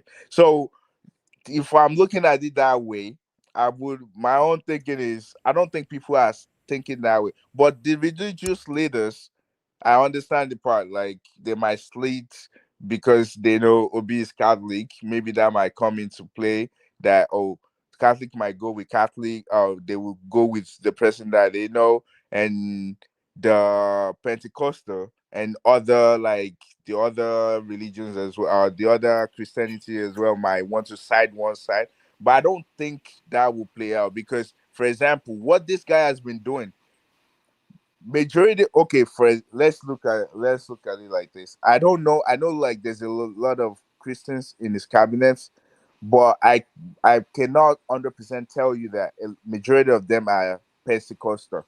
I know like they probably have some Catholic as well, or some Methodist, or There Anglican. are more Christians. Sorry, Oriola, there are more Christians. Yeah, but there's different religions. Yeah, even the Catholic you guys are talking about, there's also different Catholic as well. So it's not just one way. That's why I think that I don't think even with that they're all like they're speaking in one word. I don't know, but Like it doesn't seem compared like to the last time, you mean? Compared to the last election, you can see it. It doesn't even matter if they're Pentecostal or they're Methodist or they're Catholic. Everybody is saying the same thing. The person that they saw winning that election was not Tinubu, was somebody else, and they all spoke with one. You can tell, but this time around is different. But so if their petition failed, Eriola, so they don't have shame. Why are they coming out again like now again? but this is not the first time they ever. Simba, why are you talking like this now? What kind of shit when people are dropping money every weekend? What kind of shame are you talking about? We're talking about money. But that means they're even worse than the politician that they are trying of course, to. I don't even know. To be frank, although I'm not saying that there are good churches and there are good pastors, but most of these churches in Nigeria is just money for money, making money most times. It's not about money most times. Here's what it boils down to. Can they persuade? I think their target is not actually. It's not. I think the target is the North Central. Can religious sentiment? That one is gone out of their hands. Remy, wait.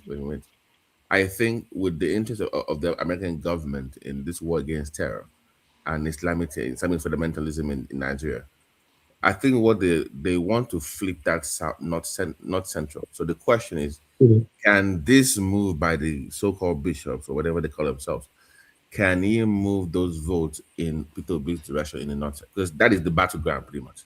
Sorry. Okay, but non-central. My question is this: Are only the Christians in North Central, are they only Catholic? I don't think so. They have No. Pentecostal. They have Remember, Peter B won 3 states in the North Central, I believe. Is No, it he 3 or won 2? two. He won two. Two. Yeah, Plateau no, and but Nasarawa. he And got that is the only Christian no, dominated Remy. state. He got the required number in the third one. He didn't win it, but he got the No, required. in fact, Benue. no, even the margin, BT, the margin was very close in Benue. Now it was like Yes. No, yeah, I know, but I'm saying that to that delusion of wanting to build on what they think they can still hold on to, and they are pushing this anti-Christian. They are killing Christians in the North Central. So the bishops they kind of push that. So I'm asking, do you think that if the Catholic bishop keep this up, that can at No, least persuade the North Central to no, no, garner no, more votes no, for no, people to no, be Papa T. no. I'm asking that. don't I say don't Yeah, no. know. I want to Remy, respond to Remy you. is right now. What they are trying to do is to I'm actually activate that Christian agenda again. Now that's what they are trying to do. yes. We know, I know. But But if I may ask you, unfortunately for them, most of the power brokers in North Central, especially that three states we mentioned, they have crossed carpet to APC and they have juicy position in their hands. They are going to show their muzzle. wait, Let me quickly No, finish. it's no. Remy. I'm just saying that. Yeah, you are right. You are right. No, I no, agree no. with I'm you. asking that. Do you think that? Remy, what try understand? What if they I do it? Whether understand it's what going he's to trying to work? say. Wait. Whether it's going to work or not is another question. But try understand. Is yes, BT, you are right. But whether it's going to work like 2023 or not, that is what we cannot okay, say. but that's where I want to ask this question to kind of like answer the question he asked. I don't think it will really matter because people that will vote for Obi, you can say whatever you want from today to next year, they will vote for it. In regard, they don't care. The people that will vote for Tinubu as well will vote for him. They don't even care because that's But who they chose to vote for. Now, Oriola, it might be 1 minute. It might now try to persuade some people that you know if a lot of us remember. I don't think Peter Obi did anything to get the votes numbers that he got. It's not like they vote for him because they think he's the guy that can do it or anything. Those votes that he got was due to the fact that they see a Muslim ticket, number one. Number two, they believe the South should have the Southeast to have the president. Those two things were majority of the reason why they voted for him. Those two things will not play out this time around. That's what I see. so what I see is that when we want to go to an election, you will see what I call momentum. The last election, there is that momentum for him because you put some of the factors right. Because a lot of people are tired of Buhari regime and they are tired of APC. APC too was a divided house against itself, and all those sentiments, also religion card, and they just think that we want another face. They know most people also know that Obi is not unequal. Remy, Yeah. let me ask Oriola one question if you don't mind. Okay, go ahead. Oriola, you said will play out in 2023 will not play out this time around. So why did you say so? Yeah, but that's what I try to explain. Like for example, now people that because earlier this show, especially like the topic for today, people were saying a lot of interview that OB granted they make no sense, and I was saying that he's not speaking to you. He has his own on the audience, the people that will vote for him.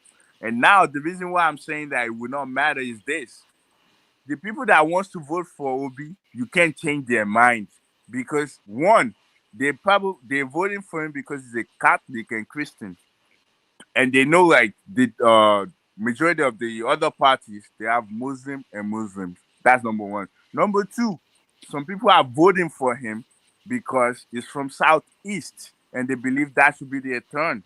So those two things, like I'm saying now, I don't think it will play out. I'm not thinking. It's not going to play out this time around, because a lot of people that think that wants to vote because they feel like Muslim they want to turn Nigeria into a Muslim state.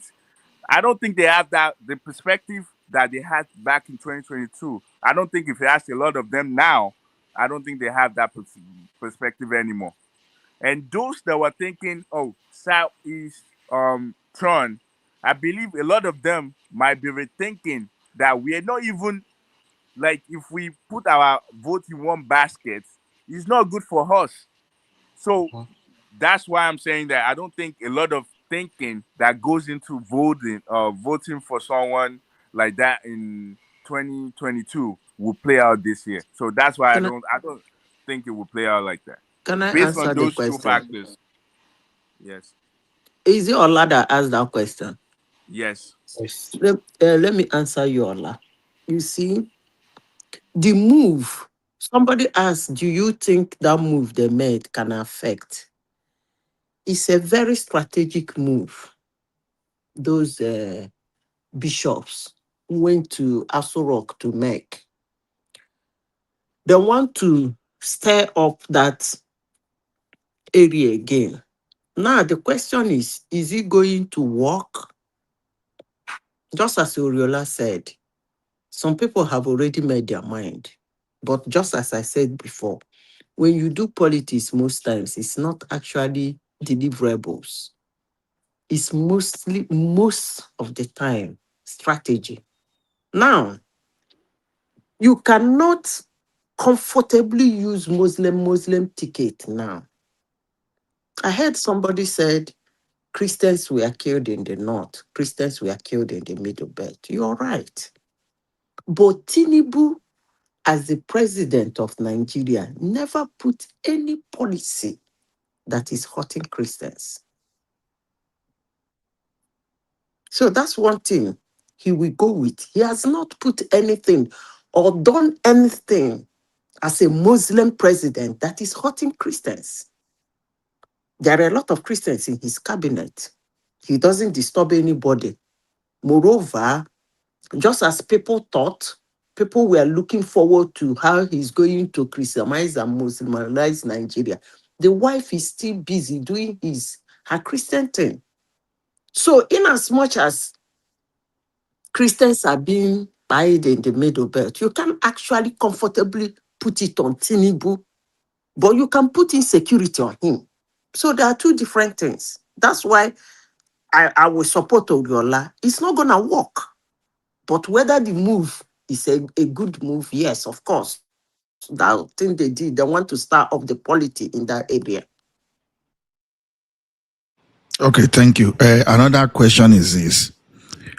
What exactly do people really want? Because there's no way you will see what Tinubu has done so far that you will say he has not delivered, although it might not be up to some personal expectation, but I think it is fair to look at his own manifesto and use that to benchmark. There is no the man has no manifesto. He said it himself that they're still working on it. So kill and compare. No.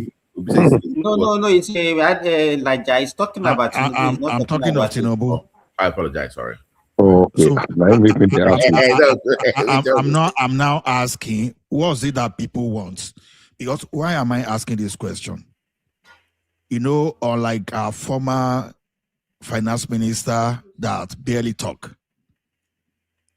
Taiwo Oyedele came out. People keep asking what they are doing with subsidy money. This guy explained, but it's like some people, whatever that guy has said, it's not entering their ears, because is it that people really want good governance, or they just want their people? I just want my person placed there, just like some people want Talibans, just Sharia, put them there, just want Sharia. They don't even know the value. What exactly do people want? Ola, I will respond to you this way. I will start with a funny note. Some Nigerians just want everything free. I don't work. Just government should create that job for me. I don't need to go to the office. Example, is it you'll be a Castina governor when nobody's in the office by 11 o'clock. They don't want that freebie for everything. And the some is up to religion and it was the Gawa or the Remi, it's not and some is about tribe and religion. When you ask an average Nigerian, they knew categorically that Obi is not up to the standard of Tinubu. They knew the truth. But it's just about religion and ethnicity. And there are some that their major work in life is to be government, just be beside government contractor or anybody they appointed so that they can be boy to him and get their own. If this time around, Nigeria has changed because they are using technology to mop up a lot of things from ground. And when you continue to use that technology to mop up the system, then the rates of corruption will continue to reduce. And when it continues to reduce, those people that are into that status quo for a long time, they won't be able to get whatever they used to get before. And that is why you see that development in Nigeria. That's why you see that changes. And those ones, for example, there are some people, they call them rent seekers. People like oil scam, that subsidy scam, people that are in some institution in Nigeria, that every year in, year out, that is where they make their money, including civil servants. Have you ever asked yourself a very good question? You will say a civil servant on level 9 or 10, and he's a multimillionaire. How does he get the money? Because they padded the contract. They know where they can get the money every now and then. So they always do like that. So most of these people I mentioned now, they might not even up to 10 or 15% of the total population. But their voice is loud. They have the money. And unfortunately, okay, Remy, you know why I asked that question? Yes. Okay. Today, I learned that this Kogi State governor just commissioned 1,000 forest guard. That on serious governor of Kwara State too, I think he did 500. Now, Tinubu put Ola, be careful of what you are saying. Be careful. What is your problem? Okay, what? Why? Why are you abusing my governor? It's on serious. I don't know where you fall into. You see, Ola, this is the problem. This is the problem. You see what somebody does right there? Defending just because it's his governor. Yeah, he says they need to just defend. Why? No, by Why? I'm joking. No, I'm joking. No, it's not funny. We're not laughing. Yeah, it's not funny. And it's because it's Kwara. That's why you are taking me serious, BT. Now, because I know where you are going. Look at it now. Because if you really want good governance, people are asking about, okay, this man said it's going to create employment. But when you track the number of security and law enforcement personnel recruited in the last 3 years, I could be wrong. I think they are anything between 10,000 to 20,000. Now, how do people think they are going to pay salary for those people? That's the one point. Then the military hardwares and the increase in worker salary and the increase in the security personnel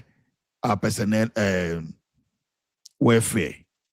How do they think they are going to fund it? Because I still see people still using this subsidy as a blackmailing tool. Just to talk about it. So I keep asking people now, would you rather go back to that your subsidy, then eat for someone to come and kidnap you overnight and lead you to the slaughter ground like a fowl or like a cow? So what exactly do people really want? Do you really, as you are saying this thing, do you really want good governance? Or you just want it to say, okay, Obi is there, Obi. just like people were shouting Buhari, Buhari, Buhari. So, what exactly? And what do you think is going to happen in that 2027? Sorry to interject. Sometimes you give unnecessary credence to Obi and his supporters. To me, they're just minute population. They don't have the strength and the depth like in 2023 compared to now. More than 50% of elites that are supporting these people, they already shank away, or they are no more with him. And most of the silent ones that they are also calling themselves obedient. I think what is going to happen in election days is that some people that really love him, but they don't like what he's doing, they are going to abstain from voting. They might not vote Tinubu, they might not vote Atiku. They will just go and do whatever they like. And that's what exactly most of the supporters will do. But some other have already crossed to other political parties. So we don't need to be giving credit to this guy. There is no, show me the pathway. No pathway at all. Even in so-called Southeast, that you thinking that majority of people will vote for him, he's in for a big surprise. And it will happen. Because this is the only way the Southeast can play themselves back to national politics. And they will do it through their governors and their leaders there. Go and write this day down. They will do it, and a lot of shock will happen. And when they do it, they find themselves back to the national politics. And in the next 8 years, maybe 2039, then they can have a big battle with South who become the president of the country. This is a very good time for them to play their politics right. If they didn't get it now, this 2027, then they should just forget about governing that country. At least for the next 20 to 30 years.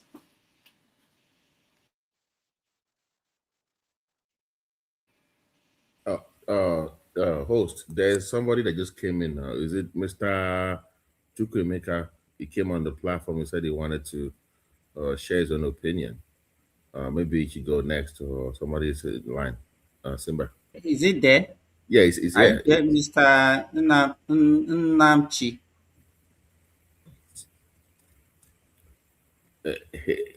Namchi, you can speak now if you want to. Unmute your mic and let's hear your opinion.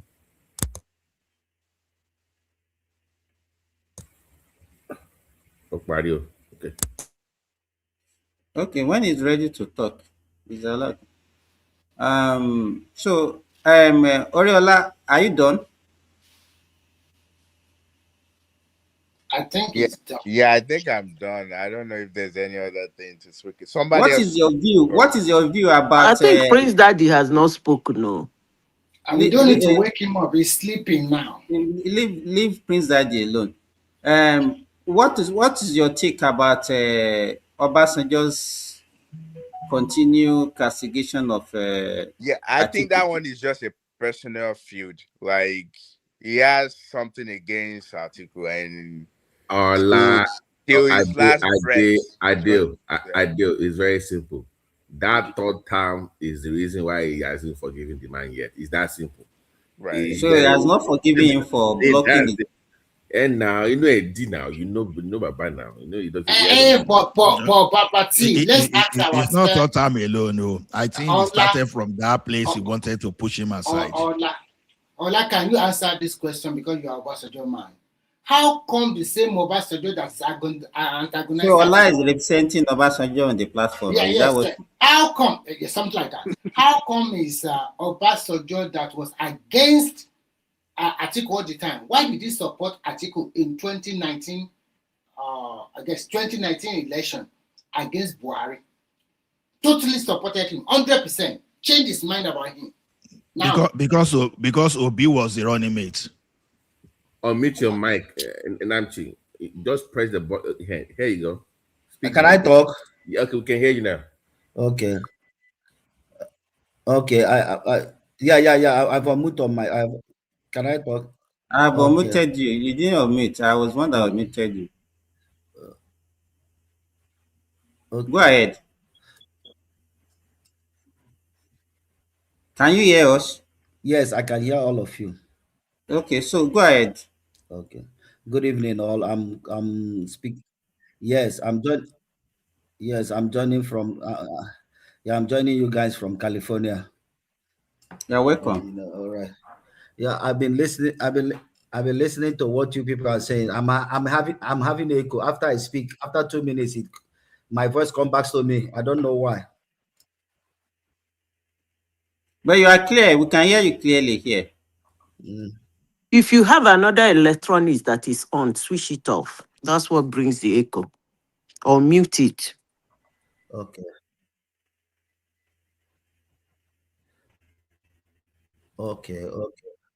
I've done that. Okay, I've heard your guys' discussion a little bit. I didn't start with you guys early enough, but one thing you guys have to be that all of us are Nigerians.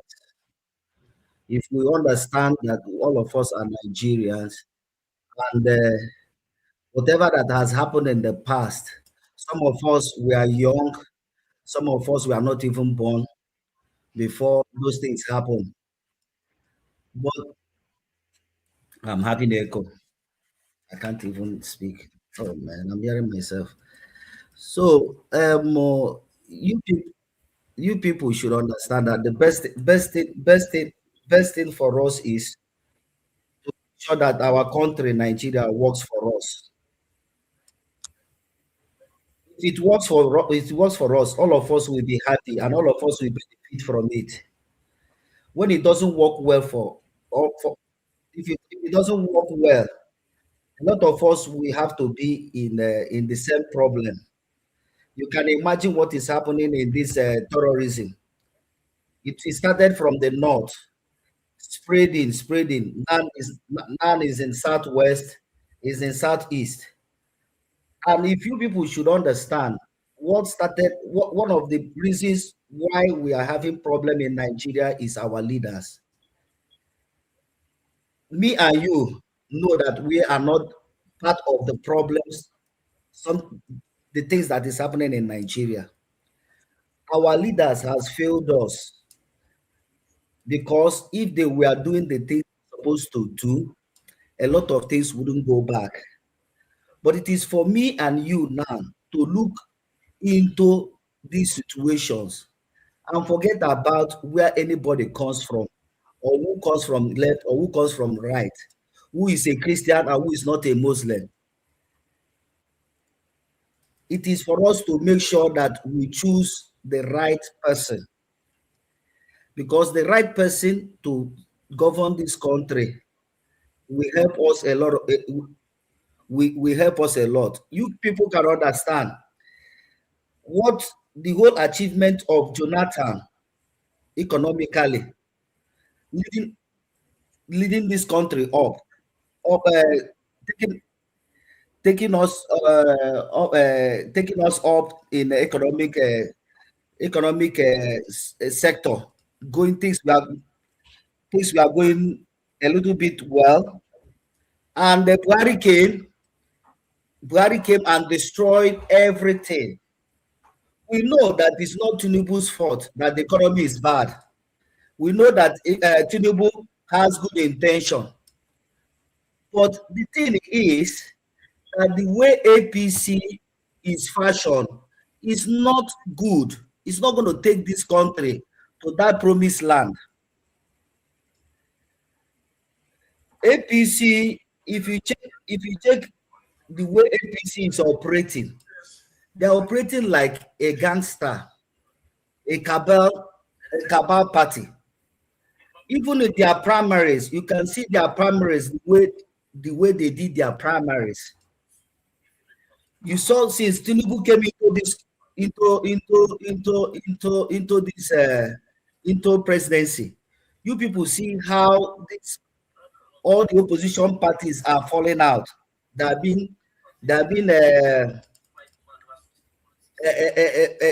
Things are going bad with all the parties. So let me tell you, my own opinion in this issue is I'm not supporting Obi because Obi is from Igbo. I'm not supporting Atiku because Atiku is an Hausa. I'm not supporting Tinubu because Tinubu is a Yoruba man. The only thing I want is the country to work. If the country can work, all of us can be happy. all of us that have been in overseas for many years, we want to get back to Nigeria. We want to go back to Nigeria and invest. But the problem we have is the situation of things in Nigeria. Okay, somebody was here. I heard somebody saying, I heard somebody saying that this person is not a match to Tinubu, and this person is not a match to Tinubu. Let me tell you guys, Tinubu is not in that. There was a time when he was younger. Everybody knows what Tinubu did, but at this time around, does his age, does he has the stamina to rule this country? Does he have the stamina? Okay. Can I interject you? Can I ask you a question? Does he have the stamina to be able to do these things? Because he have. Excuse me. Wait. Yeah. You can ask me, but wait me. You remember when Buhari was the president of this country? Whenever you ask him something, he say, "I am not aware. I'm not aware. I'm not aware. I'm not aware." And the people that are managing Buhari, they will only tell him what they want him to see and show him what they want him to show. You understand? So ask me what you want to ask me. Okay, number one, you made reference to Jonathan. I don't know where you were or how much of the Jonathan administration you know. It's true that many people use Jonathan as a yardstick, Jonathan regime, government as a yardstick.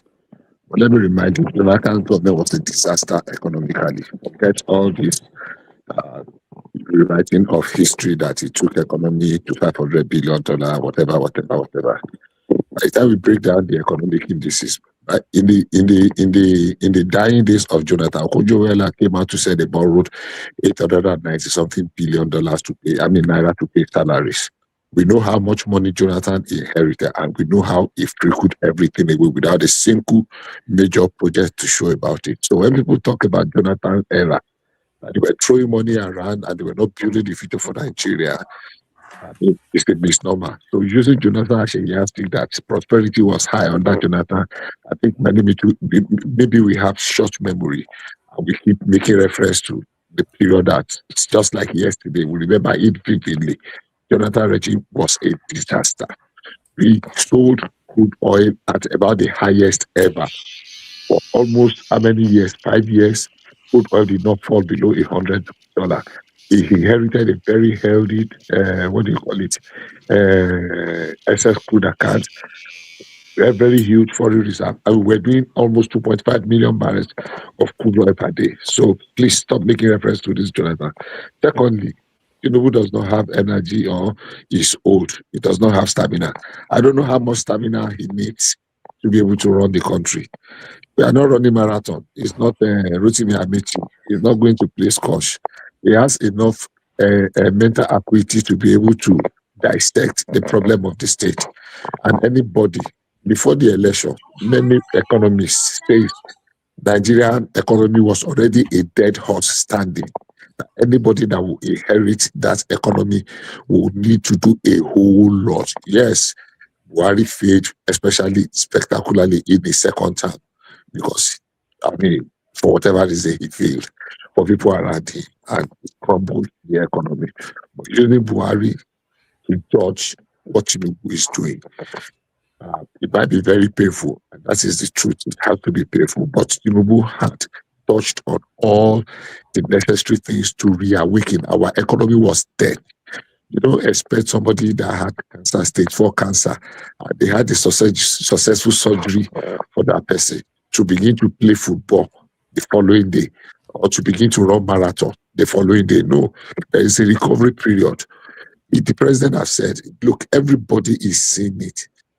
Let me give you an example. 2 years ago, 2024, MTN declared about 500 billion in loss.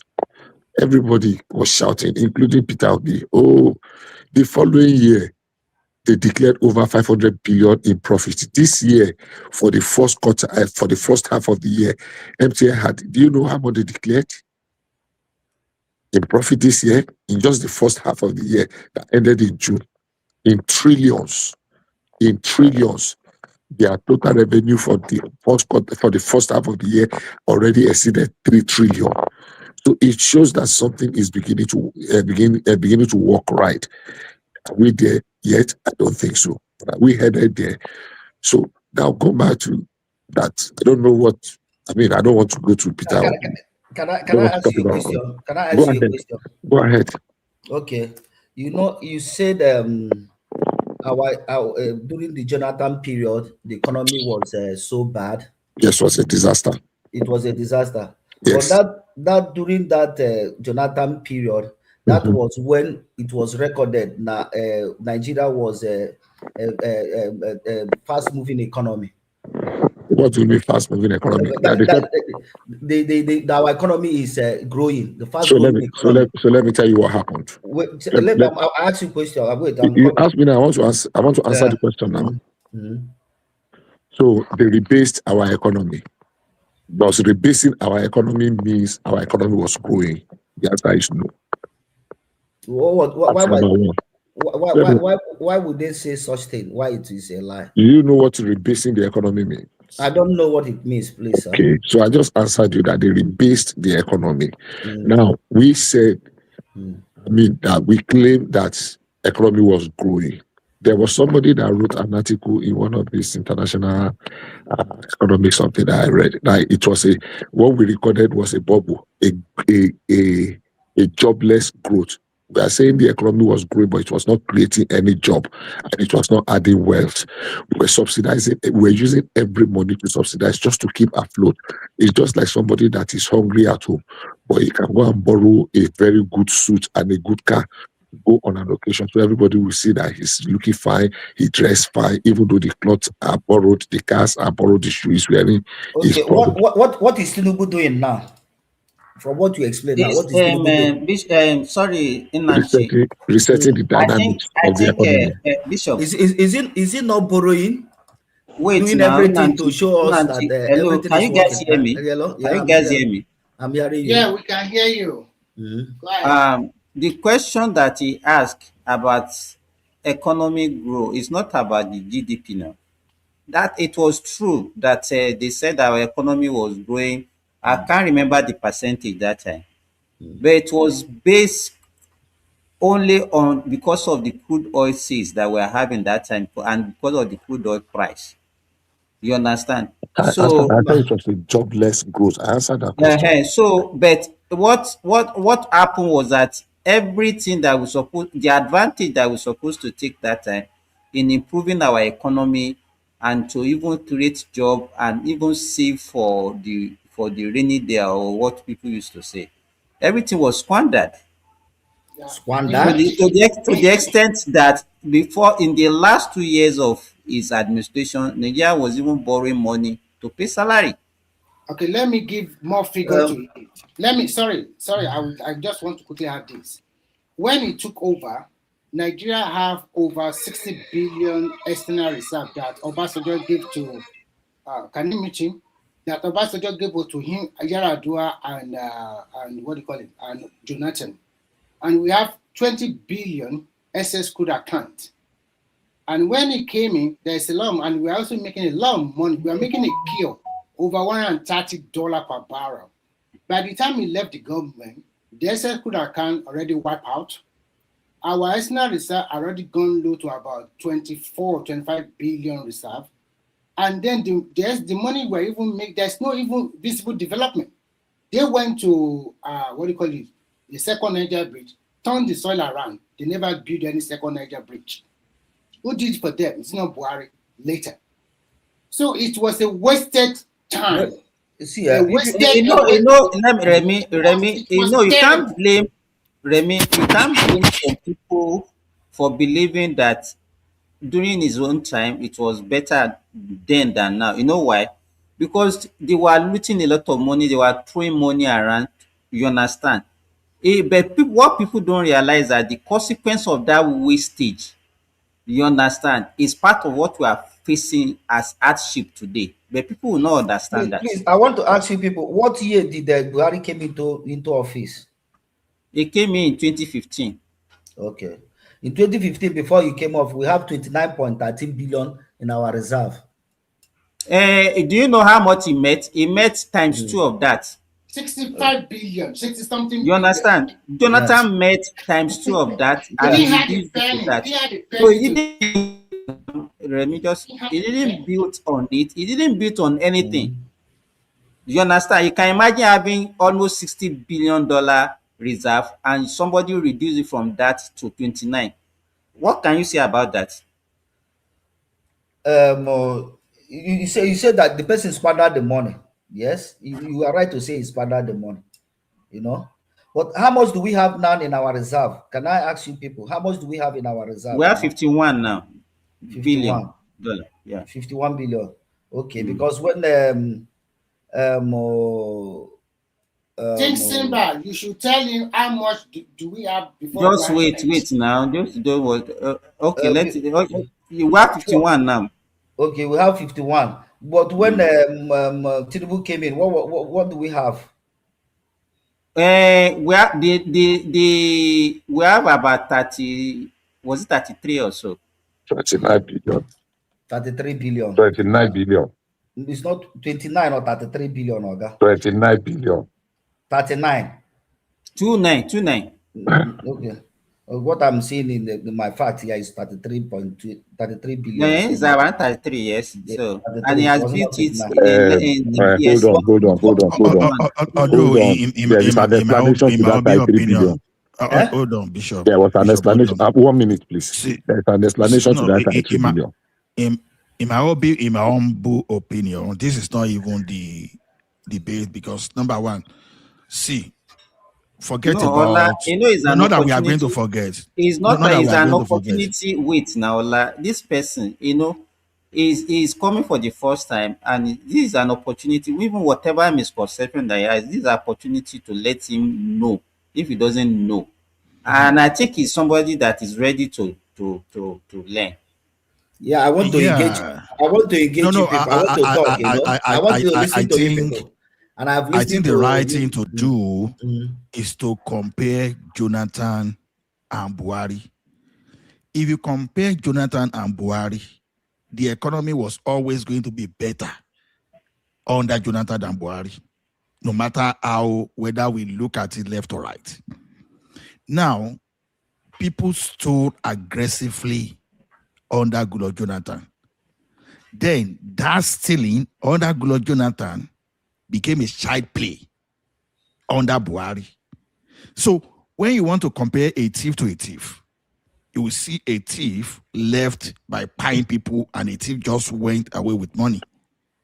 So what Buhari did to that economy is this. He went away with the soul of that country. Anybody defending Buhari regime? No, not defending Buhari. No, not defending Buhari. Please let me come in. So let's compare the situation then.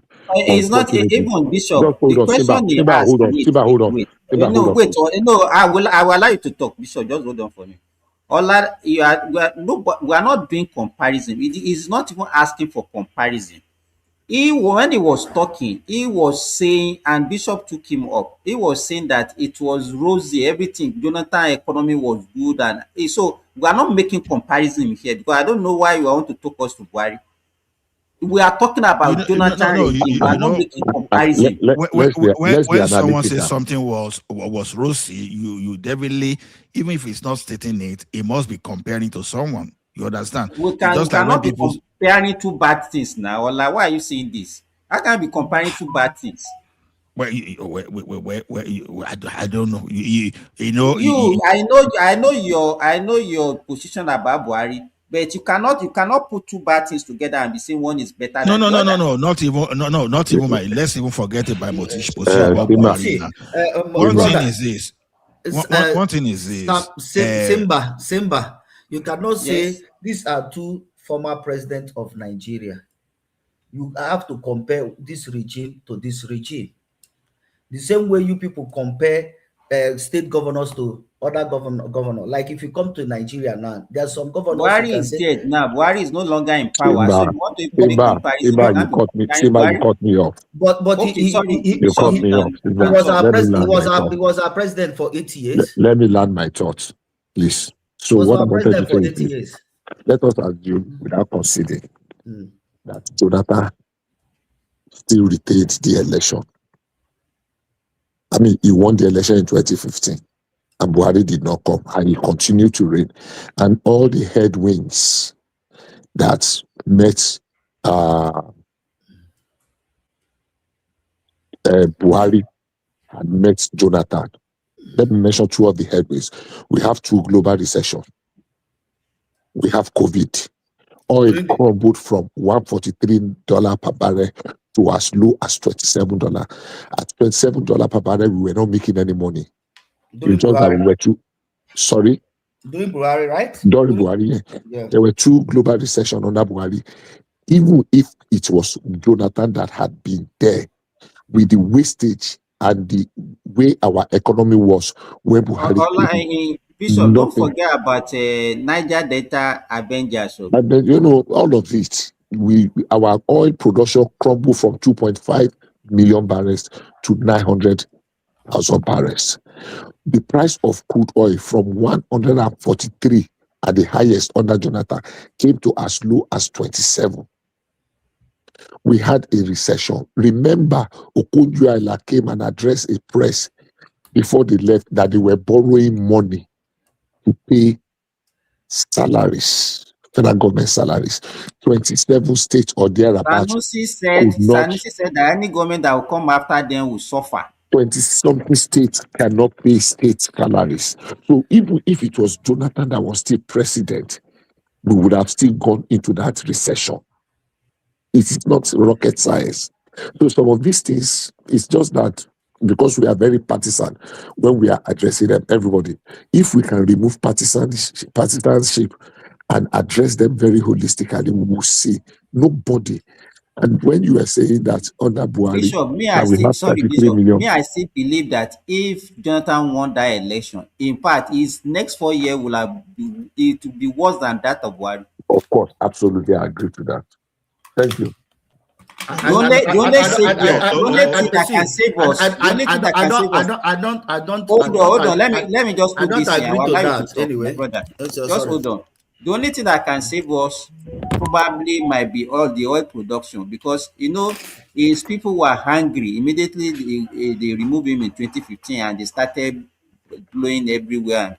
So probably he might still be enjoying large output from oil production. So that might be. They are not even going to enjoy, because towards the tail end, hold on, my brother. Towards the tail end of Jonathan, they started blowing pipe. That was why they gave contract to some people to be managing that, because oil output actually dropped toward the tail end of Jonathan.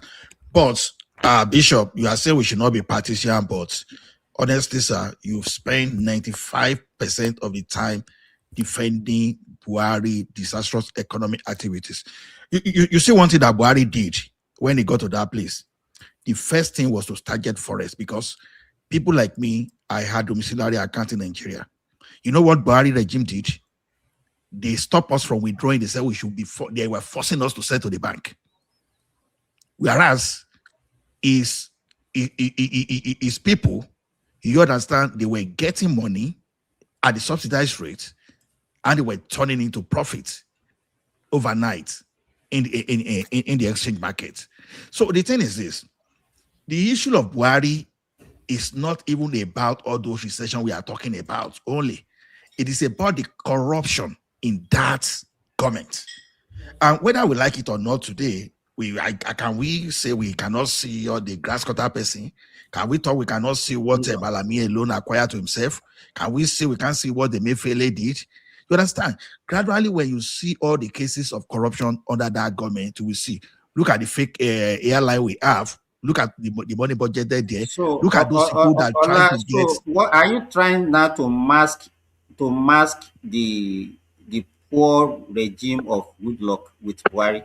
Is that what you are trying to say? Nobody is let me answer Ola. Let me answer Ola. No, that's what you are doing now. Let me answer Ola. No. We are having a conversation. Ola, let me answer. Let me answer Ola. Bishop, you spend like 5 minutes talking now. Let me land. Let me land, please. Now, the question is this. Do you need to shout at me? Do you need to shout me down? I didn't shout. You did. You just did. Okay, sorry, Bishop. I won't do that for sure. Sorry. I won't do that for you. Trust me. That was just an oversight. Sorry about that. Now, the thing is this. Jonathan regime was not good either. But that never excused the first 4 years. I don't even know. You don't even know where this conversation is. The guy came here, the new guy that is talking, and he was painting good luck Jonathan as that it was the best government we ever had, and that was why we are talking about Jonathan regime. Oh God. So if you are bringing Buhari now, you are shifting our attention away because we are trying to let him know what happened to Jonathan. I don't even know why you are bringing Buhari. Nobody is saying Buhari is good. Hold on. The things was deteriorating even under Jonathan. It's a case of where let's say good, good, better best. Good was worst. You understand? The thing is this: it was bad under Jonathan. It became worse under Buhari.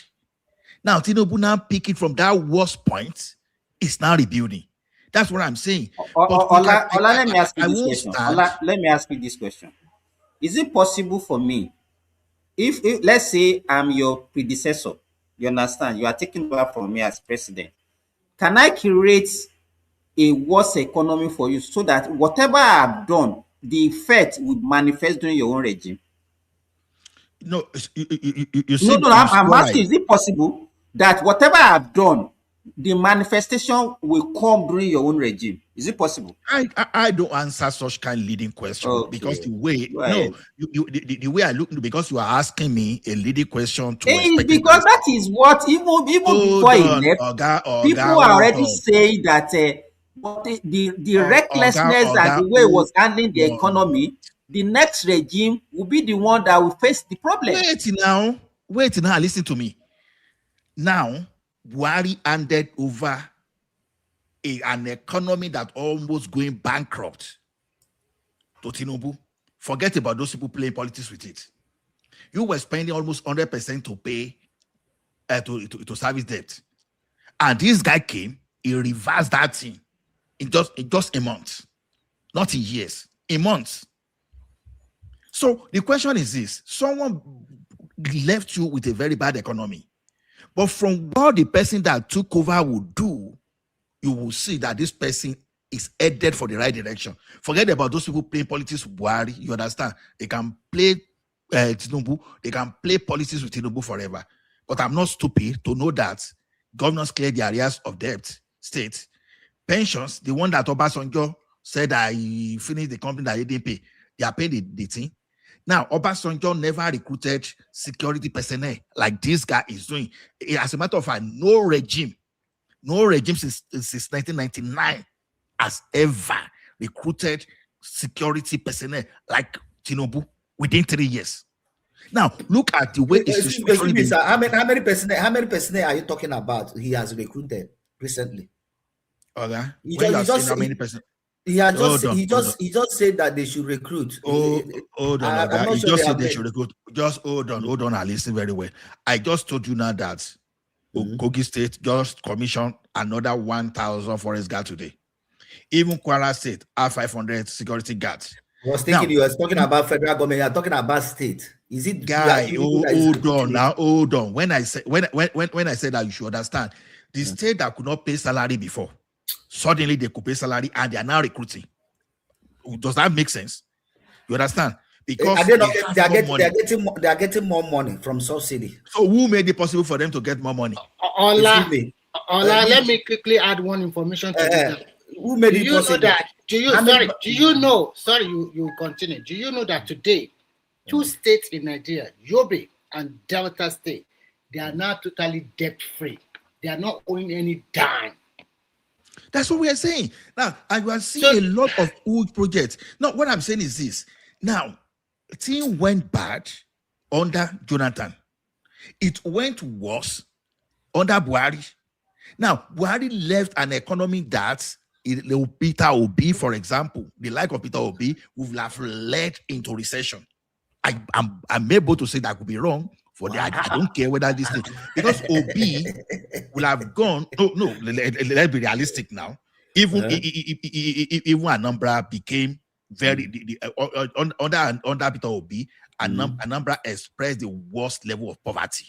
And when people talk about it, and yes, of course, now maybe Nigeria Bureau of Statistics. Not maybe Nigeria Bureau of Statistics now. You are coming with the idea of this contractionary fiscal policy. You are saying, okay, you want to tighten up everything, austerity measure in an economy where people don't get money to spend. And you now want to bring austerity. Do you know what austerity means? That you are packing money away. People are already crying, no? And you are not saying you want to save money, you want to pack money. But now, look at what Tinubu is doing. When I say it's recruiting security personnel, you understand, you don't want to give credit of that of the forest guard. There's something I want to tell you. If you go to all the states in Nigeria now, I can make bold to tell you that Abia State and Enugu State are one of the best states because of physical development they are putting on the ground. The way they did. How do they have that money? Wait, don't just say. When you say how do they have the money? Now, it is. Excuse me. Wait, Oga. Wait. I will allow you to talk. Do you know that governors are thieves? Our governors are thieves. A governor, you can the same money. Some of these people get more money than Abia State and Enugu State. Some states there, but when you go to their state, you see that there's no development going on there. Let me tell you one thing. There's a level of money. There's a level of money you get as thief. Still will still steal and they will still do something. No. Former governors, wait. Before this, they begin to have this. Let me tell you, Enugu State. I can tell you boldly of Enugu State, which I went. I was there for 4 years back or 4 years back. The governor that was there was telling. He wasn't doing anything. Oh, that's not even the point. What I'm trying to say is there's a credit you give to somebody that deserve it. There's a credit that does not. Like what is happening. Tinubu should not be blamed for most of the things that happen in Nigeria. Our state governors are some of them are responsible for it. Some development. We all agree. We all agree to that now. Some local government chairman, they get money. They don't do anything. You see what happened. You see what is happening in Port Harcourt. How we can turn that state, keep that state holding the state down from development. Let me tell you, brother.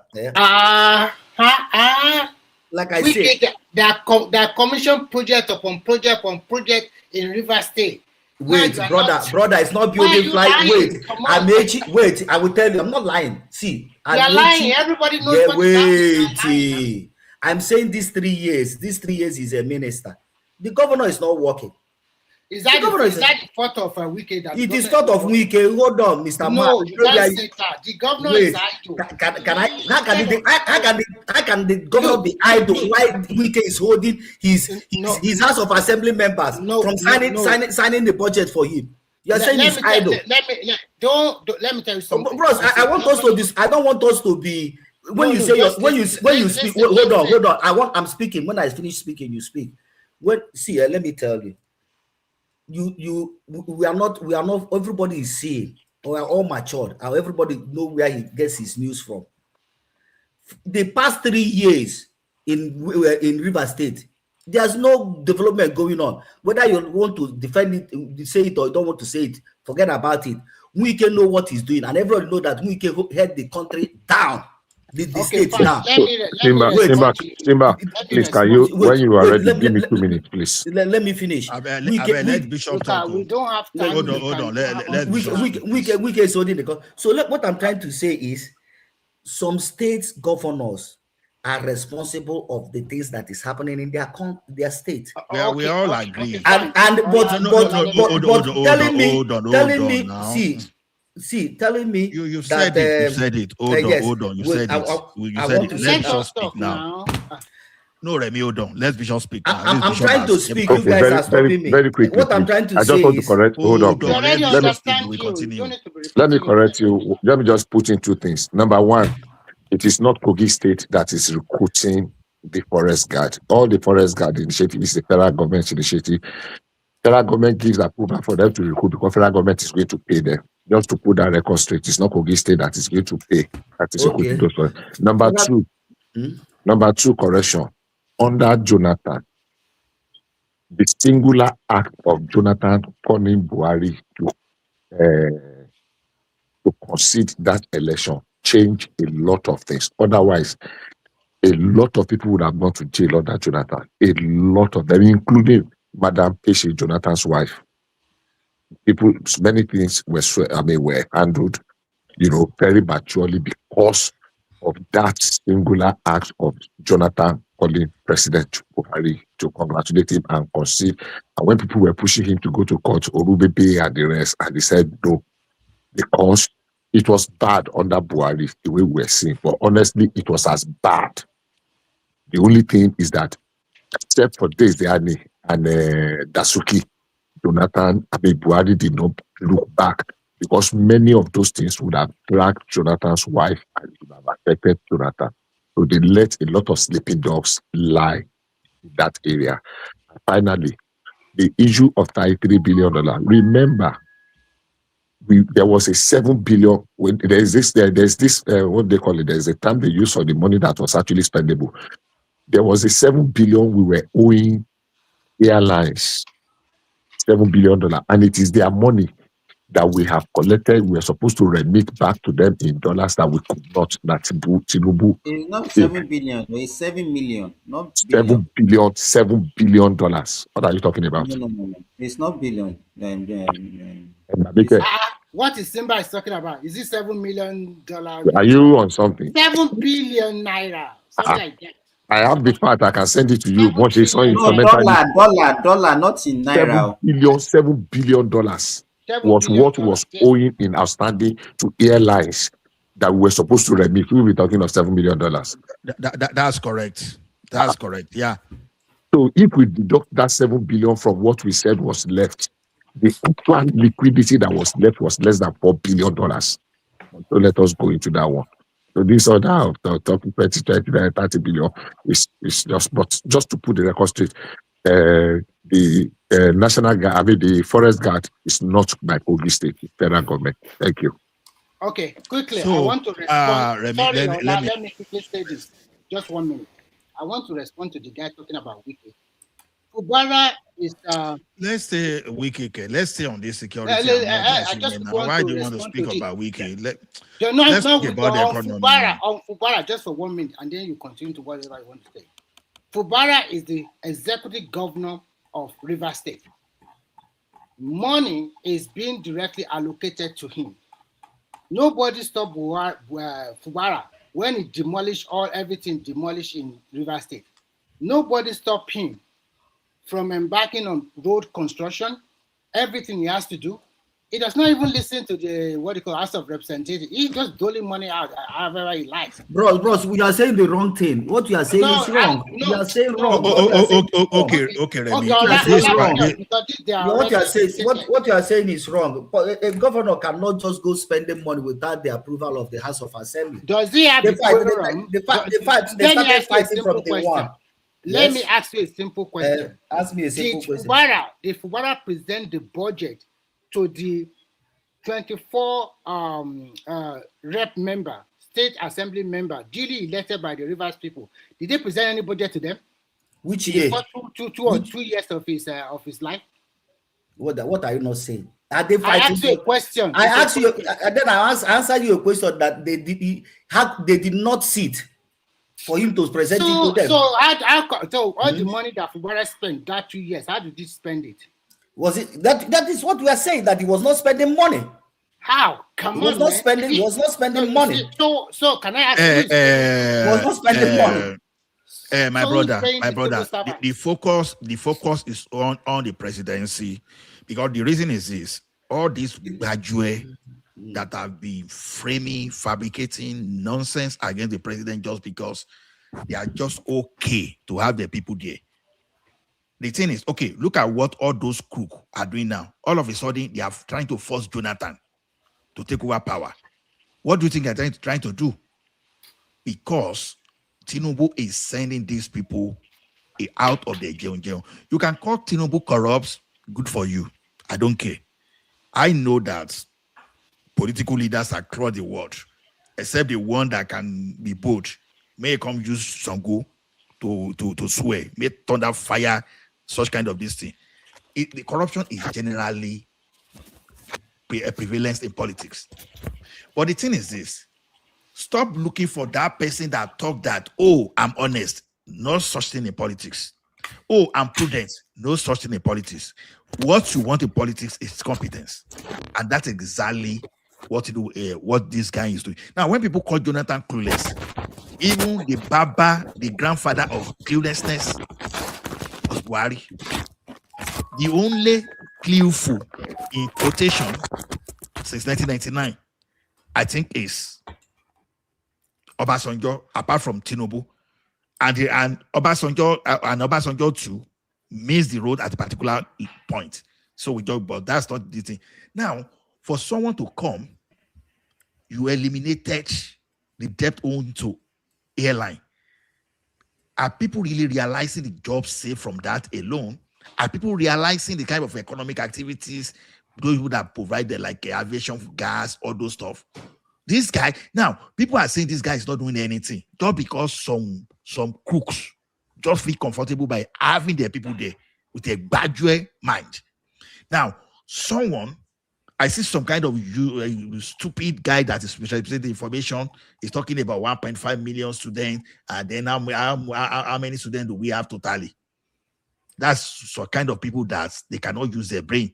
So we use say the students that are graduating this year now, for example. So because of that, where has it gone to? You understand? So when you look at that, you are funding, you are doing net fund. You understand? People are saying, is that the problem? Like, seriously, you are saying a student that is struggling to pay school fees, when they give them student loan that they are not going to even pay with interest, and they are not going to even pay until they start working. You are saying, is that what they want? You are forgetting that the family that will be getting that net fund, they will not be paying, and you are saying this man is not working. How are you different from Satan? Then, when you look at it, we talk of people that they've owe severally, that some of them don't even pay. They are beginning to pay backlog of pension, and someone is saying this man is not working just because they are not giving you fuel subsidy. The fuel subsidy that you are not even benefiting.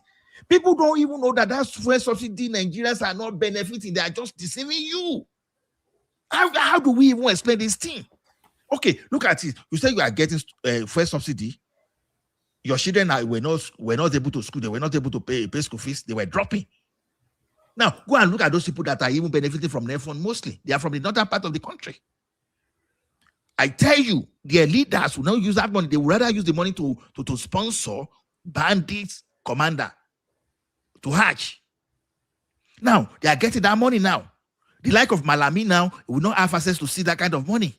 The like of Emefiele will not have access to see that money. The money they're supposed to steal is going to the hand of people, and people cannot even see that.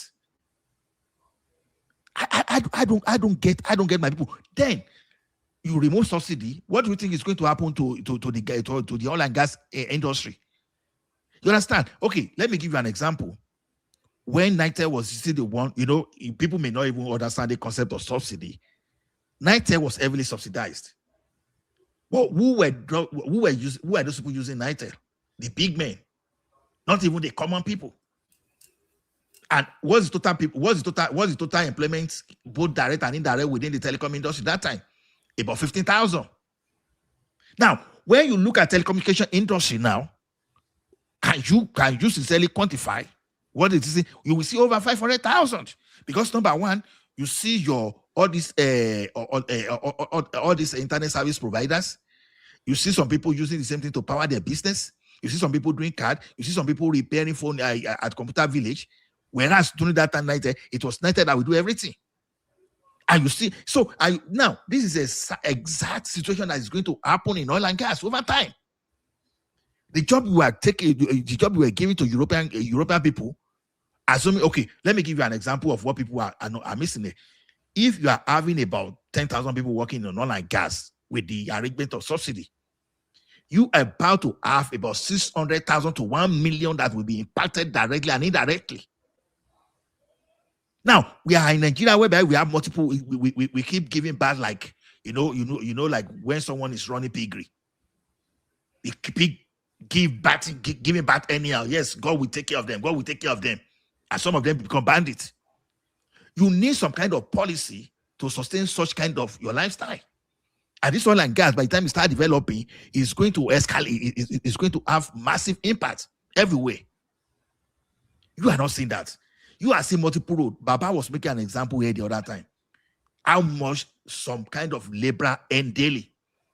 And you don't know that when people are doing Lagos, Calabar, Coastal Road, Badagry, Sokoto Express Highway, and all those that you are thinking, you think ghosts are the one working there? Like seriously? Ghosts are the one producing cement. Ghosts are the iron benders. Ghosts are those people that are doing signal and all those stuff. Why are we so fixated? Brother, there's something I want to tell you. See, I know you can say all the good things, but there's good things that are still, there are things that are still lying that needed to be done. That coastal road you're talking about, was it a necessity? What is the definition of necessity? Yes, I'm asking, is it a necessity? Is the country not existing, operating in full force without the coastal road? Do you know the size of United Kingdom?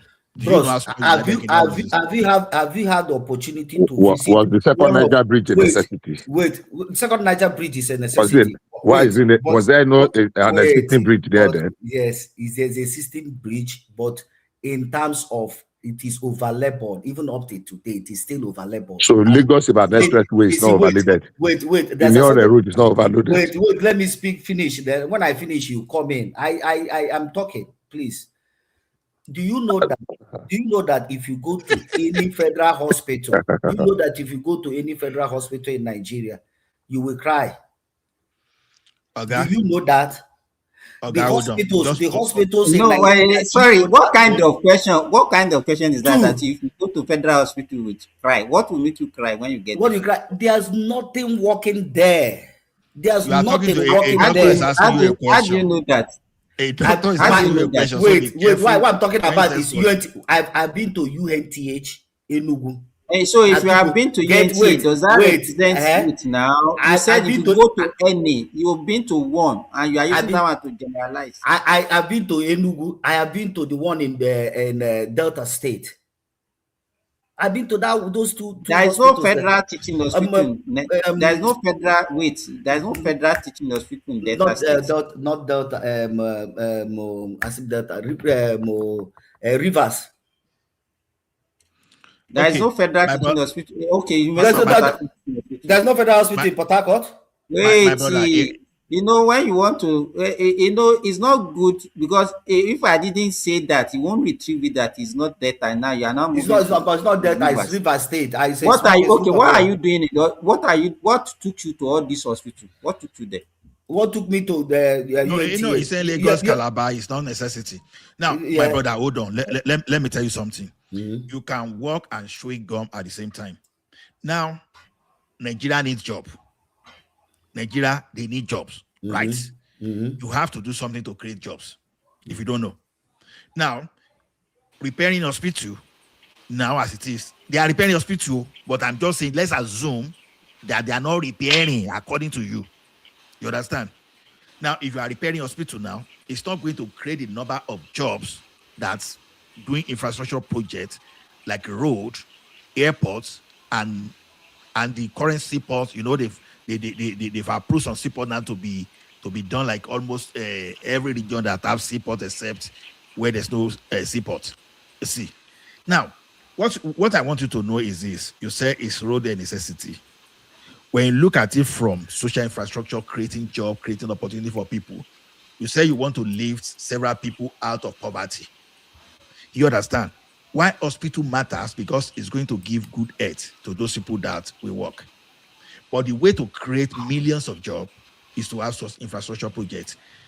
Taking all the money now, concentrating on the hospital now, will not give you that job. Pata, maybe those kind of hospital construction will give you maybe like 5,000 jobs. Okay? Now, it's the not road we even are talking going to about. wait, Ola. Improving the hospital service will not even add more job because there are people that are working there already. Exactly. That's why I say pata 5,000. Now, when you say road, it's not necessary because people are missing a critical thing here. Now, you are saying things are expensive. Productivity is not at the level Nigeria is supposed to be. Now, Lagos, Calabar, Coastal Road will take you about 7 hours to travel from Lagos to Calabar. Whereas the whole road will take you about 14 hours. If you use diesel, what do you think is going to happen? The whole day is not even 14 hours. If you do it, how can you do it in 14 hours? It will take you a whole day. It's going to have impact on your diesel. If you are paying your driver hourly, it's going to have impact on that. So the cost of labor only on that, if you are doing something properly. What about the man-hour loss? That's what I'm saying. So the cost of production alone will high. So this road we are talking about now is going to reduce those costs. And meanwhile, the area that is having Lagos, Calabar, Coastal Road, you see, you are not even talking about what about the reduction in the cost of transportation? That's exactly what I'm saying. Because the reduction in the cost of transportation will reduce cost of production, right? So and it will reduce the cost of goods and services. Exactly. Now, when you see all those coastal roads where you see people now start building estates, real estate will start coming from that place. That real estate, they start building school. New community open up. Do you know the impacts, number of jobs that thing will create? Then the telecommunication people, you understand, they start looking at how to extend the telecommunication services there. The electricity people, they start looking at how to extend the electricity there. The people build gutter, covered everything. That is how to look at it. But when you so focus like Obi style, that okay, this hospital that has been built since 1930, I just want to improve services there. You are not creating jobs. Then you keep producing people that are frustrated every day without jobs. So when you look at all those things, now, and the thing I wanted to say the other time is this: when you look at United Kingdom, as small as United Kingdom is, their road network is more than Nigeria. Nigeria is how many times? I think about 6 times United Kingdom. And yet our road. Okay, let me tell you one thing. My province, a province in Canada, we have better road than Nigeria today. So how come we have those roads that are better and more than Nigeria relatively? You understand? And you are saying Nigeria is not that coastal road. See, guy, I'm happy that you are here now, and I know that after today you are not going to be victim of those people. You know those people that manipulate people. No, you know those people that are manipulate people there. You understand? They are intelligent people. They are professors. They have doctoral degree. They are researchers, but they know they are misleading people intentionally for political agenda. That is the danger there. Okay, for example, you see Wale Soyinka today. We all know that he's a reverend professor, and he starts using his skill to manipulate you. He refused to tell you the truth and start telling you the wrong thing. I'm not saying Wale Soyinka is doing that, but I'm just giving an example. That is what you see. Many people you see you believe over there just because of their profile that you think they are telling you the truth. I can tell you categorically they are misleading unintentionally. Is it not in this country that we heard that someone said you needed Abuja? A law professor, that someone that teaches law, that you need to win Abuja before you can become the president of the country. You think that man didn't know the law while he was saying though? He knew. But it was misleading people intentionally for personal benefits. So if anybody told you that roads are not essential, just know the person is telling you lies, because it's essential because you are going to create jobs. Then Nigeria need average of $150 billion annually for the next 10 years to even bridge the infrastructure gap that we have in that country. So when we are saying roads are not necessary, people are saying there's no job, people are talking of insecurity, all those stuff. That's the deficit in infrastructure, which include road, include school, Even and Ola, so many good things. road can even reduce insecurity, sir. It can reduce Exactly, that's what insecurity. I'm saying. Good road can reduce insecurity. So, see, because most of these criminals, because they perpetrate their evils where the roads are bad, because that's where they can catch people easily. Exactly. And when you are Actually, Ola, I totally agree with you that the best way of creating jobs is to build more infrastructures. And when there are many road construction and different construction going on in Nigeria, it creates a lot of opportunity. And even to my surprise, they were even advertising for Nigeria to come and take job. None of them want to go and take job. And there are so many people that say, hey, we don't find job. They are just for ordinary worker in construction site. And you get us 120 or 150 in the month. how are they going to impress their girlfriends? See them carrying shovel. Even if they are going to make 200,000, 500,000 but this same person we are talking about, they don't have this educational qualification or whatever to even back it up that if you want a better position. And to be frank, there is not that white collar job out there anymore. It is skill based now. What kind of skill do you have? Even as a painter, you can even make more money than a bank clerk at the end of the day. So it's skill based. And if you are white collar job is even a fraud. It's a mental problem when you think mental job, white collar job is what you need to survive. Blue collar job you see makes the money way more in the Western world. You see the way the federal government is attracting people to go to federal government technical school. They are giving them 25,000 stipend every month. So that even if your ward cannot go to University or Polytechnic, it can go to federal technical colleges. So far you pass the entrance examination. You don't need to pay any tuition fee.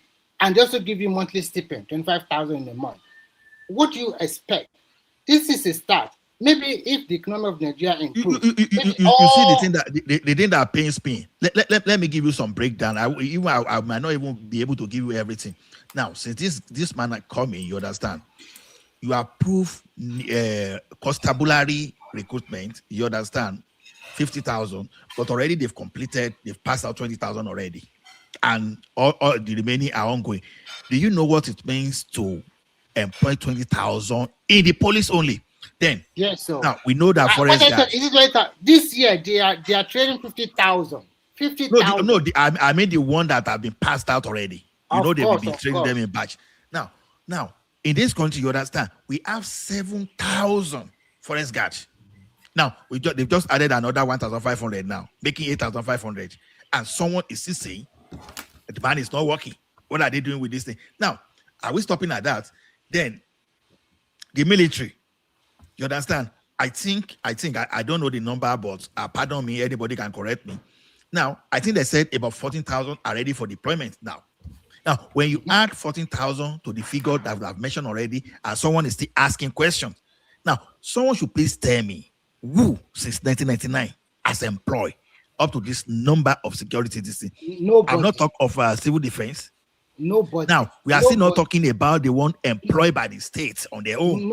Ola, what you should just say is that not even army and police, immigration also recruiting yearly. Customer exactly. Every one of the paramedics are recruiting yearly. They are taking thousands of people off the unemployment situation. So I think, and those, you know what? I think this is, to be frank, is this not about praising. This is about let's just accept that this man have turned this country around. Okay, sorry guys. Let's ask him now. Let him talk now. So what is what can you Namchi? Are you there? Okay, so what's your opinion? I'm trying to log out because there's something I'm doing on the It's not ready, Simba. It's building on something away. Hello. I'm here, but I'm gonna sign out because I got something to do. Okay, thank you for coming. You are welcome anytime, any day. All right. Okay. Yeah. Thank you. So Simba, you look at things. You look at where we are coming from pre-2023 May and where we are today. Sometimes I wonder, Nigeria, is it not April, March? Is it not February to around May that Nigerians are using money to buy money? They cannot even access their lodgement in the bank. They can't. A lot of people were pie inside banking hall in Nigeria during the latter stage of Buhari regime. They cannot even access their money at all. And now everybody is just, you can just use simple transfer, do whatever you want to do. Some people are making a kill. Like, for example, look at the history of that woman that was selling akara. Before 10 o'clock in the morning, she's done. And she's making 5,000 cool profit out of how much investment? 10,000 naira. 50% profit. So she even said if she has more money, she can even make more profit than that. And that is how some people are looking down at people. So whatever you do in Nigeria now, people will patronize it because the population kept on increasing daily. And we do not put a stop. And these people, you know what? You know what? Yesterday, sorry, Ola. Day before yesterday, well, that was it Friday? Yes, it was Friday morning. I said I wanted to took a walk, so my daughter said, okay, they wanted to follow me. So and the mama now said, no, you can't leave me now. So we are walking in the morning just to do little exercise. Then I got to a place. I saw a crowd of people. And I asked her, I said, what are they doing there that people are just angry? Some people park their cars. You know, I don't know if you people know what they call monster. I know now. Monster, you can eat with sugar. Yes, you can eat it with sugar. That is what people are buying. And if you see the crowd, I said, what? Monster. Most of them during our time, they just be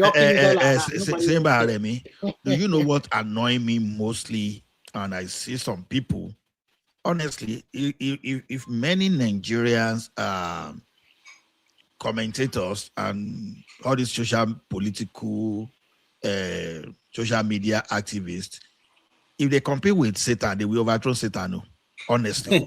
Of course. No. I'm even serious. Now, okay, this is what I mean. Now, if someone say a being power now, you are not living in Nigeria, so that people, you don't know how people hungry. And anybody that, because the thing is this, that's a blackmailing tactics, because I keep talking to as many people as I can talk to. When people start using that thing as a weapon, you know what they are trying to do? They are setting you up. Yes. So that you won't be able to talk. And I think it's mostly Nigerian diaspora that always do that. No, that is blackmail now. They want to blackmail you. So that exactly, so that when you talk, people will now be seeing you as devil. Yes. This guy is not that has no empathy. They even blackmail you to the extent that if you say you are supporting Tinubu, they say, no, is that the bad government? It's all lies. People are coming out boldly now. Yesterday, I was arguing that thing somewhere. Say people like us that our parents were government workers. Nothing was rosy in the 80s. Given that I cannot talk so much about it, it's not as if I cannot talk to at least what happened in the late 70s. But let me just say in the 80s, nothing was rosy. At least my papa was not driving a car. Do you understand? I think he got to a stage where he will say that even we will even spend you will even get some book me down food at a particular point in time. This were tough too. That time that you are talking about, do you see any civil servant that time that did not have a farm? It's impossible. Let me ask you this question. You know, it was austerity measure, austerity under Shagari, Operation Feed the Nation under Obasanjo. Let me say this. During the Abacha time, it was the most horrible time in Nigeria. People were eating egbo and they were cooking with sawdust. Now, just opposed to today. I was a king of sawdust. Everybody, no. Just opposed to today. During that time, I did not hear Nigerian buying 50 kg of rice to put for house. And they will be telling the economy was terrible now. Now, a lot of Nigeria, when they want to buy rice, they will buy 50 kg of rice as a go. Who buy 50 kg of rice, one bag of rice as a go during that time? They buy in Congos or in models or what? I don't think there's any family that used to buy 50 kg. You know, that is because of his propaganda. Wait, there's no time that anybody will be, unless you wanted to do a ceremony. Why will you buy a 50 kg rice in the house. Even the rich ones don't buy that. And why should you do that? I only know about So because 50 they are equating kg. their minimum weight to a bag Hold of on. rice. I only know of 50 kg of rice when I started working in the bank. Because we're going to share it at the end of the year. That's only Yes. because I can tell you before I started working in the bank, I don't know anything like 50 kg of rice. You just go and buy Derica, or what's this Better Life plastic that we normally use that time. There was a time that they use they call it Dana. Then a particular time they call Better Life plastic. That's a better Life bowl. Then later in Lagos they say Ola, Derica. it's only in Nigeria. In Saudi Arabia, I've never seen a 50 kg rice. So all I see is 5 kg, 10 kg. I've Yes. never seen a 50 kg rice. You are right. When I was in China, I saw 50 kg, but mostly they don't buy. Mostly they just buy that small 2.5 or 5 kg. And that is it is that country that I noticed that you don't need to eat a big bowl of rice. So it's just a small bowl, and you eat more protein and vegetable. You see The that way black we penny consume skills. carbohydrates in Nigeria is funny. That black penny skills, you understand? That's what I don't like. These people are very fortunate that I'm not Songo, you understand? Thunder wave for don't punch many people.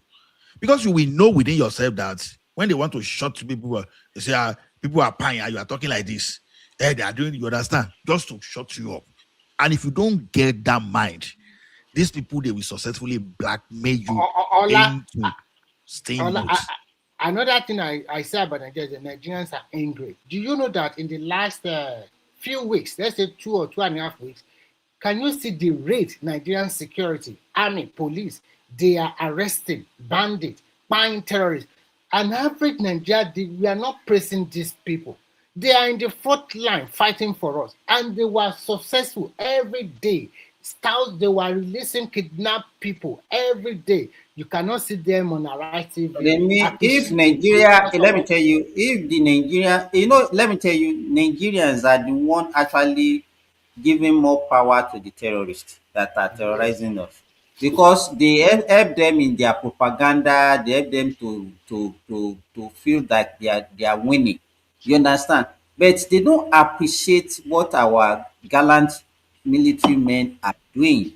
If they are sharing the news of kidnapping and whatever insecurity, the way they are sharing if they are sharing the news of the achievement of our military personnel the same way, it could have been better. But in fact, there are some people that they don't even share any good news. The only thing they share is bad news. Yeah, recently, I continued to watch some video on YouTube about what is happening in America, and I discovered that there's a lot of criminality in terms of gun violence and so many things. But you can never see their media putting it at the front, something of their TV station or on their newspaper. They have already accepted their fate. If you see some states in America where people have drug addiction problem, they were just sleeping on the road. Some people, they coil like this, like their head bent down like this. Several people, not 1, 2, 3, 4, 5, up to 50, 100, lining in the street like that. They were even shaking them. Are you all right? They would put that. I just, oh my God, this is a serious issue. But I have to say it's in Nigeria. So sometimes I just laugh. Every country have their own wahala. The wahala that they for one country, they never solve and finish. Now you are now inviting that country to come and solve your own problem in your country. Sometimes I just wonder what kind of black people are we? Why do we behave like so primitive this way?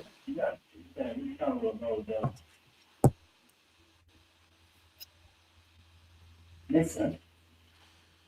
Who is that? I think Akim and Oriola is there. Okay, so should we shut down? It's already over 5 hours. Maybe you want Well, to take it. we're still listening. I'm listening to you guys. Now you see something, Simba, now Remy, you said something the other time that people talk bad about this. You know, if these people they don't talk bad, it's not going to satisfy their own agenda. And that is why I keep wondering, are people really looking for good governance? Because when you are talking of good governance, you are seeing good governance at least at its best. Because you know what? Okay, now people like us, we can still talk of paradigm adjusting because I was in Ondo State. You understand? Some people in Edo say they can talk of Ambrose Ali. We cannot talk People about in Bola this Ige in your state Bola now. Ige, Jack Conde, because you will talk about where you live that time. Now, because of age that time, we won't be able to talk so much. And even when you even look at those things that you call good governance at that time, they were basic because if they put the right structure in place at that time, I think we won't even be where we are today. But for its goodness, now look at what Awolowo did. Hold on. Well, look at what Awolowo did. It is what is still sustaining Yoruba and the old Western region. Now, do you think it's just by chance that that Southwest and some part of South are the most educated in Nigeria today? Yes. Is it by chance that Southwest and some part of South are the one leading the banking industry and major big industries in that country? It's not by chance. That's education.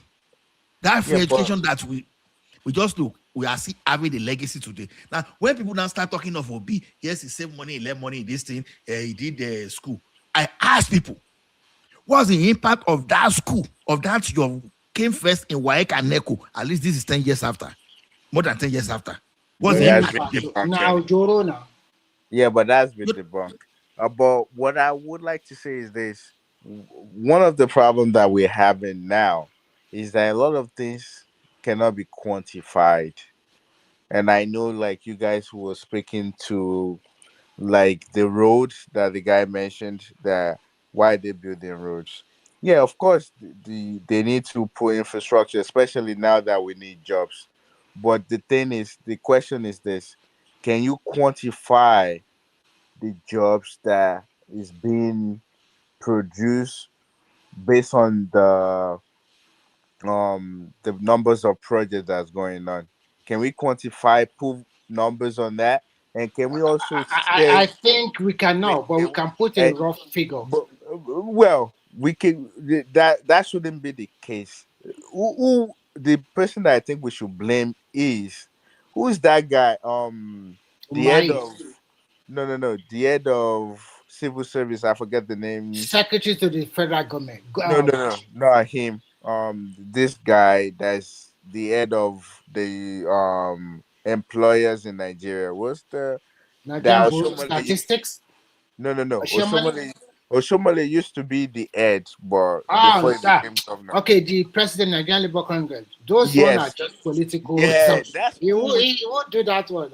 Because he should be able to tell us that all the projects that the government is saying they're doing now, I want the list, or you should be able to provide me the number of people you're hiring, that actually Nigerians that you're hiring. I want to know them.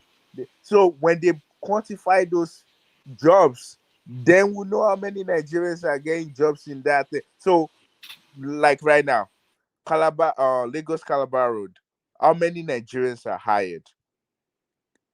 Can you hear me? Can we know? Can you guys hear me? Can you hear me?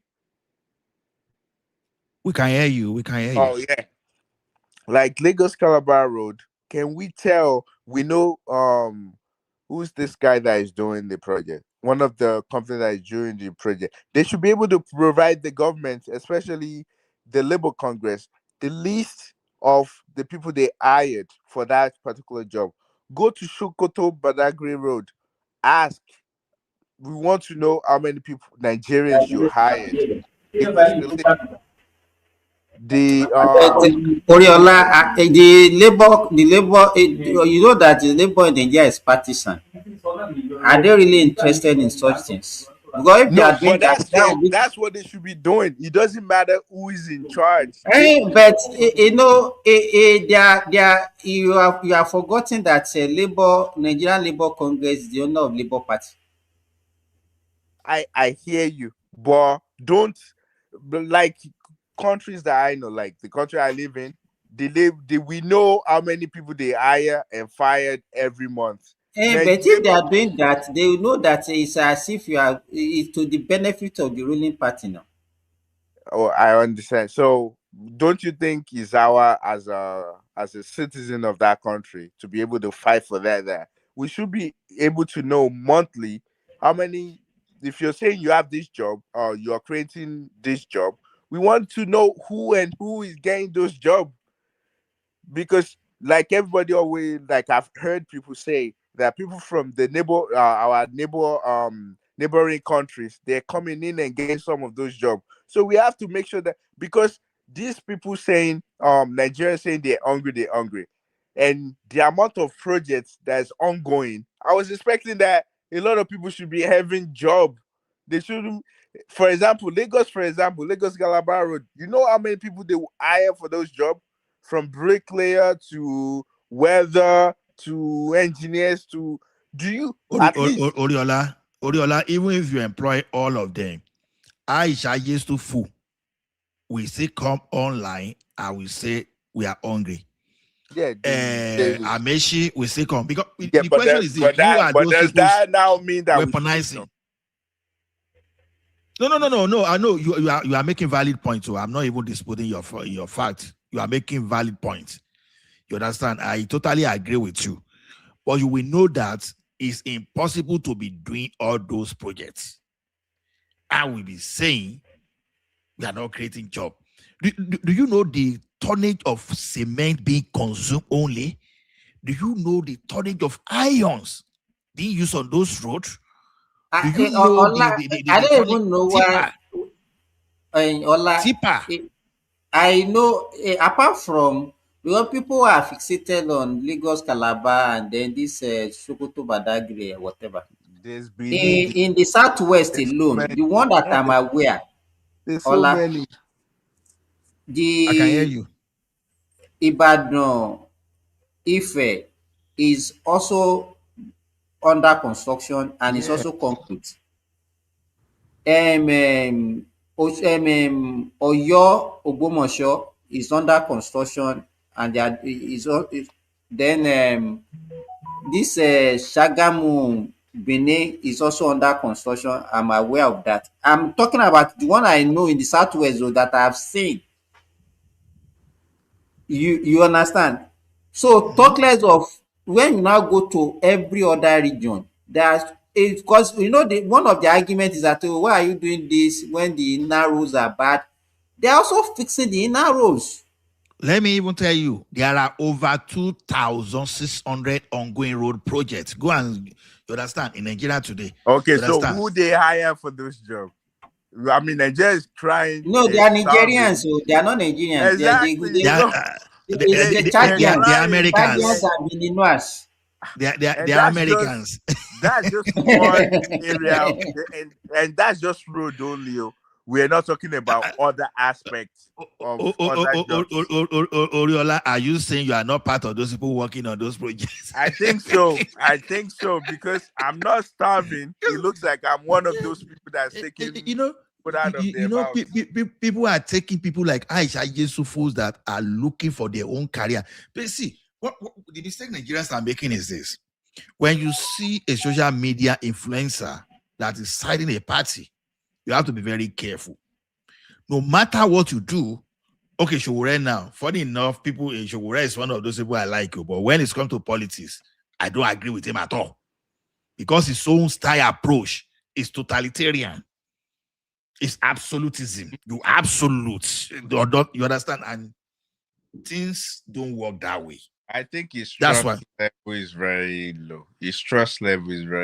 I don't think he's authoritarian. I just think his trust level. No. The problem is this. Okay, look at Lula of Brazil now, for example. When Lula wanted to take over power, he contested twice. He didn't win. What was he doing? He will go back every time. He will go back to the grassroots to go and install government at the grassroots. What was Tinubu doing? Tinubu was building at the grassroots, at the state level, and he kept waiting. He was sponsoring, was building his political empire. I ask people questions today. Okay, if you say, okay, how many people did Tinubu build or help to get into power? you can start mentioning, oh, okay, Fashola, Aregbesola. You mention even at a particular point in time, you're that, okay, don't let me mention Atiku because that would be too ridiculous. You understand? Now, Oshiba Joe, so many people you can mention. Can anyone please tell me that person that Obi has helped to power today? And that's the kind of person you want to rely upon. Okay, people are saying, Tinubu has pocketed everybody. They are now singing on your mandate. The question is this. How come they can respect Tinubu? Because he helped them. Because he helped them. Why do you think some people will stand up? Even Jonathan, some people still gave credit to Jonathan that, okay, he helped them build political career. But ask yourself a question. How come the National Assembly then could stand against Jonathan and do anyhow, and they don't try that rubbish with Tinubu?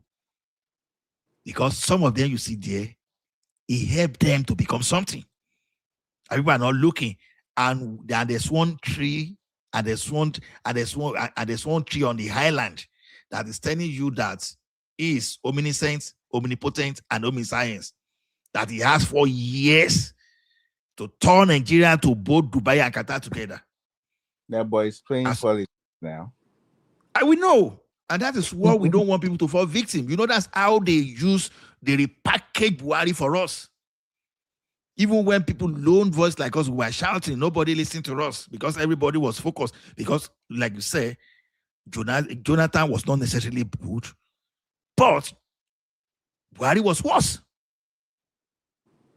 Now, when people are now saying that Tinubu will not win to 2027, good luck to you. Who is going to win? Tell us. Atiku? Obi? Just tell us now. Who is that person? What's their profile? So that's exactly what we are saying. Already now, look at the dangerous politics that opposition are playing now. They are now playing victim of, they are not going to allow free and fair election. When you already know that you are losing already. You see someone that created the state police, you say he has not created anything. You see someone that is expanding Murtala Mohammed Airport to build a regional hub. Something that will easily grow our flights processing of 40 million to like 40 million in less than 10 years. People don't really understand. Okay, don't let me even exaggerate that 40 million.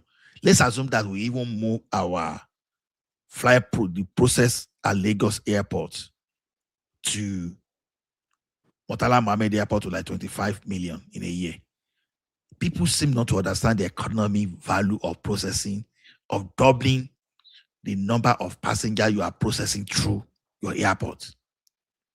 And that's one airport. Now, what Kiamu just resolved now because of this issue with Babalaki, where when they gave him concession to the point that I was just knowing from what Kiamu was speaking that it was Babalaki concession that had been stopping that Lagos airport. Just imagine Murtala Mohammed processing 25 million annually, and you have Lagos airport now they are just going to build, processing another 20 million annually. Are people really, can people really understand the impact of that volume? Look at it. Oh, let's even look at it from aviation fuel alone. And let's look at it at the number of engineers, crew, full supplier. Yeah, but that will work with that. You're right, but that's where the question comes. Like all these things that's going on. I mean, people cry foul about they're starving. That's like when he first came in 2023. I don't think no. Say Aisha Yusuf will cry foul. Sorry. Yeah, but no, don't you think those people are getting paid for what they do? I don't think they're real. I think they're getting paid for what they do. So they really don't count. People that believe them on their own. Is on them. Because do you think those people are not making money out of what they're doing? Of course, Because they are making money. They are to me, making money I in think they're different way. making. Yeah, I think they're Now, doing it for money. I don't think they believe in what they're doing. go to Aisha Yesufu X page. Now, I think he has over 2 million follower. And you know what that thing can translate to if you monetize very well. And start, you understand? Then he has a reasonable following on YouTube. I actually I've think never people been. pay them, not just the money they're getting from monetization. I think people Of actually course, pay yes. them to do Of what they course, do. yes. Yeah. So that's why I don't really listen to them. I don't pay them no mind because I believe they're doing it for money. If they don't have a job, that's what they do 24/7, and you think they're not getting some money from somewhere. I mean, if they do it and they can tell us that here I'm taking money out of my pocket to do what I do, then I believe them. But they're not taking money out of their own pocket to do what they do. Someone paid them, so that's why I don't. I went to Aisha Yusuf. I said you were busy twerking for Buhari toward 2014, making promises. I said you've not apologized for misleading the people. You understand? I said you are doing the same thing for Peter Obi now. Just ramble over it. You understand? Because anyway, I see them too, because I know they are expert in blackmailing. Me too, I keep reminding them of their past, of the evil they've committed. That you have not apologized for misleading people. It's and a the job same to mentality. Exactly. And the same mentality of what you did. And you know what surprises me is that even Rufai Hosseini now is beginning to move against Obio. Do you think him himself is not making money out of what he does? Because he's double mouth. Like, I don't really believe him. Like, I mean, he tried to carry Nigeria on his head. Like, yeah, I'm so faithful to Nigeria. I'm so all of that. I think there's a money that because it would be so hard for someone to not get paid. I mean, even the United States, people that do what they call them, that do this thing, they get paid. Lobbyists, Yeah, no, they get paid. People pay them to go media out. managers. Yeah, I mean, like the protesters, the activists, they get paid to do what they do. They pay them. It's not something that you just do freely, Nini, because I mean, if you don't have a job, how do you put food on your table? So I think they're getting paid. It's not something that is real. So that, to me, my own focus is that I'm praying for is after Tinubu leave, the next person that is going to come on board. That's what really worries me, because as of right now, the institution, exactly what worries me. The people that should be building institution, because don't expect Tinubu to do this. He put ministers in his place.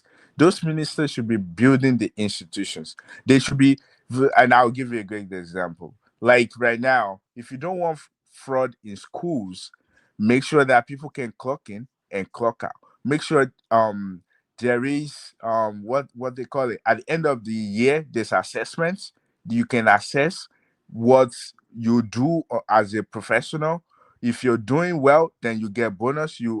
They move you up the ladder. But if you're not doing so well, then they have to caution you. There has to be training. So they have to be able to checkmate people. The same thing will be for job.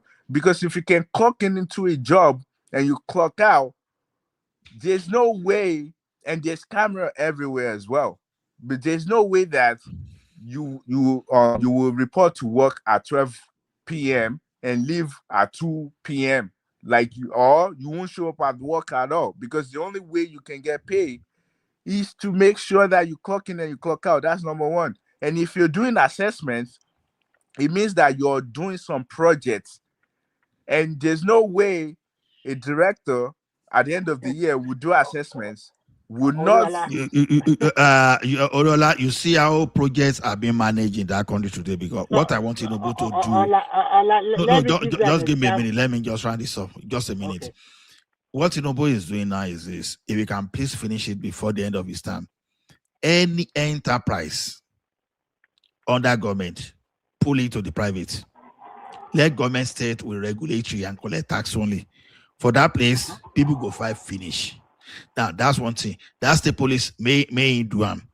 Because let me tell you one thing. All this road you are giving to the private people to construct, to manage, is going to reduce corruption. Gone are the days where you construct road at the next thing, and the following month, some people will be digging the road. They want to put pipe across all those things. It be gone. You can't give Shagori now, after Shagori now spending some several billions of dollars now, as someone, you understand? To the core. Exactly. So those models will work. So all and let me tell you one thing. Go ahead. Is the finished model. What they did was very simple. With your mobile phone, you use your mobile phone to clock in. And all your movement, the moment you clock in, the supervisor, the company already seeing all your movement. No, private people do those already. I think it's talking of government. And I'm talking about government. If they can do that. No. You see, when most enterprises are moved to the private people, that's with the impact of that of government will be limited. Yeah, they will follow you they will know whether, even when you are walking outside, they already know exact point you are at a particular time during that working hours. You cannot just say, I clock in. Hey, my friend, cover me up. I'm going out. Nothing like that. The moment me that you see, let me say this. Me that you see, I do build clocking, no. In case you want to build, it's very easy. I'm telling you. Listen, Lola, the moment they did not see you online, they will call you by phone. We do not see you. Where are you? You'll be surprised. So there's no way you can cheat the system. There's no way you can't cheat the system.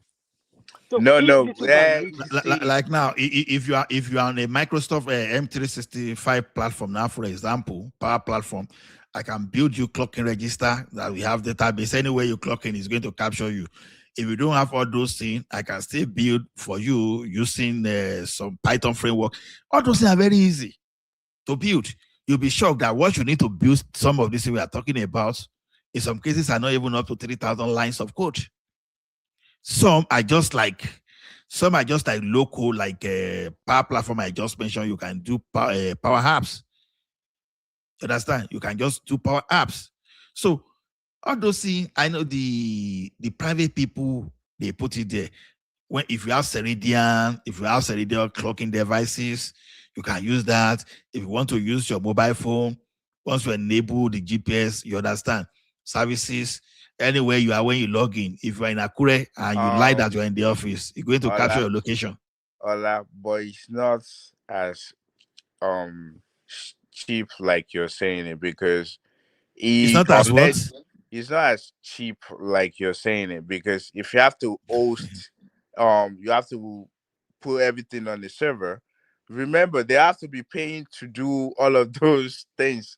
And I think if Nigeria is able to host them by themselves, have a team do all of those things, there's a lot of money. You have to understand that unless they want to use someone abroad or some other hosting company to do all of those things, it will cost them money. If they want to use in Nigeria, they have to worry about electricity, they have to worry about security. I understand what you're saying.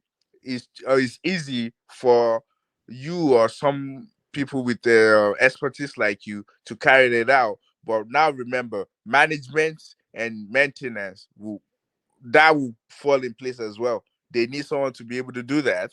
And you know that country already. You know how it works. Like, they do stuff, they put infrastructure on the ground, but they don't manage it. So I understand what you're saying, but they have to do it all over, because the people you're saying move everything to private for a private company to do that. What about people enterprises? I say government should not run enterprises, anything that generate money. That's not like NNPC that used to steal money. Let government stay with regulation and tax collection. Yeah, but regulation too. Yeah, but for regulation, for example, you still need the workers to come into work and be able to go to different companies and make sure the other companies that they supersede complies with the regulations. They still have to do those, because from stories that I heard, local government workers does not show up. Like those are That's the what people I'm that saying. You use their mobile phone. You can use the mobile phone to do the clocking. So you can host, you can get infrastructure in the cloud. Then anybody that want to sign in, you sign in from your phone. So the phone will capture your location. So That's if you stay exactly in what they do Ibadan there. and you lie that you're in Lagos, you know you are not going to bribe the telecommunication services. You are not going to buy Google. You are not going to bribe them. Yes. Because you You don't know understand? They who don't is know you. They are going to providing it. expose you. So the thing is, you just want a log, a repository. Once you log from where you are, you want to capture it somewhere. So, okay, for example, if you are using Azure or you are using like say AWS, when you have the managed services there, you understand, you cannot bribe all those people. So the how idea of many this Nigerian employees, how many do you think are they close to 1 million or more? They are, right? You made the government civil servants. The total federal No, and the state. question that I want to ask Ola is this. Ola, I want you to are answer your saying that. question, Oriola. Wait, let me say something real quick. Then you can answer it plus this. The question I want to ask you is, okay, you want them to use cloud or AWS, for example. You want them to use that. Do you know how much money they have to pay to be able to host those amount of data of people, Nigerian civil servants? Do you know how? That's what I'm saying. Like, yeah, these things easily can be done, but do you think Nigeria can be paying Okay. those? Who is managing identity for the workers? No, hold on, I Remy. know. I do. Okay, so if they're already managing identity now, where they used to detect ghost workers, so that same identity can be used for register. Ola, sorry, I'm going out, so take charge, please. Shut it down, Baba. Shut it down. Yeah, because myself I go soon vamos. You are not going to take us along. You just have to spend this money alone. Come to Nigeria now, so that I I'm can take already you along. beside you now in Nigeria now. I will follow you shopping, and I will be picking whatever I want. Simba ṣé mo lè wá máa taṣọ òfì fún yín ní mo lè wá máa taṣọ òfì fún yín ní Saudi. Ayo. Aṣọ òfì. Ta ni ó wọ̀? Aṣọ òkè kí ló dé? Aṣọ ẹ̀fẹ̀ kí lówó bí Adébísí ni. Àbí o.